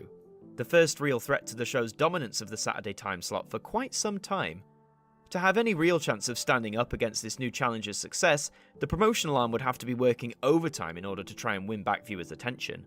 A short trailer was aired directly after the conclusion of Horror of Fang Rock, and on the morning of Part 1's transmission, but in the print world, things were really kicking off. The arrival of a new assistant for the Doctor was doing the rounds, but this new friend wasn't a humanoid, but in fact a robot supercomputer in the shape of a dog. That's right, this story marked the very first appearance of K9. The introduction of the Tin Dog was part of the show's new remit, to strip away the gothic and more horror-based overtones of the show to make way for more comedy and light-hearted elements. As predicted, K9 would be an instant success with the youngest end of the audience demographic. That's not to say older fans didn't enjoy him too, but I think it's fair to understand that a portion of the older audience might have rather tuned in to Man from Atlantis than witness a robot dog join the TARDIS. K9 aside, the Invisible Enemy goes for some very ambitious set pieces. Some of the model work and the scenes inside the Doctor's body are very adventurous for 1977, and in many ways it's a sweet homage to the classic sci-fi film Fantastic Voyage. It's not a tremendously memorable story in my opinion, but for the introduction of one of the most iconic companions and some neat special effects, it certainly is far from the worst that Who has to offer. Overall, this story attracted an average of 7.9 million viewers, a 0.5 drop from the previous story. It's never nice to see viewership decline, especially considering the highs of the past few seasons. But it's always good to keep in mind that 7.9 million is perfectly decent for 1977, but probably not what the BBC were expecting or hoping for. We also have some repeat data for you. The Invisible Enemy was one of 2 stories from Season 15 chosen for a repeat airing in the summer of 1978, providing a build-up to Season 16 beginning in September. Airing across 4 consecutive Thursdays from the 13th of July till the 3rd of August, here are the viewing figures for this repeat. These numbers are considerably lower than the original transmission, and the average of 5.6 million is over 2 million less than on first airing, but as we've seen in the past, these lower figures are actually quite typical for this time of year. July and August were still relatively quiet months for television, with audiences choosing to stay outdoors longer whilst the sunny weather was about. Plus, when going up against popular soap opera Crossroads and sitcom Leave It to Charlie, this further lessened the repeat's chances of higher viewing figures. The Invisible Enemy is one of those stories that people either seem to love on first sight, or completely push to one side for having a robot dog and a monster that looks interesting. For me, I can stick it on and still have a good time. It's certainly not unwatchable. I prefer to view it as more a product of the time, especially in terms of the special effects. In a world that was just beginning to embrace the behemoth that was Star Wars, for a small British sci-fi show with a limited budget to pull off some of the scenes it does is honestly quite remarkable. To give it a go for yourself, you can read the Target book from 1979 or its audio adaptation from 2018. To watch it, you have a VHS release from 2002, one of the last titles to be released on the format, and a few years later, in 2008, it was released on DVD, alongside K9 and Company as part of the K9 Tales set. If you're a fan of K9, you'll probably enjoy his introductory story, and if you haven't already seen it, I would argue like any Who adventure, it's always worth one go to see what you make of it. And if, like me, you hadn't watched it for many years, stick it on again. Who knows, you may end up viewing it in a completely different light. Negative, no entry, no entry. Look, whatever you are, I am K9, and I am warning you. Look, I came to see the Doctor. I arrived with him. I do have offensive capability. You have been warned. Retreat. The third story from Season 15 is Image of the Fendal. Arriving at Fetch Priory in the English countryside, the Doctor and Leela discover that dark forces are gathering. Attempts to unlock the secrets of a skull that predates the birth of man release the Fendal, an ancient evil that could destroy the world. This story is comprised of 4 episodes, which began airing on the 29th of October 1977 and concluded on the 19th of November. Here are the individual viewing figures for all 4 episodes, and like The Invisible Enemy, the numbers for the most part remain fairly consistent across the story's run. Part 4 stands out as a noticeable highlight, attracting 9.1 million viewers. A nice 2.4 jump from where things began with Part 1, which had 6.7 million tuning in. Sadly though, for the top 40 TV programmes, not a single part managed to chart. Part 4 came the closest, finishing at 46th, but this marks the first time that Doctor Who missed out on the top 40 for quite some years. So, now that the show has been ousted from the charts, what was it that kept it from doing so? Well, in regards to competition, it's fairly obvious that ITV felt they had finally found a winner and ran with it. Most ITV regions were now airing Man from Atlantis directly against Doctor Who, and the American import continued to dominate the time slot in terms of viewing figures. But for Doctor Who to still retain roughly 7 million viewers at least for most weeks is a strong sign of the 14-year-old show's resilience. The promotion for Image of the Fendal wasn't as extensive as it was for The Invisible Enemy. The new story did receive a short trailer, just as the previous adventures had done, and most national newspapers carried publicity photos of the 2 leads outside the gates of Fetch Priory. Members of the guest cast for this story were a focus for promotion too, including the appearance of Wanda Ventham, one of the most distinguished British actors of the day. As an interesting side note, this story marked the first occasion that the Radio Times listings credited the main character as the Doctor, though the on-screen credits still carried the Doctor Who moniker. Image of the Fendal itself echoes many of the gothic overtones that were present in seasons 13 and 14. A dark atmospheric landscape, possessions aplenty, and some truly tense moments throughout the story's 4 parts. The Fendaline as monsters look a little, interesting, and can often be derided as being the butt of a very inappropriate childish joke, but for their purpose in the story, I actually think they work quite well. The writer, Chris Boucher, delivers a fine script indeed. Having written the previous season's Robots of Death, it's great to see him return once again, with a story that could have easily slotted into the Hinchcliffe and Holmes era. Speaking of that duo, Image of the Fendal would prove to be Robert Holmes' last story in which he would serve as script editor, with Anthony Reid fully taking over the duties from him. And for his final script to edit being one filled to the brim with lashings of horror, suspense and sharp wit, it's a fitting way for Holmes to make his exit from the series, at least in terms of being its script editor. It's certainly not the last we'll see of him. Overall, this story attracted an average of 7.8 million viewers, a 0.1 drop from the previous story. It's good to see that the drops are getting less severe, and 7.8 million is another decent average for season 15 to notch onto its belt. And as mentioned before, despite the competition at ITV snatching away a good chunk of audience members, the fact that Doctor Who was able to still retain a decent audience size in the face of these newer programmes coming in is a testament to how ingrained the show was in the hearts and minds of the British viewing public. Like many stories in season 15, Image of the Fendal often gets a bit overlooked. I think it's one of the strongest stories from the batch, and highly recommend that you experience it for yourself. To do just that, you can read the Target book from 1979, or its audio adaptation from 2020. To watch it, you have the VHS release from 1993, or a standalone DVD release from 2009. If you loved the more horror-esque stories from the early years of the Tom Baker era, then Image of the Fendal should scratch that same itch for you. An intriguing script, some top performances from all the cast, and in a way, a true signifier that the end of these more dark, gloomy stories are at an end. At least for now. If there's one thing we've learned from our Doctor Who journey so far, it's that nothing ever stays the same forever.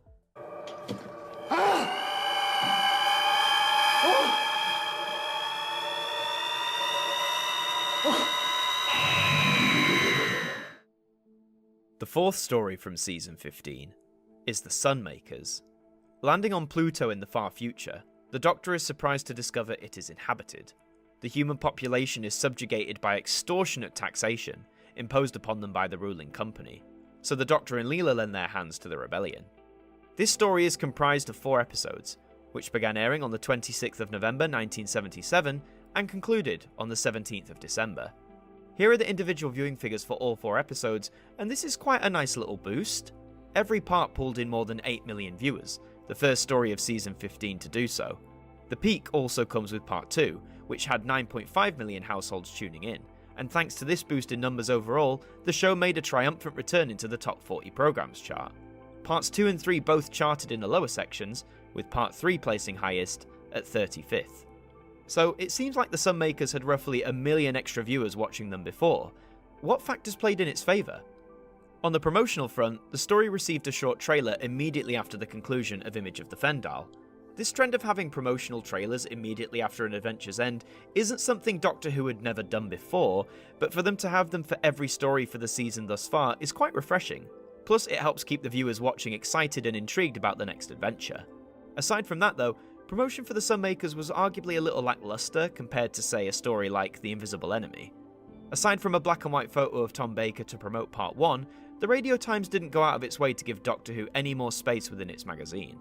Competition from ITV was still fairly strong, Man from Atlantis being shown against the Time Lord in most of the bigger regions, and continuing to overtake Doctor Who in terms of viewing figures. Though again, the fact that such heavy competition was present, and yet Doctor Who viewership was still respectable, and now increasing with this story, is a defiant stance of resistance to say the least. We also must take the time of year into account.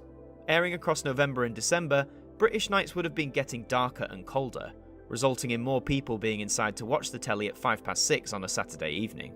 It could certainly be believed that this shift in the seasons helped this serial gain nearly 1 million more viewers across its 4 parts. The Sunmakers itself is another story from Season 15 that arguably gets overlooked quite a lot. It's written by recently departed script editor Robert Holmes, and is often one of the least talked about stories amongst fans. Indeed, the story's immense focus on taxation echoes the many economic troubles that the UK faced back in the mid to late 70s. I'm all for socio-political elements within Doctor Who, but I can understand how it may have turned some people off in this case. However, again, like a lot of Season 15, The Sunmakers does have its moments of brilliance. I think Louise Jameson gives one of her best performances as Leela, and Louise herself has stated numerous times that she found The Sunmakers to be her favourite serial to work on. So whilst it may get buried within many other more memorable Who adventures, don't be afraid to give it another go if you fancy it. I mean, it's a Robert Holmes script. You're bound to get some sharp witty dialogue if nothing else. Overall, this story attracted an average of 8.8 million viewers, a 1 million increase from the previous story. This boost is great to see, showing that the downward trajectory that Season 15 began with was firmly put to a halt. The winter weather coming in arguably had a big part to play in the boost of the Time Lord's viewing figures, which is all the more impressive considering the relative lack of promotion and strong competition from ITV. We also have some repeat data for you. The Sunmakers was the second in a line of summer repeats, following on from The Invisible Enemy. Airing over 4 consecutive Thursdays from the 10th to the 31st of August, here are the viewing figures for this repeat. Like the repeat of The Invisible Enemy, these numbers are generally lower, but they do pick up as the story progressed, reaching a 7.1 million peak with Part 4, compared to the 3.2 million that tuned in for Part 1. The 5.8 million average is a 0.2 increase from The Invisible Enemy repeat, and considering it was facing off against the same strong competition from ITV, this is hardly the worst showing that could have occurred. The Sunmakers may not be amongst the pantheon of all-time classics in Doctor Who's long history, but like most adventures, it's always worth going back to for another look in every now and then. And to do just that, you can read the Target book from 1982, or its audio adaptation from 2019.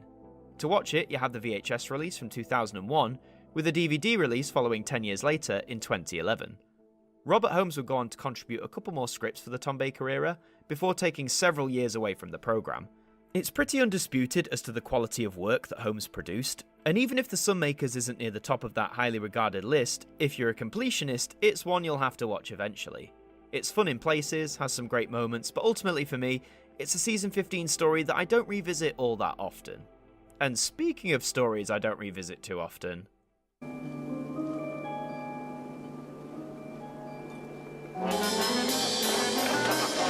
Now tell us about it. This is Leela, I'm the Doctor. The fifth and penultimate story from Season 15 is Underworld. On the very edge of the universe, the TARDIS lands on an ancient spaceship. The ship's crew members are from the destroyed world of Minos, and are on a centuries-long mission to retrieve the race banks that could restore their people to life. This story is comprised of 4 episodes, which began airing on the 7th of January 1978 and concluded on the 28th of the same month. We'll get to the transmission date gap in just a moment. Here are the individual viewing figures for all 4 episodes, and this is more like it. The first 3 parts echo the numbers attained by the previous story, The Sunmakers, and Part 4 out of absolutely nowhere turns the dial up to 11. 11.7 million viewers as a matter of fact. The first individual episode of Season 15 to pass over 10 million too. All parts entered the top 40 TV programmes, except for the opening instalment which came 50th. Unsurprisingly, Part 4 charted highest, finishing at 27th place. So despite a few weeks off air, how did Underworld manage to not only keep the viewing figures at a high level, but give them a spike right at the very end? Well, firstly, we must address the few weeks off air itself. Similar to seasons 13 and 14, Doctor Who would have a mid-season break, which covered the Christmas-New Year period. Despite No Who airing on Christmas Eve, New Year's Eve and New Year's Day saw a two-part compilation repeat of The Robots of Death, which garnered strong ratings for a re-aired story. I would argue this timely repeat helped Doctor Who retain most of the viewers it had gained during the Sunmakers, and also provided some much-needed hype for Season 15 resuming the following week. Speaking of hype, promotion was an interesting mix for this story. The traditional promotion was still quite low-key, in terms of what was presented in the Radio Times. However, in other publications, Doctor Who was appearing due to the speculation of who was going to play the new companion. Louise Jameson's departure from the series had already been announced back in November, and it was widely speculated, and even falsely confirmed by some papers, that Imogen Bickford-Smith, who played Tala in Underworld, would be joining the TARDIS. Suffice to say, this did not happen, but even if these rumours helped circulate buzz amongst the general public, then it could only serve in Doctor Who's favour. To round off the promotional angle, there was one TV moment that could have arguably played into Part 4's extremely high viewing figures. K9, the Doctor's robot dog, made an appearance on Jim'll Fix It. One viewer wished to meet K9, and did so, and the moment transmitted on Saturday the 28th of January, the day of Part 4's broadcast, and directly before Doctor Who. So to see K9 in this show could have caused more viewers to keep the dial on BBC One to watch the TARDIS team as they were about to appear. Of course, I don't have definitive proof that this is a direct cause, but I would argue that it's fairly plausible. For competition over on ITV, things started off similar, but then were changed up a bit. For the first half of Underworld's broadcast, it faced off against Man from Atlantis. However, the second half faced off against a variety of different programmes. Part 3 mainly fought off Logan's Run, a new American sci-fi show that was based on the 1976 Hollywood film of the same name. However, for the following week, Logan's Run got pushed to an earlier time slot, resulting in Doctor Who going against a mishmash of different shows depending on the region that you lived in. These shows included former opponents such as Happy Days and Code R, but also new challengers in the form of documentary series Havoc and action series The $6 Million Man. The mix of relatively weaker competition for Part 4 could have definitely also played into that episode's higher showing of 11.7 million viewers. Underworld sadly became one of those classic Who stories that is remembered for one particular thing and not much else. In this case, it's the very ropey blue screen effects that dominate this story to an almost unbearable level. Working under tight economic circumstances and ever-looming strike actions, the decision to film large portions of the story against a blue screen was certainly a bold move in 1978. Star Wars had arrived in the UK not long before Underworld began, and the incredible special effects achieved on such a high Hollywood budget made Doctor Who look even cheaper by comparison. However, effects do not solely make a show, and in Doctor Who's case, the story, characters and performances have often provided the most rewarding viewing experiences. In my view, the story for Underworld isn't particularly compelling, nor do I find the characters that engaging.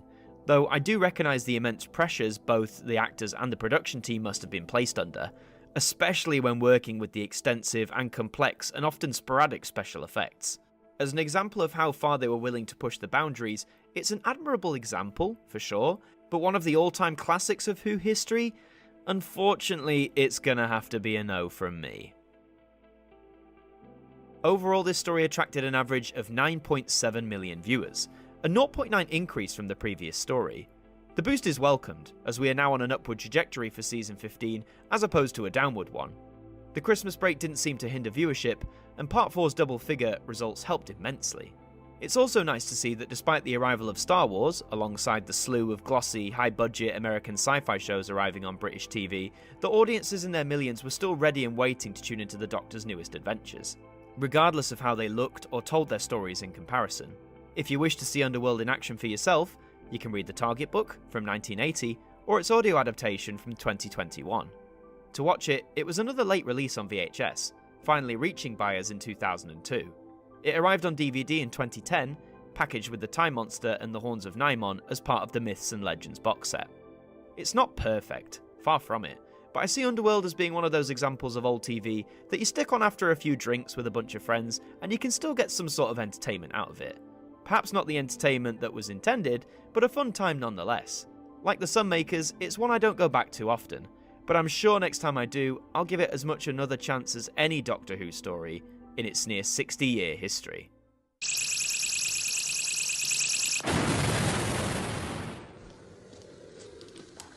What kept you, K9? Gratitude is unnecessary. Speed is vital. The sixth and final story from Season 15 is the invasion of time. The Doctor allies himself with the Vardans and paves the way for an invasion of the Time Lord homeworld, Gallifrey. Leela joins forces with the Outsiders to repel the invaders, but the Vardans are only the puppets of a far greater threat, the Sontarans. This story is comprised of 6 episodes, which began airing on the 4th of February 1978 and concluded on the 11th of March.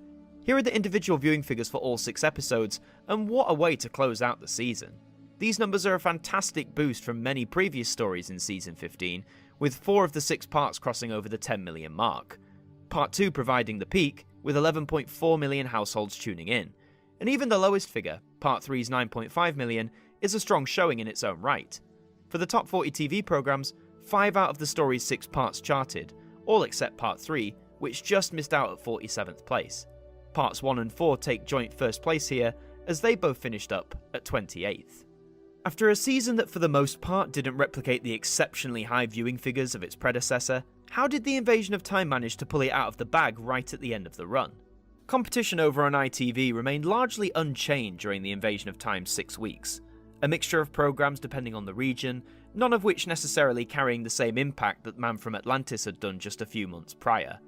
Promotion, on the other hand, was ramped up a little for this story.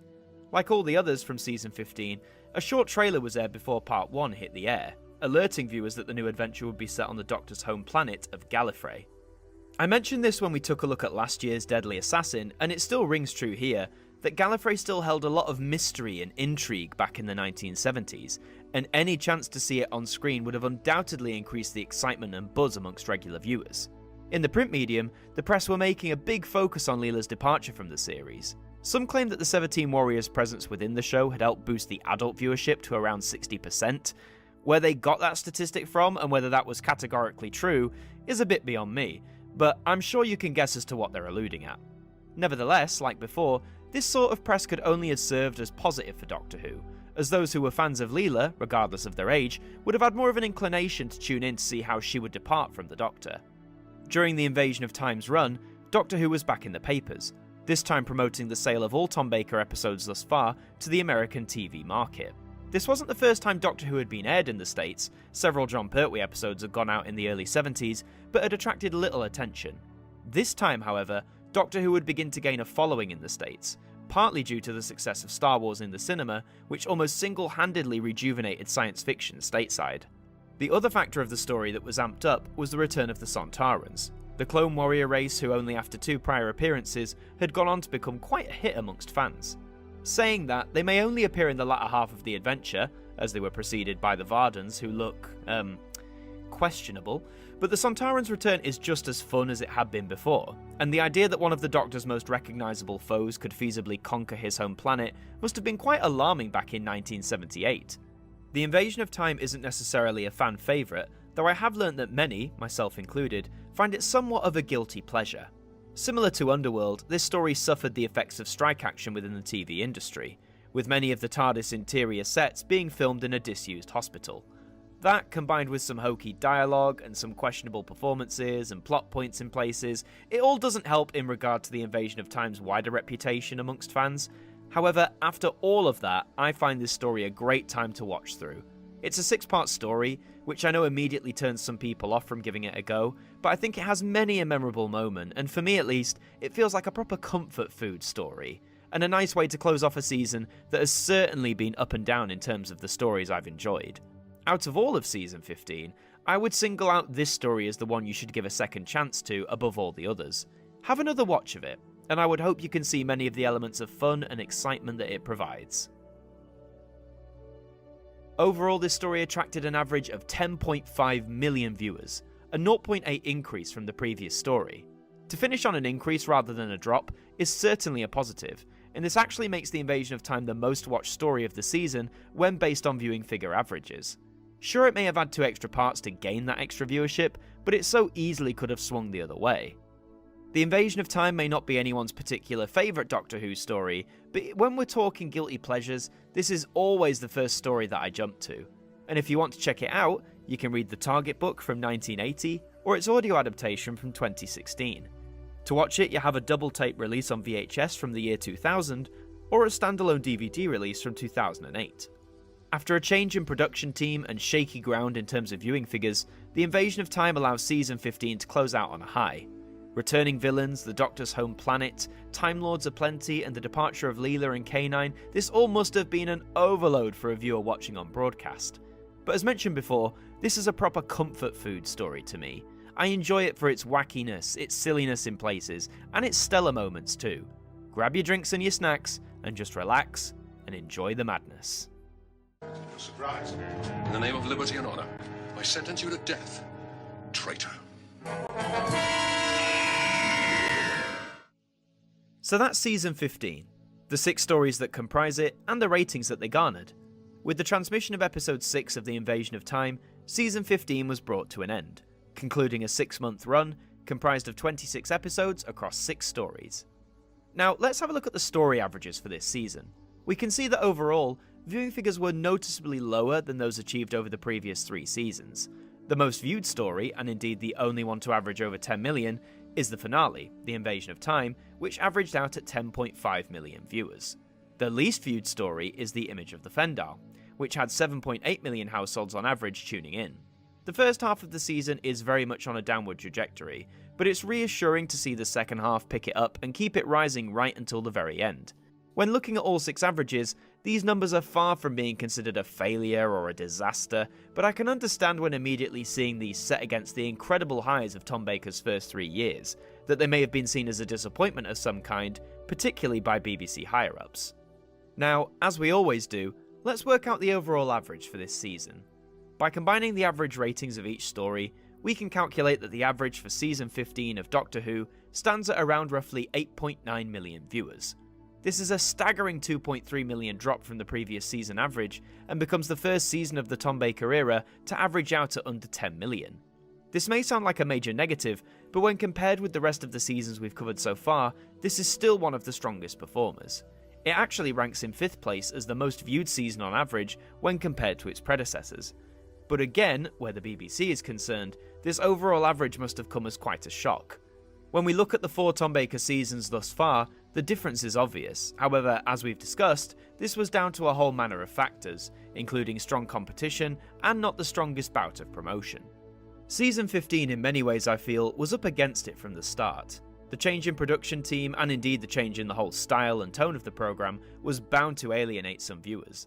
That, combined with the polarising introduction of K9, the departure of Leela, and the surprise challenger in the form of Man from Atlantis, really made this season the first in years to really have the chips stacked against it. However, in spite of all these obstacles, Doctor Who still came out winning in many of these respects. To still be gaining 8, 9 or even 10 million viewers despite the challenging factors mentioned is staggering. Most shows would lose a ton of their viewership and swiftly be pushed aside, but Doctor Who was different, not just as a programme in itself, but in regards to its audience. Whether they had joined for the first time or had been with the programme for years, the appeal that Doctor Who still retained with many demographics of the British public was more than clear for all to see. And as Tom Baker grins wildly into the camera at the end of Season 15, I think all of us know as audience members that the Doctor is still going strong, and certainly isn't going anywhere anytime soon. By the summer of 1978, Doctor Who was gearing up for the start of its 16th season. But more than ever, the programme would have to face up to increasingly difficult challenges. Season 15 had battled against strong competition from ITV and the arrival of Star Wars to UK cinemas, which set brand new heights for science fiction and what could be achieved in terms of special effects. This resulted in Season 15 becoming the first Tom Baker season to average at under 10 million viewers. So for its next run of stories, something had to change. But with budgets being squeezed even further, instead of amping up special effects, Doctor Who had to find another way to get audiences back to BBC One at Saturday tea time. The result was the decision that Season 16 would be made up of the usual 6 stories, but all of which would have one overarching story that ran through the entire series. This would be the first real time that Doctor Who attempted one consistent story arc, and that arc would be the quest for the key to time. A 6-pieced structure that would give the wielder all the powers of time, and it's up to the Doctor, aided by K9 and new assistant Romana, to track down the individual segments, in order to stop the universe's descent into chaos. An interesting concept for sure, but could producer Graham Williams and script editor Anthony Reed pull it off? And for Tom Baker, now in his 5th year in the role, could he continue to bring the magic and wonder of his entirely alien incarnation? Well, let's dive right in and find out. The first story from Season 16 is the Reboss operation. The Doctor is summoned by the White Guardian and tasked with finding the 6 segments of the key to time. Together with his new Time Lady companion, Romana, the Doctor travels to the feudal world of Reboss in pursuit of the first segment. This story is comprised of 4 episodes, which began airing on the 2nd of September 1978 and concluded on the 23rd of the same month. Here are the individual viewing figures for all 4 episodes, and these numbers are pretty solid in terms of getting things started. All but one part crosses over the 8 million mark, and the one that doesn't, part 3, only just misses out. The peak comes with the opening episode, which had 8.3 million households tuning in. But what about the top 40 TV programmes? Did Doctor Who rechart comfortably as it had been doing for many years at this point? The answer here is just about. Part 1 just misses out, placing 42nd, but the remaining 3 parts just scrape in towards the lower end of the chart. Parts 2 and 4 placing the highest at 36th place. So, with the Key to Time quest beginning here, what factors helped or hindered Doctor Who in gaining these respectable numbers? I think we'll start with one of the main staple factors that we look at, which is competition. After dominating a lot of the previous season with American import, Man from Atlantis, did ITV manage to muster the same strong competition? Throughout the Reboss operations run, numerous programmes on the other side faced against it depending on the region that you lived in. These included former foes such as espionage show The Master Spy, action series The $6 Million Man, and nostalgia-filled show Happy Days. However, there were new challenges to Doctor Who also, including the life and times of Grizzly Adams, but perhaps more notably, The Bionic Woman. This sci-fi show had been an instant smash hit, its opening episode having attracted around 14 million viewers back in 1976, and this initial impact had waned by 1978, but its presence undoubtedly would have had some audience members hotly debating which channel to tune into. So, if the competition from ITV was strong, what was going on in the promotional department? The return of Doctor Who was lavishly highlighted in the Radio Times, not with a front cover, but with a colour feature looking at the many female companions throughout the show's history, with particular emphasis on Mary Tam, who was joining the cast as Time Lady Romana. Mary also appeared in numerous publications, giving interviews in which her arrival aboard the TARDIS was discussed. Going alongside this strong run of print promotion, the Reboss operation also received a special trailer that aired on BBC One immediately after the summer repeat of the Season 15 story, The Sunmakers. This also acted as a de facto trailer for Season 16 as a whole, although only clips from the opening 2 stories were shown. All of this was to help audiences gear up for the show's return for another run of adventures, and it's arguably better than what was offered last season in a promotional regard. As a season opener, the Reboss operation does a great job of establishing this season's story arc and offering a solid adventure to kick things off. The script by legendary writer and former script editor Robert Holmes is brimming with his trademark witty dialogue and memorable characters. The introduction of the White Guardian and the Key to Time concept feels epic and intriguing, and Romana's entrance and first few scenes with the Doctor is some of my favourite companion introduction moments of all time. Some fans argue that the opening installment of the Key to Time saga is indeed the best, and for me personally, I would agree. But of course, be sure to check it out for yourself. I think you'll be hard pressed to deny that this is an exciting start to a much grander adventure. Overall, this story attracted an average of 8.1 million viewers, which is a 0.3 drop from the previous season opener, Horror of Fang Rock. This number remains fairly consistent with how the last 3 season openers performed, all of which averaged out at under 10 million viewers. However, saying that, I would maintain that an 8 million viewer average, whilst not being phenomenal, is still fairly decent, and somewhat impressive for a show which at this point is approaching its 15th birthday. Even though Doctor Who was fast approaching this milestone, the Reboss operation, if anything, shows that there is so much life left in the old dog yet. The perfect story to kick off the Key to Time season, and certainly one of Robert Holmes' finest in my opinion. And if you want to embark on the quest for the Key to Time yourself, you can read the Target book from 1979, or its audio adaptation from 2011. To watch it, you have the VHS release from 1995, or the DVD release from 2007 as part of the Key to Time box set. Season 16 begins by showing audiences that Doctor Who was willing to try new things with its format, while still maintaining the familiar sense of adventure and fun in its storytelling. The Reboss operation may be an early peak for this season to some viewers, but despite all its positives, we still have 5 more segments of the Key to Time to track down. So let's see where this quest will take us next. I'll call you Romana. I don't like Romana. It's either Romana or Fred. All right, call me Fred. Good. Come on, Romana. The second story from Season 16 is the Pirate Planet. The TARDIS heads to Califrax to locate the second segment of the Key to Time. However, the Doctor and Romana are surprised to find themselves on the planet Zanuck, ruled by the tyrannical captain. But who is the real power behind the captain? And where is Califrax? This story is comprised of 4 episodes, which began airing on the 30th of September 1978 and concluded on the 21st of October. Here are the individual viewing figures for all 4 episodes, and despite some small increases, numbers seem to have remained largely unchanged from the previous story. Part 1 crosses over 9 million viewers, the first episode of the season to do so, and most of the remaining episodes hover within the 8 million range except for Part 2, which records the story's lowest point with 7.4 million tuning in. In terms of the top 40 programs, only Part 1 was able to lodge itself a place within the chart, that place in question being 30th.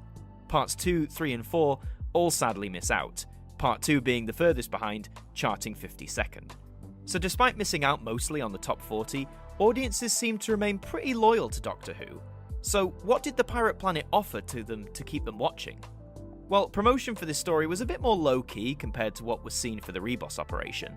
The Radio Times only had a monochrome photo to offer for Part 4's broadcast, and there wasn't a trailer that followed after the conclusion of the previous story. There was a short trailer before the broadcast of Part 4, however, and the inclusion of the guest stars, such as Bruce Pertwee as the pirate captain, was highlighted in various publications. However, around this time, an interview with Tom Baker himself proved to be quite controversial.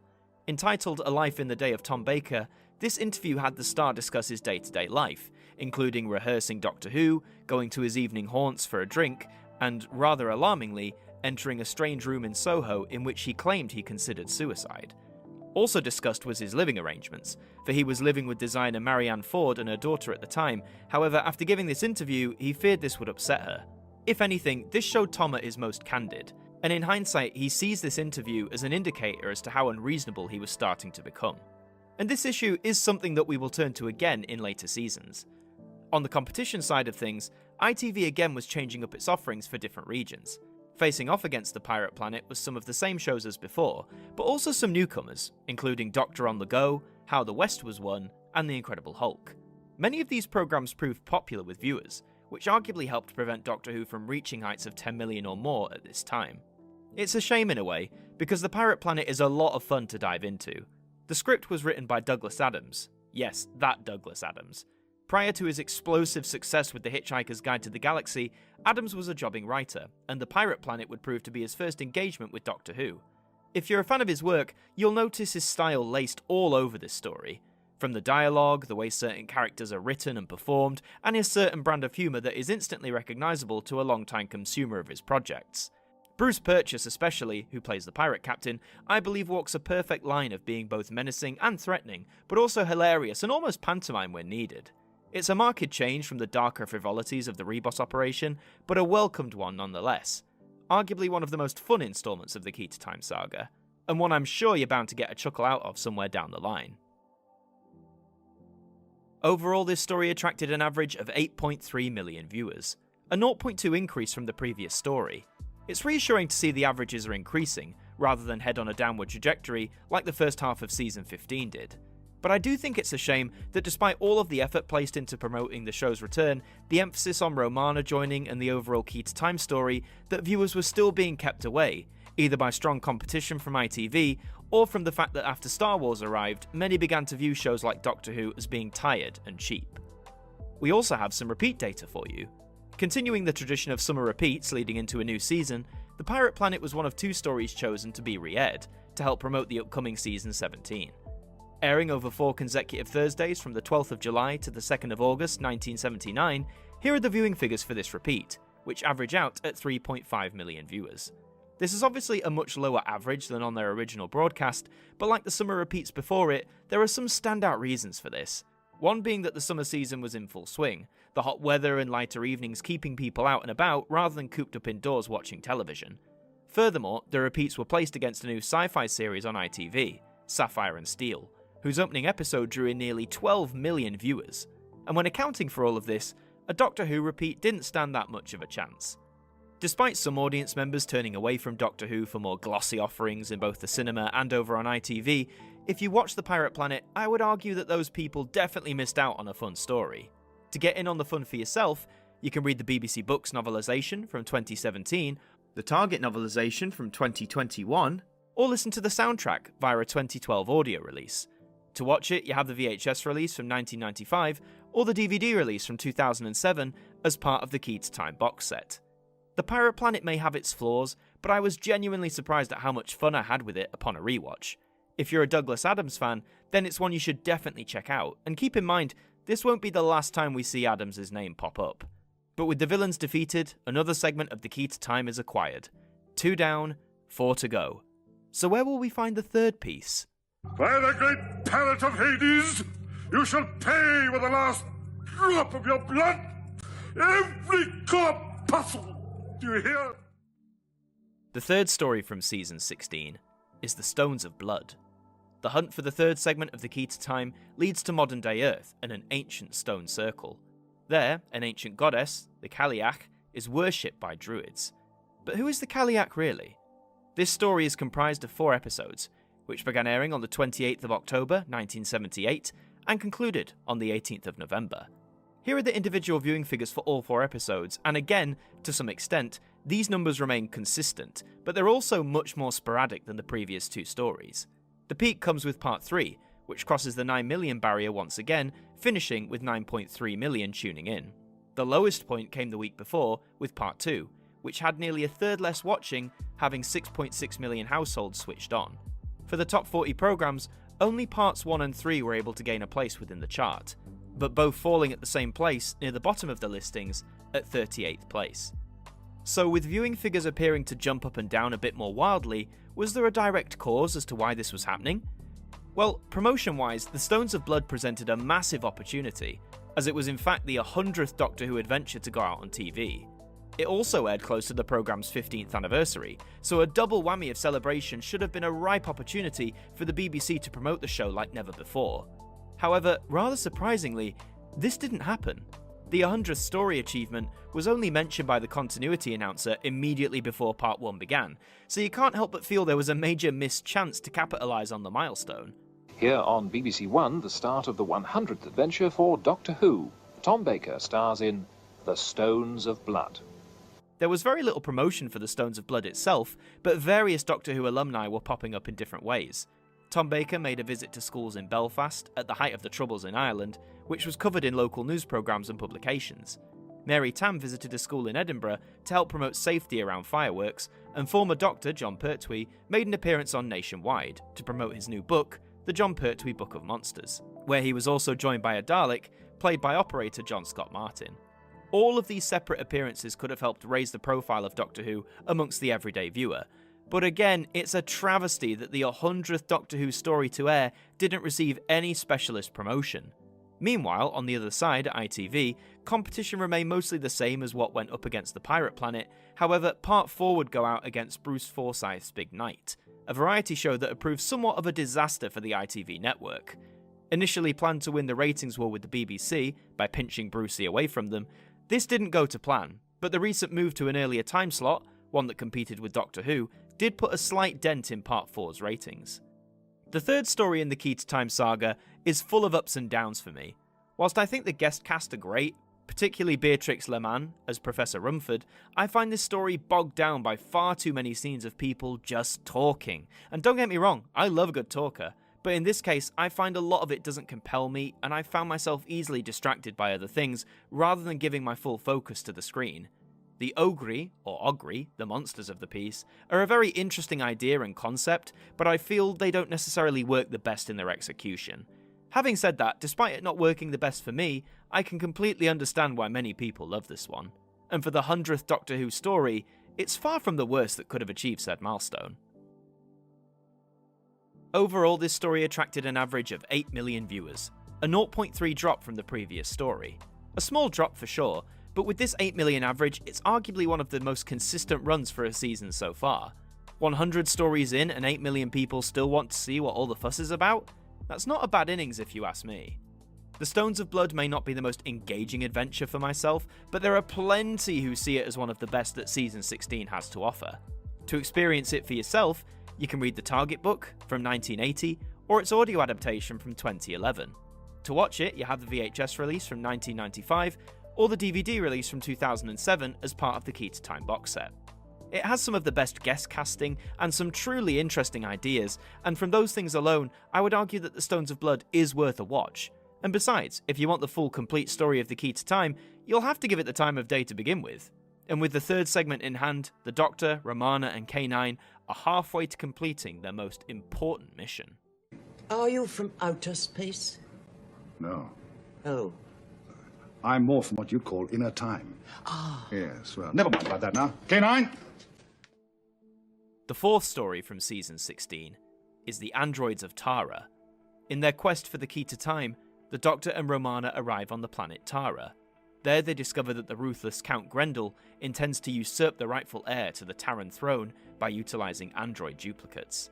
This story is comprised of 4 episodes, which began airing on the 25th of November 1978 and concluded on the 16th of December. Here are the individual viewing figures for all 4 episodes, and this is much more like it. All episodes saw over 8 million viewers, with Part 4 settling at 9 million and Part 2 going one further, pulling in 10.1 million, the first individual episode of Season 16 to do so. For the Top 40 TV programmes chart, 2 of the story's 4 parts were able to gain a place. Part 2 charted 30th, Part 3 charted 38th, and Parts 1 and 4 just missed out, both finishing at 45th place. So, with numbers on the rise overall, what did the Androids of Tara possess to help bring audiences back to BBC One for the Saturday tea time slot? Well, firstly, airing through the end of November and into December, the darker winter nights always provided some small boost in audience numbers across many programmes, and in Doctor Who's case, we've seen this trend occur in the past few years. Secondly, in the lead up to Part 1's broadcast on the 25th of November, the 15th anniversary of the show was publicised heavily in print and on the telly itself. Tom Baker, Mary Tam and Carol Ann Ford appeared on Nationwide, and then Blue Peter, a long-standing supporter of Doctor Who, included a short feature which marked the occasion and showed some clips of archival footage. Celebrating your anniversary always tends to drum up more attention, but a more surprising bout of promotion came in the music pop charts. Session band, Mankind, composed a disco version of the Doctor Who theme, which subsequently peaked at number 25 in the charts and including a performance on primetime music show Top of the Pops. Whilst not directly being commissioned by the production team or the BBC itself, this link to the show arguably gave it some sort of little boost in attention for perhaps the more casual viewer. So, with a more active run of promotion, did the competition over at ITV pose any major threats to the Androids of Tara? Well, nearly all regions at this point were airing Bruce Forsyth's Big Night, which had been retooled and cut down significantly from its first few episodes.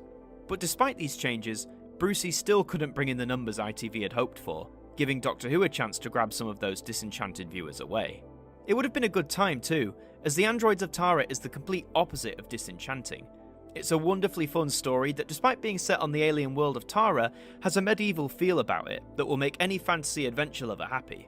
All of the cast, leads and guest stars are absolutely on their game here, and whilst overall it's not one of the most iconic of Who stories from the late 70s, it certainly provides an entertaining tale in 4 parts. In fact, it's this story that I often see fans cite as being their overall favourite from the Key to Time season, and when strictly going off fun and adventure, next to the Reboss operation and the Pirate Planet, I'd be inclined to agree. Definitely give this one a watch if you haven't already. I'm sure you'll be quoting it and remembering key scenes in no time.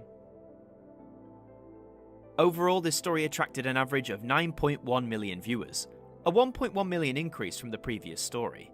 It's always nice to see Doctor Who bounce back upwards in the ratings, and to shoot up over 1 million over 4 weeks is a sizable achievement, especially given the overarching story nature of the season and the proposed competition set against it.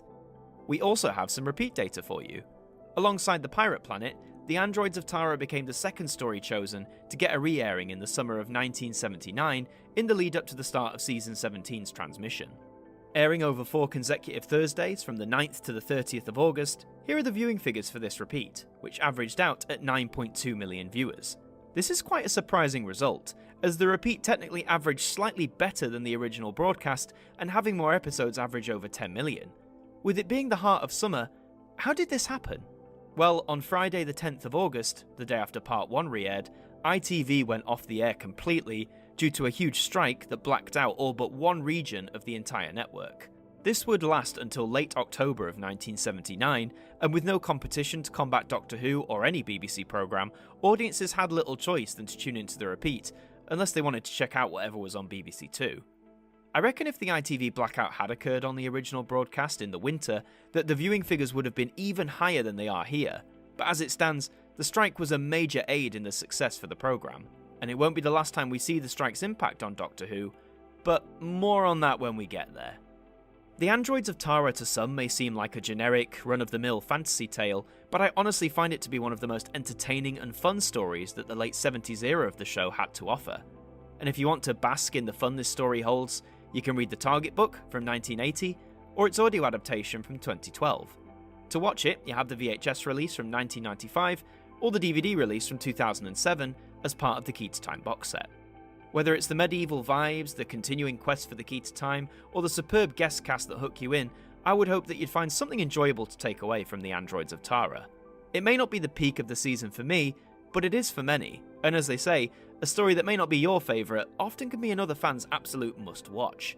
And as the TARDIS team depart once more, 2/3 of the Key to Time have been assembled, leaving only 2 segments remaining to be found before they fall into the wrong hands. The Count just offered me the throne. That's treason, Count. Only so long as the king is alive. Seize him! The 5th and penultimate story from Season 16 is The Power of Kroll. The quest for the Key to Time brings the Doctor and Romana to a distant moon. They find themselves caught in the conflict between the native Swampies and the crew of a methane refinery. While submerged in the swamps, something stirs. This story is comprised of 4 episodes, which began airing on the 23rd of December 1978 and concluded on the 13th of January 1979. Here are the individual viewing figures for all 4 episodes, and there is a very, very obvious standout here, isn't there? Whilst for the most part the story's viewing figures remain consistent and decent, Part 2 holds the peak of viewership, at a whopping 12.4 million, almost double the weakest showing, which is Part 1's 6.5 million. For the top 40 TV programmes, Part 2 charted 26th, and Part 4 charted 31st. Part 3 just missed out at 51st, whilst Part 1 lagged far behind at 85th. So how on earth did the Power of Kroll manage to pull out a figure that was over 12 million from absolutely nowhere? Well, I would argue it wasn't from the promotional standpoint, though they certainly tried to big up the story and in particular, the main monster. Numerous publications focused on the titular Kroll monster, described by some as being the biggest monster that the show had ever had. Tom Baker was also in the press a little more, as he was fronting a new children's show for Yorkshire Television, entitled The Book Tower, which began as the Power of Kroll was having its broadcast run.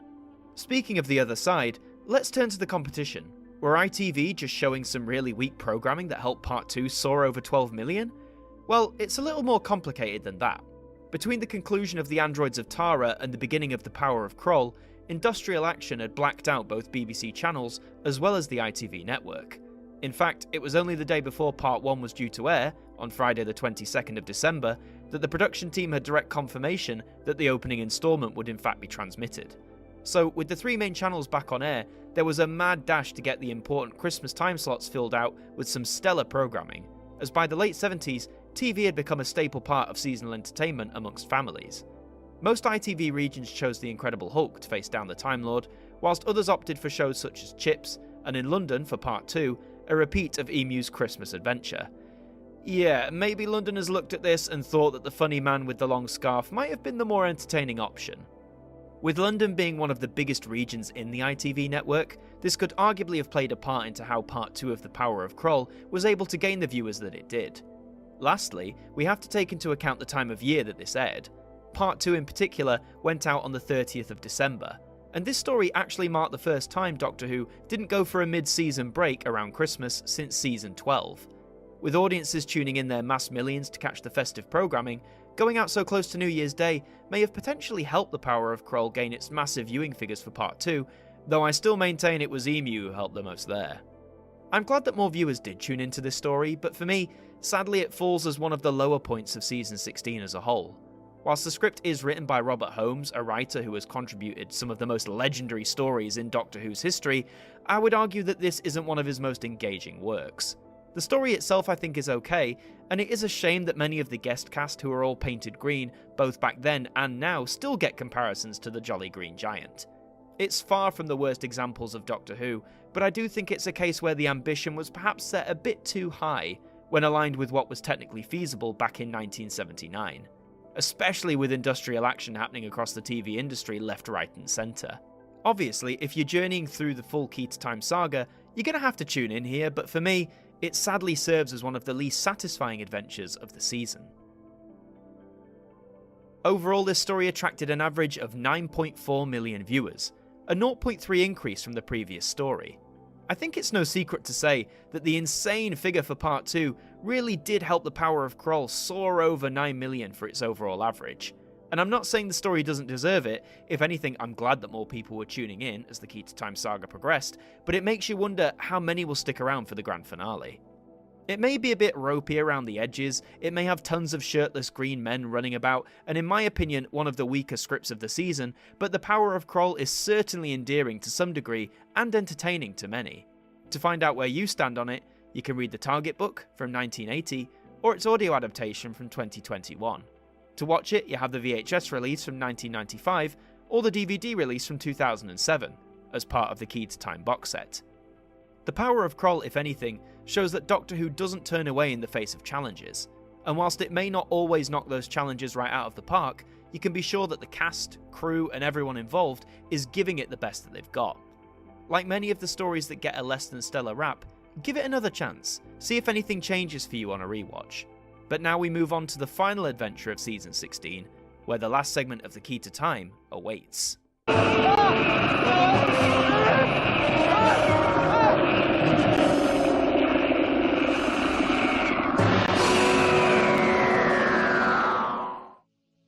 The sixth and final story from Season 16 is the Armageddon Factor. Interplanetary war, betrayal, and the awakening of dark forces await the Doctor and Romana on the planet Atrios, where their mission to find all 6 segments of the Key to Time enters its final phase. This story is comprised of 6 episodes, which began airing on the 20th of January 1979 and concluded on the 24th of February. Here are the individual viewing figures for all 6 episodes, and it's such a shame to see that none of the 6 installments could draw in more than 10 million viewers. Whilst the numbers we do have are far from disastrous, I do think by this point in early 1979, the hyper-popularity of the early Tom Baker years had diminished to some degree. When it comes to the top 40 TV programmes, only Part 6 was able to gain a place, finishing at 36th. The remaining 5 parts all fall below the top 40, with Part 1 falling the furthest behind, as that ended up at 93rd place. So, as the Key to Time saga draws to a close, what support or obstacles did the Armageddon Factor face across its 6-week run? Well, let's start with competition, a factor which has both succeeded and failed in taking sizable audience numbers away from Doctor Who this season. ITV across its network deployed several shows to take on the Time Lord, many of which we have seen previously, including Chips, The Incredible Hulk, and The Bionic Woman. However, on the night of Part 3's broadcast on the 3rd of February, Doctor Who lost 1 million viewers, due to ITV airing programmes made for the previous Christmas season, but had been hit or unaired previously because of the strike action. Though this didn't hit the Armageddon Factor too badly, as most of those million who switched channels came back the following week for Part 4. However, during Part 5's transmission, a technical fault resulted in Doctor Who going off the air for around 25 seconds, to which some music was played. These sorts of technical glitches during an episode's transmission are few and far between, and it serves as a reminder to how fragile some of the playback equipment of the 70s could be. Promotion was in abundance, both for this story specifically and for other reasons too. Part 1 of the Armageddon Factor marked the 500th episode of Doctor Who to be transmitted, a feat that was celebrated in the papers and in a promotional appearance from Tom Baker on popular chat show Pebble Mill. Mary Tam guested on the same show a few weeks later to discuss her time on the series and her upcoming departure from it. After playing Romana for the entirety of Season 16, Tam had decided against returning for a second series to pursue other acting endeavours. Her departure was extensively covered in the press, and this arguably would have helped once again draw up strong casual interest into how the companion was to be written out. As it did turn out, Romana's departure would be a little bit more complicated than those of previous companions, but more on that when we get there. The Armageddon Factor as a finale, unfortunately for me at least, falls very flat indeed. Whilst it is satisfying to see the Doctor complete the key to time and to witness the appearance of Valentine Dial as the Black Guardian, but considering this mainly happens in the last few minutes of the final episode, it hardly saves the rest of it. There are some factors I enjoy though. Barry Jackson, who plays Drax, is the absolute highlight of this story for me. Not only is it great to be introduced to another renegade Time Lord, but the way Jackson plays and portrays him is just brimming with energy and character that you can't help but smile every time he pops up. He also gives us a precious new bit of info regarding the Doctor's name. Well, nickname, that is. There's feet, innit? Feet of Sigma. Of course it is. In fact, Jackson's performance was so good that one of the story's writers, Dave Martin, wrote to producer Graham Williams, offering him a chance to use the Drax character again for free, as he would waive his royalty fees. So even though the Armageddon Factor is one of my least favourite Who season finales, it does have its shining moments that I can enjoy. Overall, this story attracted an average of 8.5 million viewers, a 0.9 drop from the previous story. Losing nearly 1 million viewers during the course of your season finale isn't exactly brilliant, and it actually bucks the trend of the last few years, in which numbers would often pick up for a season's final story. However, having said that, given that this was concluding a story arc set across the past 20 episodes over a few months, it's understandable to assume that perhaps those who tuned in more casually were put off by this finale's interconnectivity with the previous stories. Being a 6-part story could have hindered its chances too, as these longer stories were becoming less and less appetizing to not only audience members, but also the writers, who would often comment that these bulkier tales were too long. But if you want to see whether or not the Armageddon Factor is for you, you can read the Target book from 1980, or its audio adaptation from 2019. To watch it, you have the VHS release from 1995, or the DVD release from 2007, packaged with the other 5 stories titled as the Key to Time box set. The Armageddon Factor is far from being considered as one of the all-time greatest Who stories, but the moments that work really do work beautifully. Drax is one of the most entertaining side characters in all of classic Who, and the conclusion of the Key to Time saga itself is exciting and tense, and even though I and many others wish it could have been realised or handled better, we really have to acknowledge and thank those who were involved in getting the show to the screen, now more than ever given all of the industry strikes that were occurring left, right and centre in the late 70s. You'll be watching it if you're marathoning the Key to Time story arc anyway, and I'd say don't set your hopes too high, but also don't be afraid to shut your brain off and have what fun you can with it. As from this moment, there's no such thing as free will in the entire universe. There's only my will, because I possess the key to time. Doctor, are you all right? Well, of course I'm all right. So that's Season 16, the 6 stories that comprise it, and the ratings that they garnered. With the transmission of Episode 6 of the Armageddon Factor, Season 16 was brought to an end, concluding a near 6-month run, comprised of 26 episodes across 6 stories. Now, let's have a look at the story averages for this season. We can see that for the most part, the averages were fairly consistent across Season 16's run, the peak coming with the penultimate instalment, The Power of Kroll, which pulled in 9.4 million on average. The least viewed story was The Stones of Blood, which had 8 million households tuning in.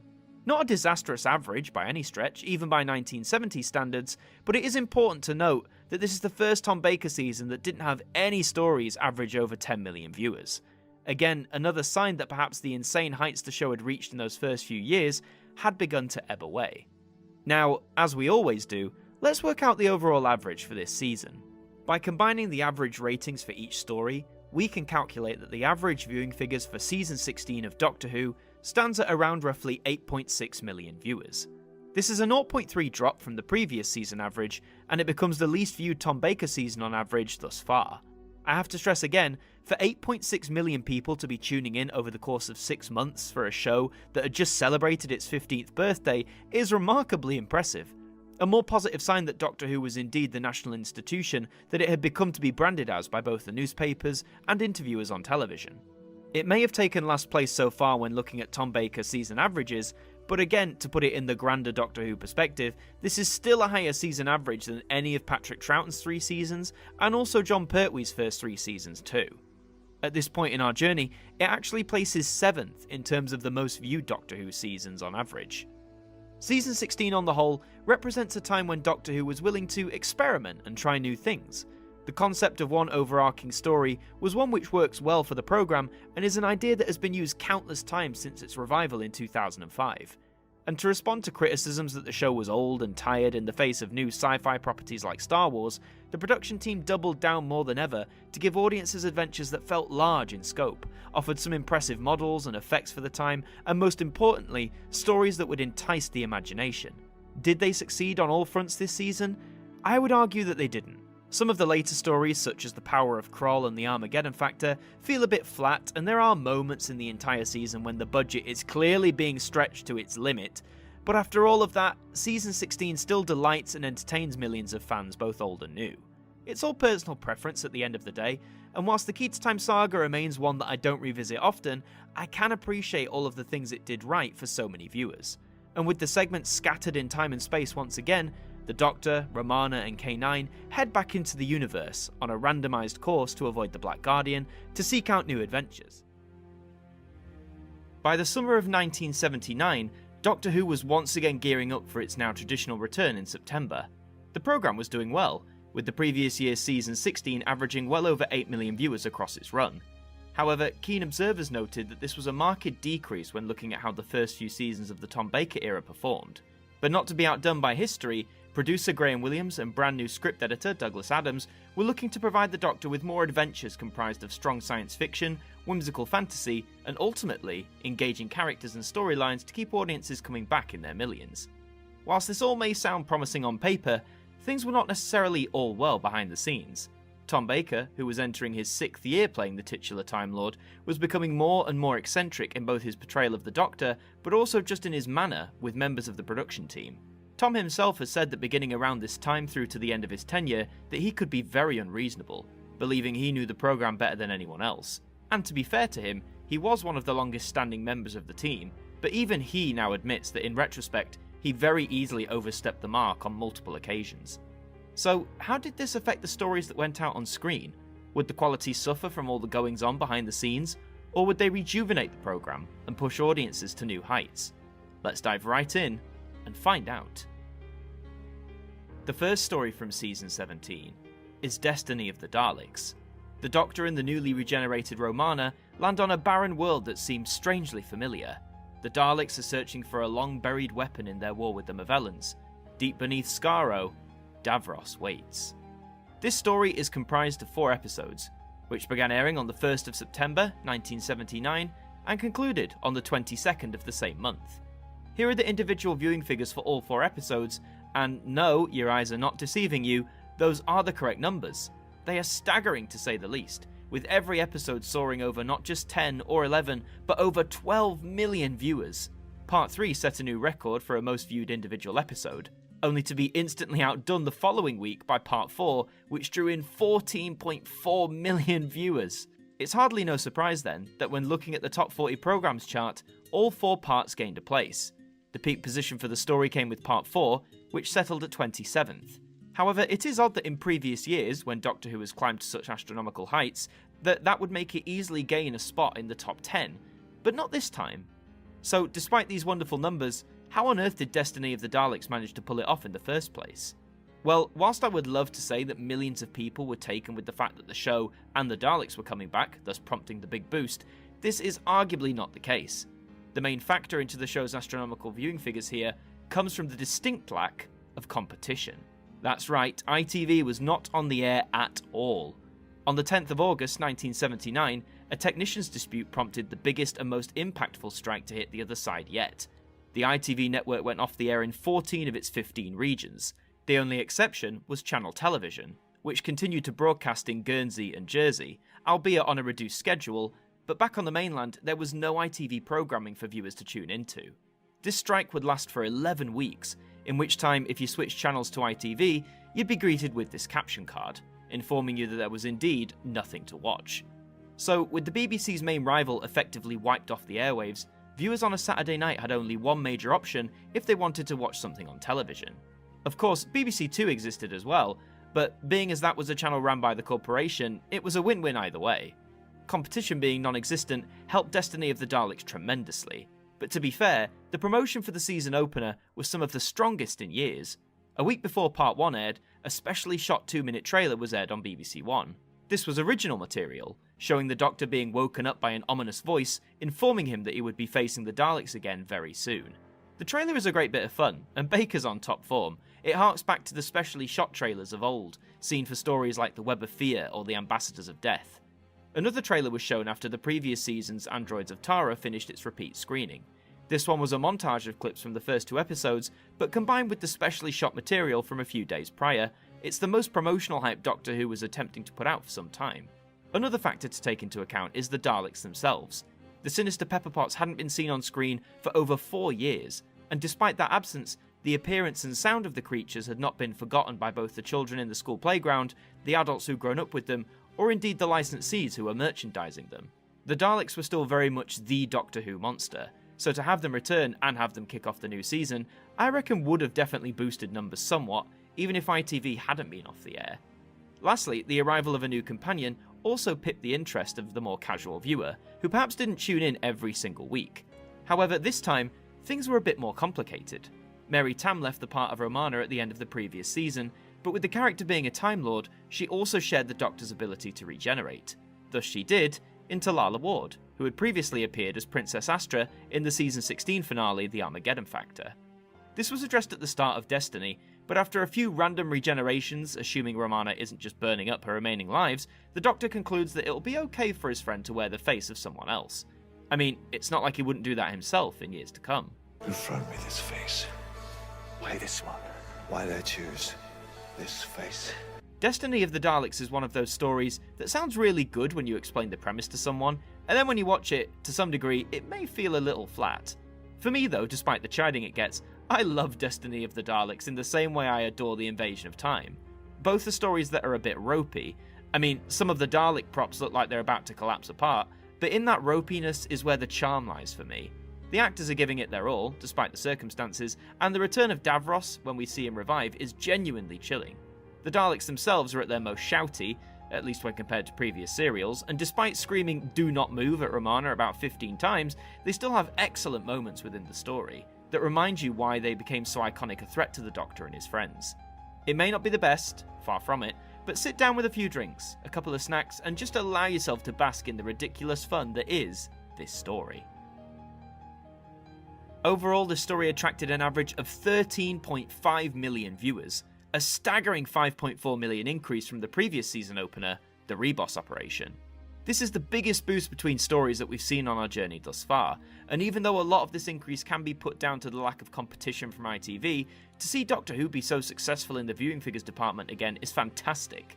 This also takes the record for highest average of a Doctor Who story thus far, specifically on its first broadcast. We also have some repeat data for you. Continuing the tradition of 2 summer repeats before the start of a new season, Destiny of the Daleks was chosen to be the first of these in the 1980 lead-up to Season 18. Going out across 4 consecutive days from the 5th to the 8th of August, here are the viewing figures for this repeat, which averaged out at 6.1 million viewers. This may be an over 7 million drop from the broadcast average, but the circumstances have changed dramatically. ITV was now fully back on the air, and it was airing its ever-popular soap opera Crossroads against the Daleks. Despite the appeal of the Twisted Machines, they could not quite eclipse the goings-on in the famous Midlands Motel. That combined with the hot summer weather of the season, which undoubtedly would have kept many audiences outdoors rather than being cooped up watching the telly. Destiny of the Daleks is one of the most memorable stories of the Tom Baker era for me, purely for how much fun I can get out of it. It's not the best Dalek story ever made, but then it arguably doesn't need to be. It's an odd, ropey, but very watchable adventure, and clearly audiences at the time thought so too, even if they had nothing else to watch. To bask in the ridiculousness of this story for yourself, you can read the Target book from 1979, or the TV soundtrack from 2012. To watch it, you have the singular VHS release from 1994, or as part of a 5-story box set, including all the other Dalek stories to feature Davros, released exclusively to W.H. Smith's in 2001. You also have a standalone DVD release of the story, which came out in 2007. Also in 2007, it was released again alongside the other Davros Dalek stories as part of the Davros collection. Terry Nation's last script for Doctor Who may seem a bit limp when compared to the earlier stories he crafted for his creations, but if you ask me, it still delivers on being a very engaging, entertaining, and overall fun adventure. Highly recommend you check it out if you haven't seen it. Just don't be expecting a masterpiece when you see those opening titles roll in. If you're supposed to be the superior race of the universe, why don't you try climbing after us? Bye-bye! The second story from Season 17 is City of Death. While sampling the delights of Paris 1979, the Doctor and Romana get caught up in a gamble with time. Why is Count Scarleone conducting time experiments, and why does he have 6 Mona Lisas boarded up in his cellar? This story is comprised of 4 episodes, which began airing on the 29th of September 1979 and concluded on the 20th of October. Here are the individual viewing figures for all 4 episodes, and if you thought things couldn't get any better, think again. Like Destiny of the Daleks, every episode gained over 12 million viewers, Part 3 setting a new record at 15.4 million, only to be dethroned by Part 4 the following week, which had a staggering 16.1 million viewers tuning in. This is well and truly the most amount of people who watch Doctor Who on first broadcast here in the UK. For the top 40 UK programmes, surprisingly, only 2 of the 4 parts charted. Part 1, despite having 12.4 million viewers, missed out, finishing 50th. Part 2, which had 14.1 million viewers mind you, also missed out, charting 44th. However, Part 4 gives us the story's highest chart position at 16th place, taking Doctor Who back into the top 20 for quite some time. So, with new viewing figures records set once again for the programme, what was it about City of Death itself that kept the audiences hooked? Before we talk about the story, we must address the situation over at ITV. I think it's obvious that as City of Death went out, that the other side was indeed still off the air due to the technicians' strike. With no competition to combat the BBC, all of their programmes saw a surge in audience sizes, Doctor Who included. The promotional arm for this story was just as strong here as it was for Destiny of the Daleks, the main factor being that City of Death marked the first time that Doctor Who was filmed outside of the UK, with several scenes being shot in the French capital of Paris. Overseas filming was seen as something of a big deal back in the 70s. If your programme was allocated the time and budget to film in real foreign locations, then it gave the show a certain degree of prestige and respect. And considering Doctor Who by this point was frequently cited as a national institution, this small feat helped cement its status within the BBC further. Lalla Ward was also featured prominently in the print world, giving numerous interviews about her new role in Doctor Who, accompanied with publicity photos of her and Tom in Paris itself.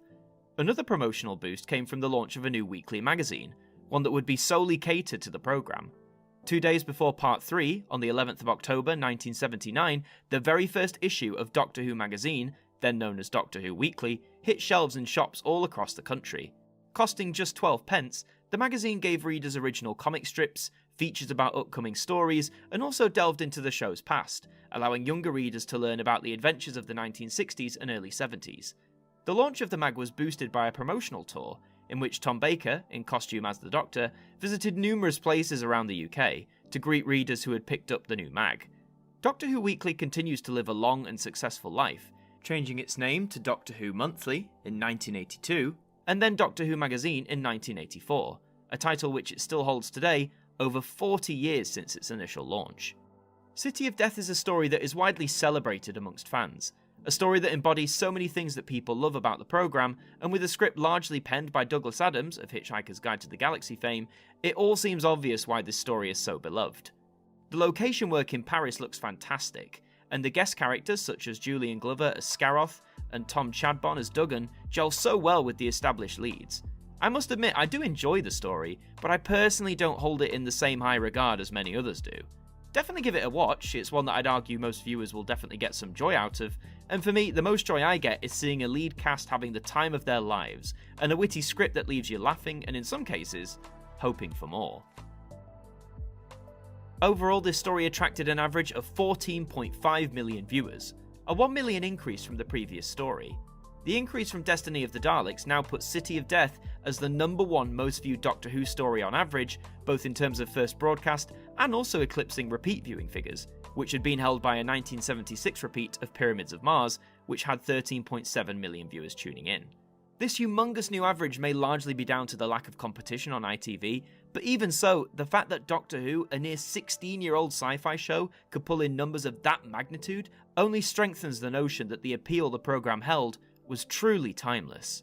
We also have some repeat data for you. City of Death was chosen to be the second repeat to go out in the summer of 1980, following on from the repeat of Destiny of the Daleks. Airing across Tuesdays and Wednesdays from the 12th to the 20th of August, here are the viewing figures for this repeat, which averaged out at 5.8 million viewers. Now, this may be an 8.7 million drop from the first broadcast, but like with the repeat of Destiny of the Daleks, the same factors are responsible here. The summer weather of August kept more people outside, and the popularity of ITV's Crossroads, which was now back on the air, didn't help matters either. It may not be my all-time favourite, but City of Death is loved and adored by many Doctor Who fans, some even citing it as the greatest story of all time. To decide how high you'll place it, you can read the BBC Books release from 2015, or the Target adaptation from 2018. There's an audio adaptation of the BBC Books release, and also a release of the original TV soundtrack from 2012. To watch it, you have the original VHS release from 1991, and also a re-release with different artwork in 2001. A few years later, a standalone DVD was released in 2005. This story certainly features some of the best performances and chemistry from Tom Baker and Lalla Ward, and it's often cited that the trip to Paris to shoot the scenes was the time when the two of them would later develop a relationship in real life. But more on that when we get there.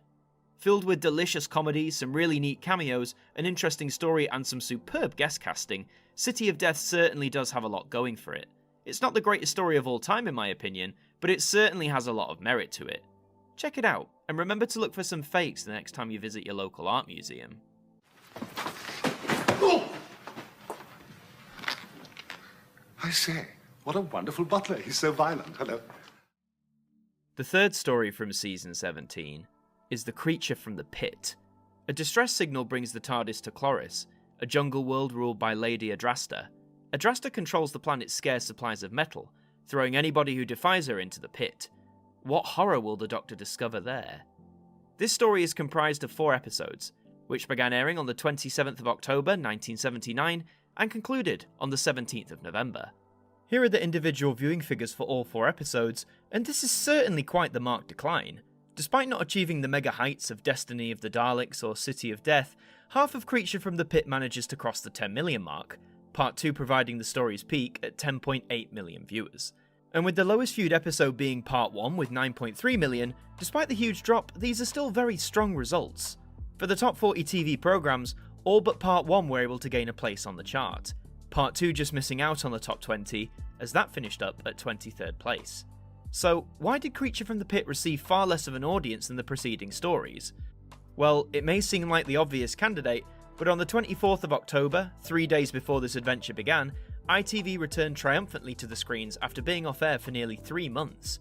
With their popular shows returning, such as Coronation Street and The Muppet Show, millions of viewers flicked to the other side to either catch up on their much-missed programming or tuned in from curiosity to see what had changed on the network. Having said that, the competition ITV decided to foster against Doctor Who was relatively lackluster. Part 1 went out against Gold, a thriller movie first released in 1974, and then for the next 3 weeks a variety of either John Wayne's Western movies or US import Chips. And whilst The Creature from the Pit suffered a dive in viewers from City of Death, the numbers it did pull in were still considerably higher than this time last season. Promotion-wise, K9 made an appearance on popular children's show Blue Peter, where he chatted with the hosts, whilst also showcasing a segment from the adventure itself. In the print world, there was nothing too out of the ordinary in the Radio Times listings magazine, but the lead actors popped up in various places amongst different publications. Tom Baker gave an interview to the South Wales Echo, in which he confirmed that he was remaining with the show into 1981, and also that he wished for Miriam Margolyes to be his companion. Now, that would have been quite the team-up. Lalla Ward, however, was appearing in headlines for less light-hearted reasons. The Daily Express ran a headline on the day of Part 4's broadcast, in which Lalla proclaimed her furiousness over the re-release of a film she had made in 1973. This film had been recut with additional scenes of a sexual nature, and had been retitled to a more eye-grabbing name. And without informing Lalla, I would argue her fury was justified. There was no special trailers for the story, but to be honest, after coasting for the past few months due to their main rival being off air, it could have taken the BBC some time to recognise that they may have to start pushing their programmes again. The Creature from the Pit is one of those stories that often gets brushed aside on retrospectives and rewatches. It certainly does have its moments of silliness, and with a monster that looks, well, like that, which certainly doesn't do the story any favours, but it does have its fans, just like all Doctor Who stories do. But for me, I honestly find this to be one of the most forgettable stories in the Tom Baker era. I really do enjoy Myra Francis's performance as Adrasta, but that aside, the story itself doesn't grip me too much. The leads in my view aren't necessarily on the top of their game, and ultimately it's not one I return to. But hey, we have an endless number of memes from this creature, so that's something, I suppose. Overall, the story attracted an average of 10 million viewers, an enormous 4.5 million drop from the previous story. This is one of, if not the sharpest drop we've seen on our journey so far, but again, from the factors we've looked at, it's hardly the sign that the show was suddenly in trouble. 10 million viewers is still a lot of people, and they must have enjoyed it to some degree for that number to be sustained during the story's 4-week run. To see if The Creature from the Pit is a story that you enjoy, you can read the Target book from 1981, or its audio adaptation from 2008. To watch it, you have the VHS release from 2002, one of the last stories to be released on the format, and there's also a standalone DVD release, which came out in 2010. The Creature from the Pit is a story that has lots of decent ideas, but ultimately doesn't manage to pull them off, at least in my opinion. The show was still having its budget stretched to the limit, and with strikes amongst various production departments remaining ever present, causing delays, and in certain effects being abandoned, you have to admire it for trying. But again, for me at least, it's a story that, unless specifically requested, I probably wouldn't sit down to watch again anytime soon. But do check it out for yourself, because who knows, when you do, you may have found yourself a new favourite.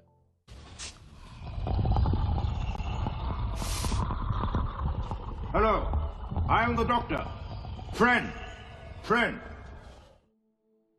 The fourth story from Season 17 is Nightmare of Eden. When two ships collide in hyperspace, they become fused together. The Doctor must find the connection between savage creatures emerging from dimensional instabilities and a drug smuggling operation. This story is comprised of 4 episodes, which began airing on the 24th of November 1979 and concluded on the 15th of December.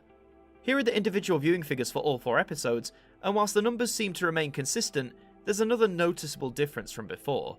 Notably that no episode of The Nightmare of Eden managed to cross over the 10 million mark. 3 of the story's 4 parts just missed out on the milestone, with parts 2 and 3 providing the peak, with 9.6 million households tuning in. Part 1 falls one step lower with 8.7 million, but again, like with the viewing figures attained by The Creature from the Pit, this is hardly a sign of a catastrophic failure. In terms of the top 40 TV programs, 3 of the story's 4 parts were able to make the chart, Part 2 ranking the highest at 31st place, and with Part 1 ever so slightly missing out, as that finished at 41st. So, with viewing figures gradually on the decline, what was it about Nightmare of Eden that caused the drop? Well, the relative lack of promotion certainly wouldn't have helped. Despite issuing material for the story to the press in October, by the time the story began transmitting a month later, pictures of the villainous mandrels hadn't been seen at all. This prompted a somewhat false headline in the tabloids, citing that these creatures were far too terrifying to be printed, based off the lack of photos, but also of quotes from members of the production team who claimed that they had been terrified when first seeing them. When questioned about the lack of publicity for these oh-so-frightening monsters, a BBC spokesperson said that the corporation were short of photographers that day. Take that for what you will. With very lackluster promotion, what arguably made things worse was the fact that ITV, now fully back on the air, had regained much of the audience share it had previously lost over the past few months. Competition was very varied, with regions like London airing chips, several airing old westerns, and some going for former challengers to Doctor Who, such as Happy Days. Mork and Mindy, a sci-fi sitcom, also went out against Doctor Who in the ATV region, but the vast majority of smaller areas aired the evening class sitcom Mind Your Language.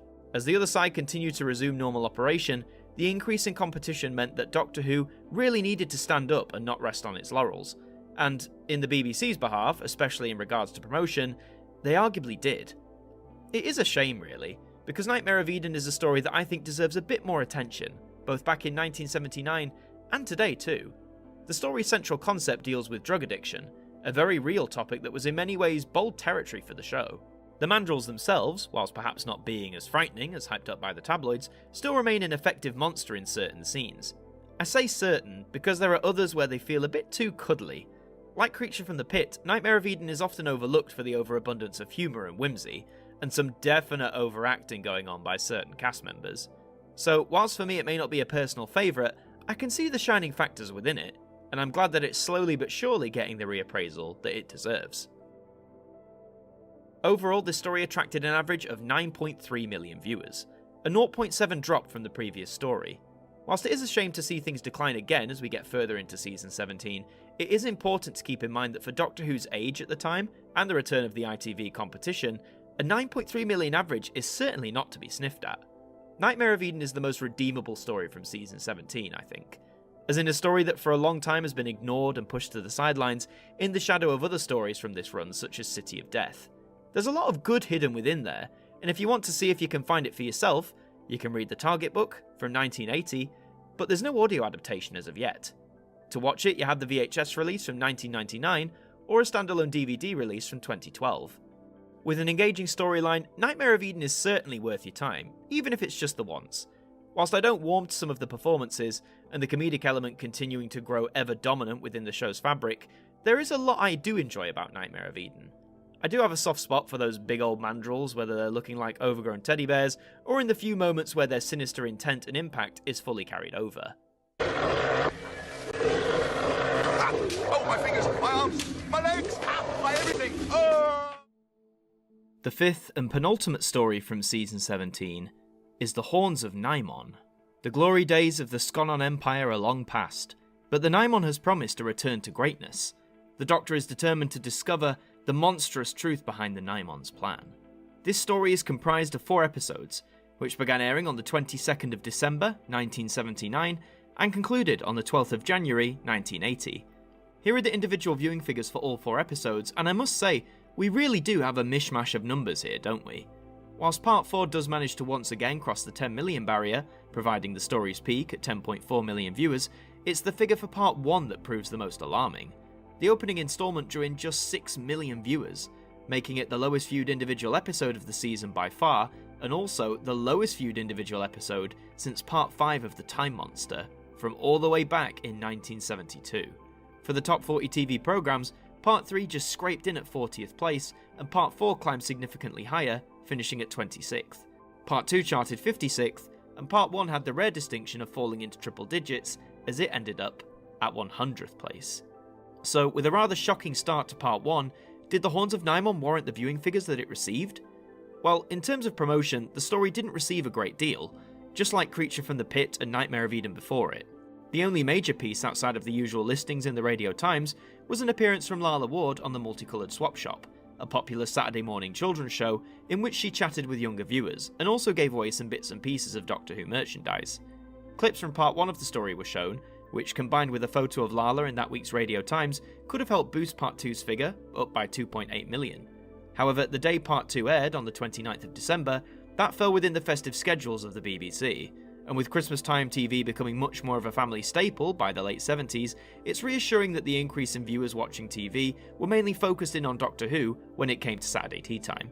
Competition on ITV was once again varied, with many of the same programmes returning to challenge Doctor Who, combined with some seasonal programming going against Parts 1 and 2. It could be these programmes in particular that caused Part 1 to have such a low figure, as when transmitting on the 22nd of December, the build-up to Christmas on TV would have been reaching its peak. The Horns of Naimon is yet another example of Season 17 suffering from stuff going on either in front of or behind the cameras. For one, the scriptwriter and former script editor, Anthony Reid, expressed his disappointment at how the serial turned out. He believed things had been camped up during production, and when you watch The Horns of Naimon, I would argue it's difficult to disagree with him. But saying that, people either hate this story for its silliness, or they absolutely adore it. What do I adore the most? This guy. Soldeed, played by Graham Crowden, is absolutely hilarious. Whether it was the intention or not, he's the sole reason I come back to watch The Horns of Naimon, purely for the fact that he makes me smile and chuckle to myself every time he appears on screen. That might not be the best grounds to praise a story, but whereas I can easily forget about tales like Creature from the Pit, I remember The Horns of Naimon for performances like this. So, if you're in for a laugh, grab your snacks and your drinks, get a few mates round, and just bask in what The Horns of Naimon has to offer you. You'll either be surprisingly entertained, or hideously disappointed. Let's hope it's the former, eh? Overall, this story attracted an average of 8.8 million viewers, a 0.5 drop from the previous story. Unlike Season 15, where the downward trend eventually became an upward one, the same occurrence has not happened here, with now every story following City of Death receiving less and less viewership. But again, come on, 8.8 million viewers over 4 weeks for a 16-year-old programme that's facing off against tough competition with relatively little promotion? That's still a success, I would argue. Not phenomenal or exceptional, but still very respectable. The Horns of Naimon to many may feel like a very limp ending to Season 17, especially if you aren't a fan of all the ridiculousness going on. But again, if you lean into that silliness, if you switch off the analytical part of your brain and just have some fun, then I would hope this story can provide that to some degree. To find out for yourself, you can read the Target book from 1980, but there's no audio adaptation as of yet. To watch it, it was one of the last stories to be released on VHS in the June of 2003, and a few years later, it was released as part of the Myths and Legends box set in 2010. Yes, it has the creatures with the funny horns, yes, it has a villain who frequently crosses over into the realm of pantomime, but if you embrace it all, it can make for one of the most entertaining stories that Season 17 has to offer. It's not my standout story, but like The Nightmare of Eden, I believe it deserves another chance to try and win you over, or make you roll about laughing at how mad it is.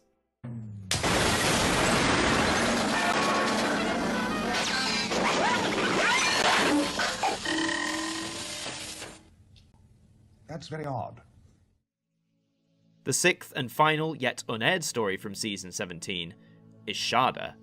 Visiting Cambridge, the Doctor and Romana discover that the ruthless Skagra is eager to acquire an ancient book, possessed by retired Time Lord Professor Chronotis. The book is the key to locating Sharda, which in turn will allow Skagra to control the universe. This story is comprised of 6 episodes, which was planned to begin airing on the 19th of January 1980 and conclude on the 23rd of February. Now normally I would show you the individual viewing figures for all 6 episodes, but as you've probably guessed, I can't do that, because the serial was never transmitted. But why was this? The answer was due to industrial action, a theme that has popped up so many times throughout Season 17, both in relation to competition at ITV, but also with the BBC itself. Problems have been growing for months, and in November of 1979, while Sharda was being filmed, this came to a head when a strike began, causing the studios that Doctor Who was filmed in to become unavailable. When the strike concluded at the end of the month, producer Graham Williams had hoped that the remounting of the lost filming sessions could be done over the Christmas period. However, the BBC decided to prioritise festive programming that had been delayed due to the strike. As a result, Doctor Who wouldn't be able to have its remounts for Sharda until after January of 1980, which would have been part way through the story's planned broadcast. With the prospect of refilming now impossible, Williams instructed director Pennant Roberts to abandon Sharda completely, thus bringing Season 17 to a premature end 6 weeks earlier than planned. Around 50% of the serial had completed filming, including the location work at Cambridge and several studio scenes in Chronotis' library amongst others. It is a shame that the story couldn't be completely finished, particularly as it was written by the then script editor Douglas Adams. Fans who had enjoyed his work on stories like The Pirate Planet and City of Death were sadly robbed of a true season finale with Adams' work truly at the forefront. Having said that, with half of the story roughly in the can, there is material from Sharda that can be viewed, and indeed some of that material was first seen in the 20th anniversary story, The Five Doctors. The elusiveness of the story has prompted several attempts at offering a completed version. To experience one of these attempts at completion for yourself, you can read the BBC Books novel from 2012 or listen to the audio adaptation of the same book.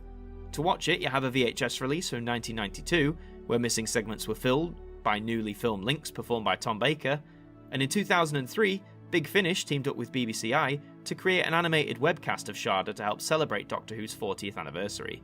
This version featured Paul McGann as the 8th Doctor, and Big Finish would later release the audio version of this webcast on CD. Alternatively, it was released on DVD in 2013, as part of the Legacy Collection box set. A few years later, in 2017, the missing or unfilmed parts of Sharda were animated and released on DVD, Blu-ray, and Blu-ray Steelbook, the latter containing a bonus disc that contained both the VHS release and the 2003 webcast. Sharda remains an intriguing piece of Doctor Who history, over 40 years since it was originally abandoned. Whilst it's easy to focus on the negatives, the way it prematurely ended the season, how it took out some of the wind in Doctor Who's introduction to the 80s, how producer Graham Williams and script editor Douglas Adams' hopes of a big finale were dashed away from them. But I'd argue there are many positives to take away from what we have of Sharda. For one, the scenes that were filmed are some of the most fun and witty of all of Season 17, as well as some of the most charming. Furthermore, the incompleteness of the episode has prompted all of these subsequent revisions, a testament to the dedication of those who love Doctor Who. Of course we all wish that it could have been transmitted in its complete form back in 1980, but as it stands, Sharda will remain one of the rare times that a Doctor Who story just couldn't fully materialise onto our television screens.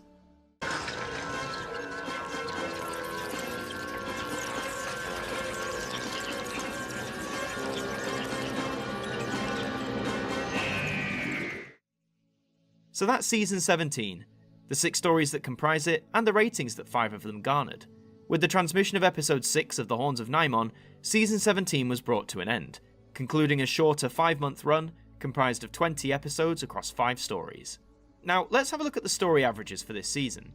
You can clearly see the point where ITV made it back onto the airwaves to steal away audiences, as the decline from City of Death to The Creature from the Pit remains so staggering. City of Death itself proves to be the most viewed part of the season, with a whopping 14.5 million watching on average, the highest average ever recorded for a Doctor Who story thus far. The low point comes with the premature season finale, The Horns of Nimon, which is almost 6 million behind City with 8.8 million viewers, but again, when your lowest result is not too far off from double digits, it shows that Doctor Who very much was the national institution that it proclaimed to be. So much so that even when the competition returned and the promotion wasn't as present, that nearly 10 million viewers every single week tuned in to see where the TARDIS team would end up next. Now, as we always do, let's work out the overall average for this season. By combining the average ratings for each story, we can calculate that the average viewing figures for Season 17 of Doctor Who stands at around roughly 11.2 million viewers. This is a huge 3.6 million increase from Season 16's average, and it now actually ties for first place with the average attained by Season 14, which also averaged 11.2 million viewers across its 7-month run. Perhaps if ITV had remained off the air for longer, or if Sharda had made it to air, or if the promotional efforts for Doctor Who had been ramped up when the other side did return, then we could have seen a new record holder for the most watched season of the programme. But, as it stands, it will take first place alongside Season 14. Will it be toppled by what's coming in the future? Time will tell. Always does. When we look at the 6 Tom Baker seasons we've analysed thus far, Season 17 stands out as having quite the sharp boost from the previous 2 years. And again, a lot of it you could pin down to the ITV strike, but I think the fact viewers for the most part stuck around afterwards shows that these stories were at least eye-catching and entertaining if nothing else. Season 17 is a very bizarre point in the Tom Baker years if you ask me. On the one hand, you have stories like City of Death, a tale which frequently tops people's favourite list, one brimming with so much quality that you'd think the rest of the season is equally as strong from how people talk about this one adventure. But then to contrast that, you have stories like Creature from the Pit or The Horns of Nimon, which, to be fair, are suffering a bit production-wise due to goings-on behind the scenes, but with over-the-top performances, ropey action pieces, and monsters that are questionable, it really does tip the mood and feel of Season 17 almost on a story-by-story basis. Whilst Destiny of the Daleks remains a guilty pleasure for me, and Nightmare of Eden surprised me with how strong the story could be, ultimately, this set of stories is not one I return to often, for one reason or another. And with its conclusion, this marked the departure of Douglas Adams as script editor and Graham Williams as producer.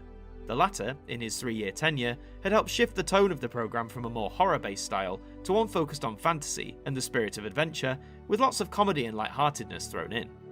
The Williams era is certainly not for everyone. I myself prefer the earlier Hinchcliffe years of the Tom Baker era, but I do know many people who look at these 3 years, and Season 17 in particular, very fondly. Whether it's the sheer fun a lot of these stories hold, the blossoming chemistry between the 2 leads, or the fact that many of these stories made it to air at all, Season 17 remains a set of stories that holds many fascinating elements that millions continue to enjoy. But as the 1980s were coming in, someone new would have to take up the producer's mantle. Someone who could truly change and adapt Doctor Who for the brand new decade, and also make sweeping changes on and off screen. And there you have it, Doctor Who's ratings journey throughout the 1970s. As the show transitioned to colour broadcasting, so did the entire style of the programme. A primary Earthbound setting and a recurring team helped the viewing figures for Doctor Who shoot back up, pushing the show past the 10 million mark on a few occasions. When Tom Baker took the helm of the TARDIS, that success only continued to grow and expand, with many more viewers and fans alike viewing this decade of the programme to be its golden age. However you may feel on the subject, one thing is for sure, Doctor Who was, by and large, very popular with the British public, and consistently popular throughout much of the 1970s. We'll see if that staggering success can possibly last in the next one. In the meantime, thank you all so much for watching. If you enjoyed this series, be sure to leave a like, a comment down below, share the video around, and subscribe to us here at AMTV Who, as we'd love to have you aboard. In the meantime, I've been Adam Martin from AMTV Who. Thank you for joining me, and I'll see you next time.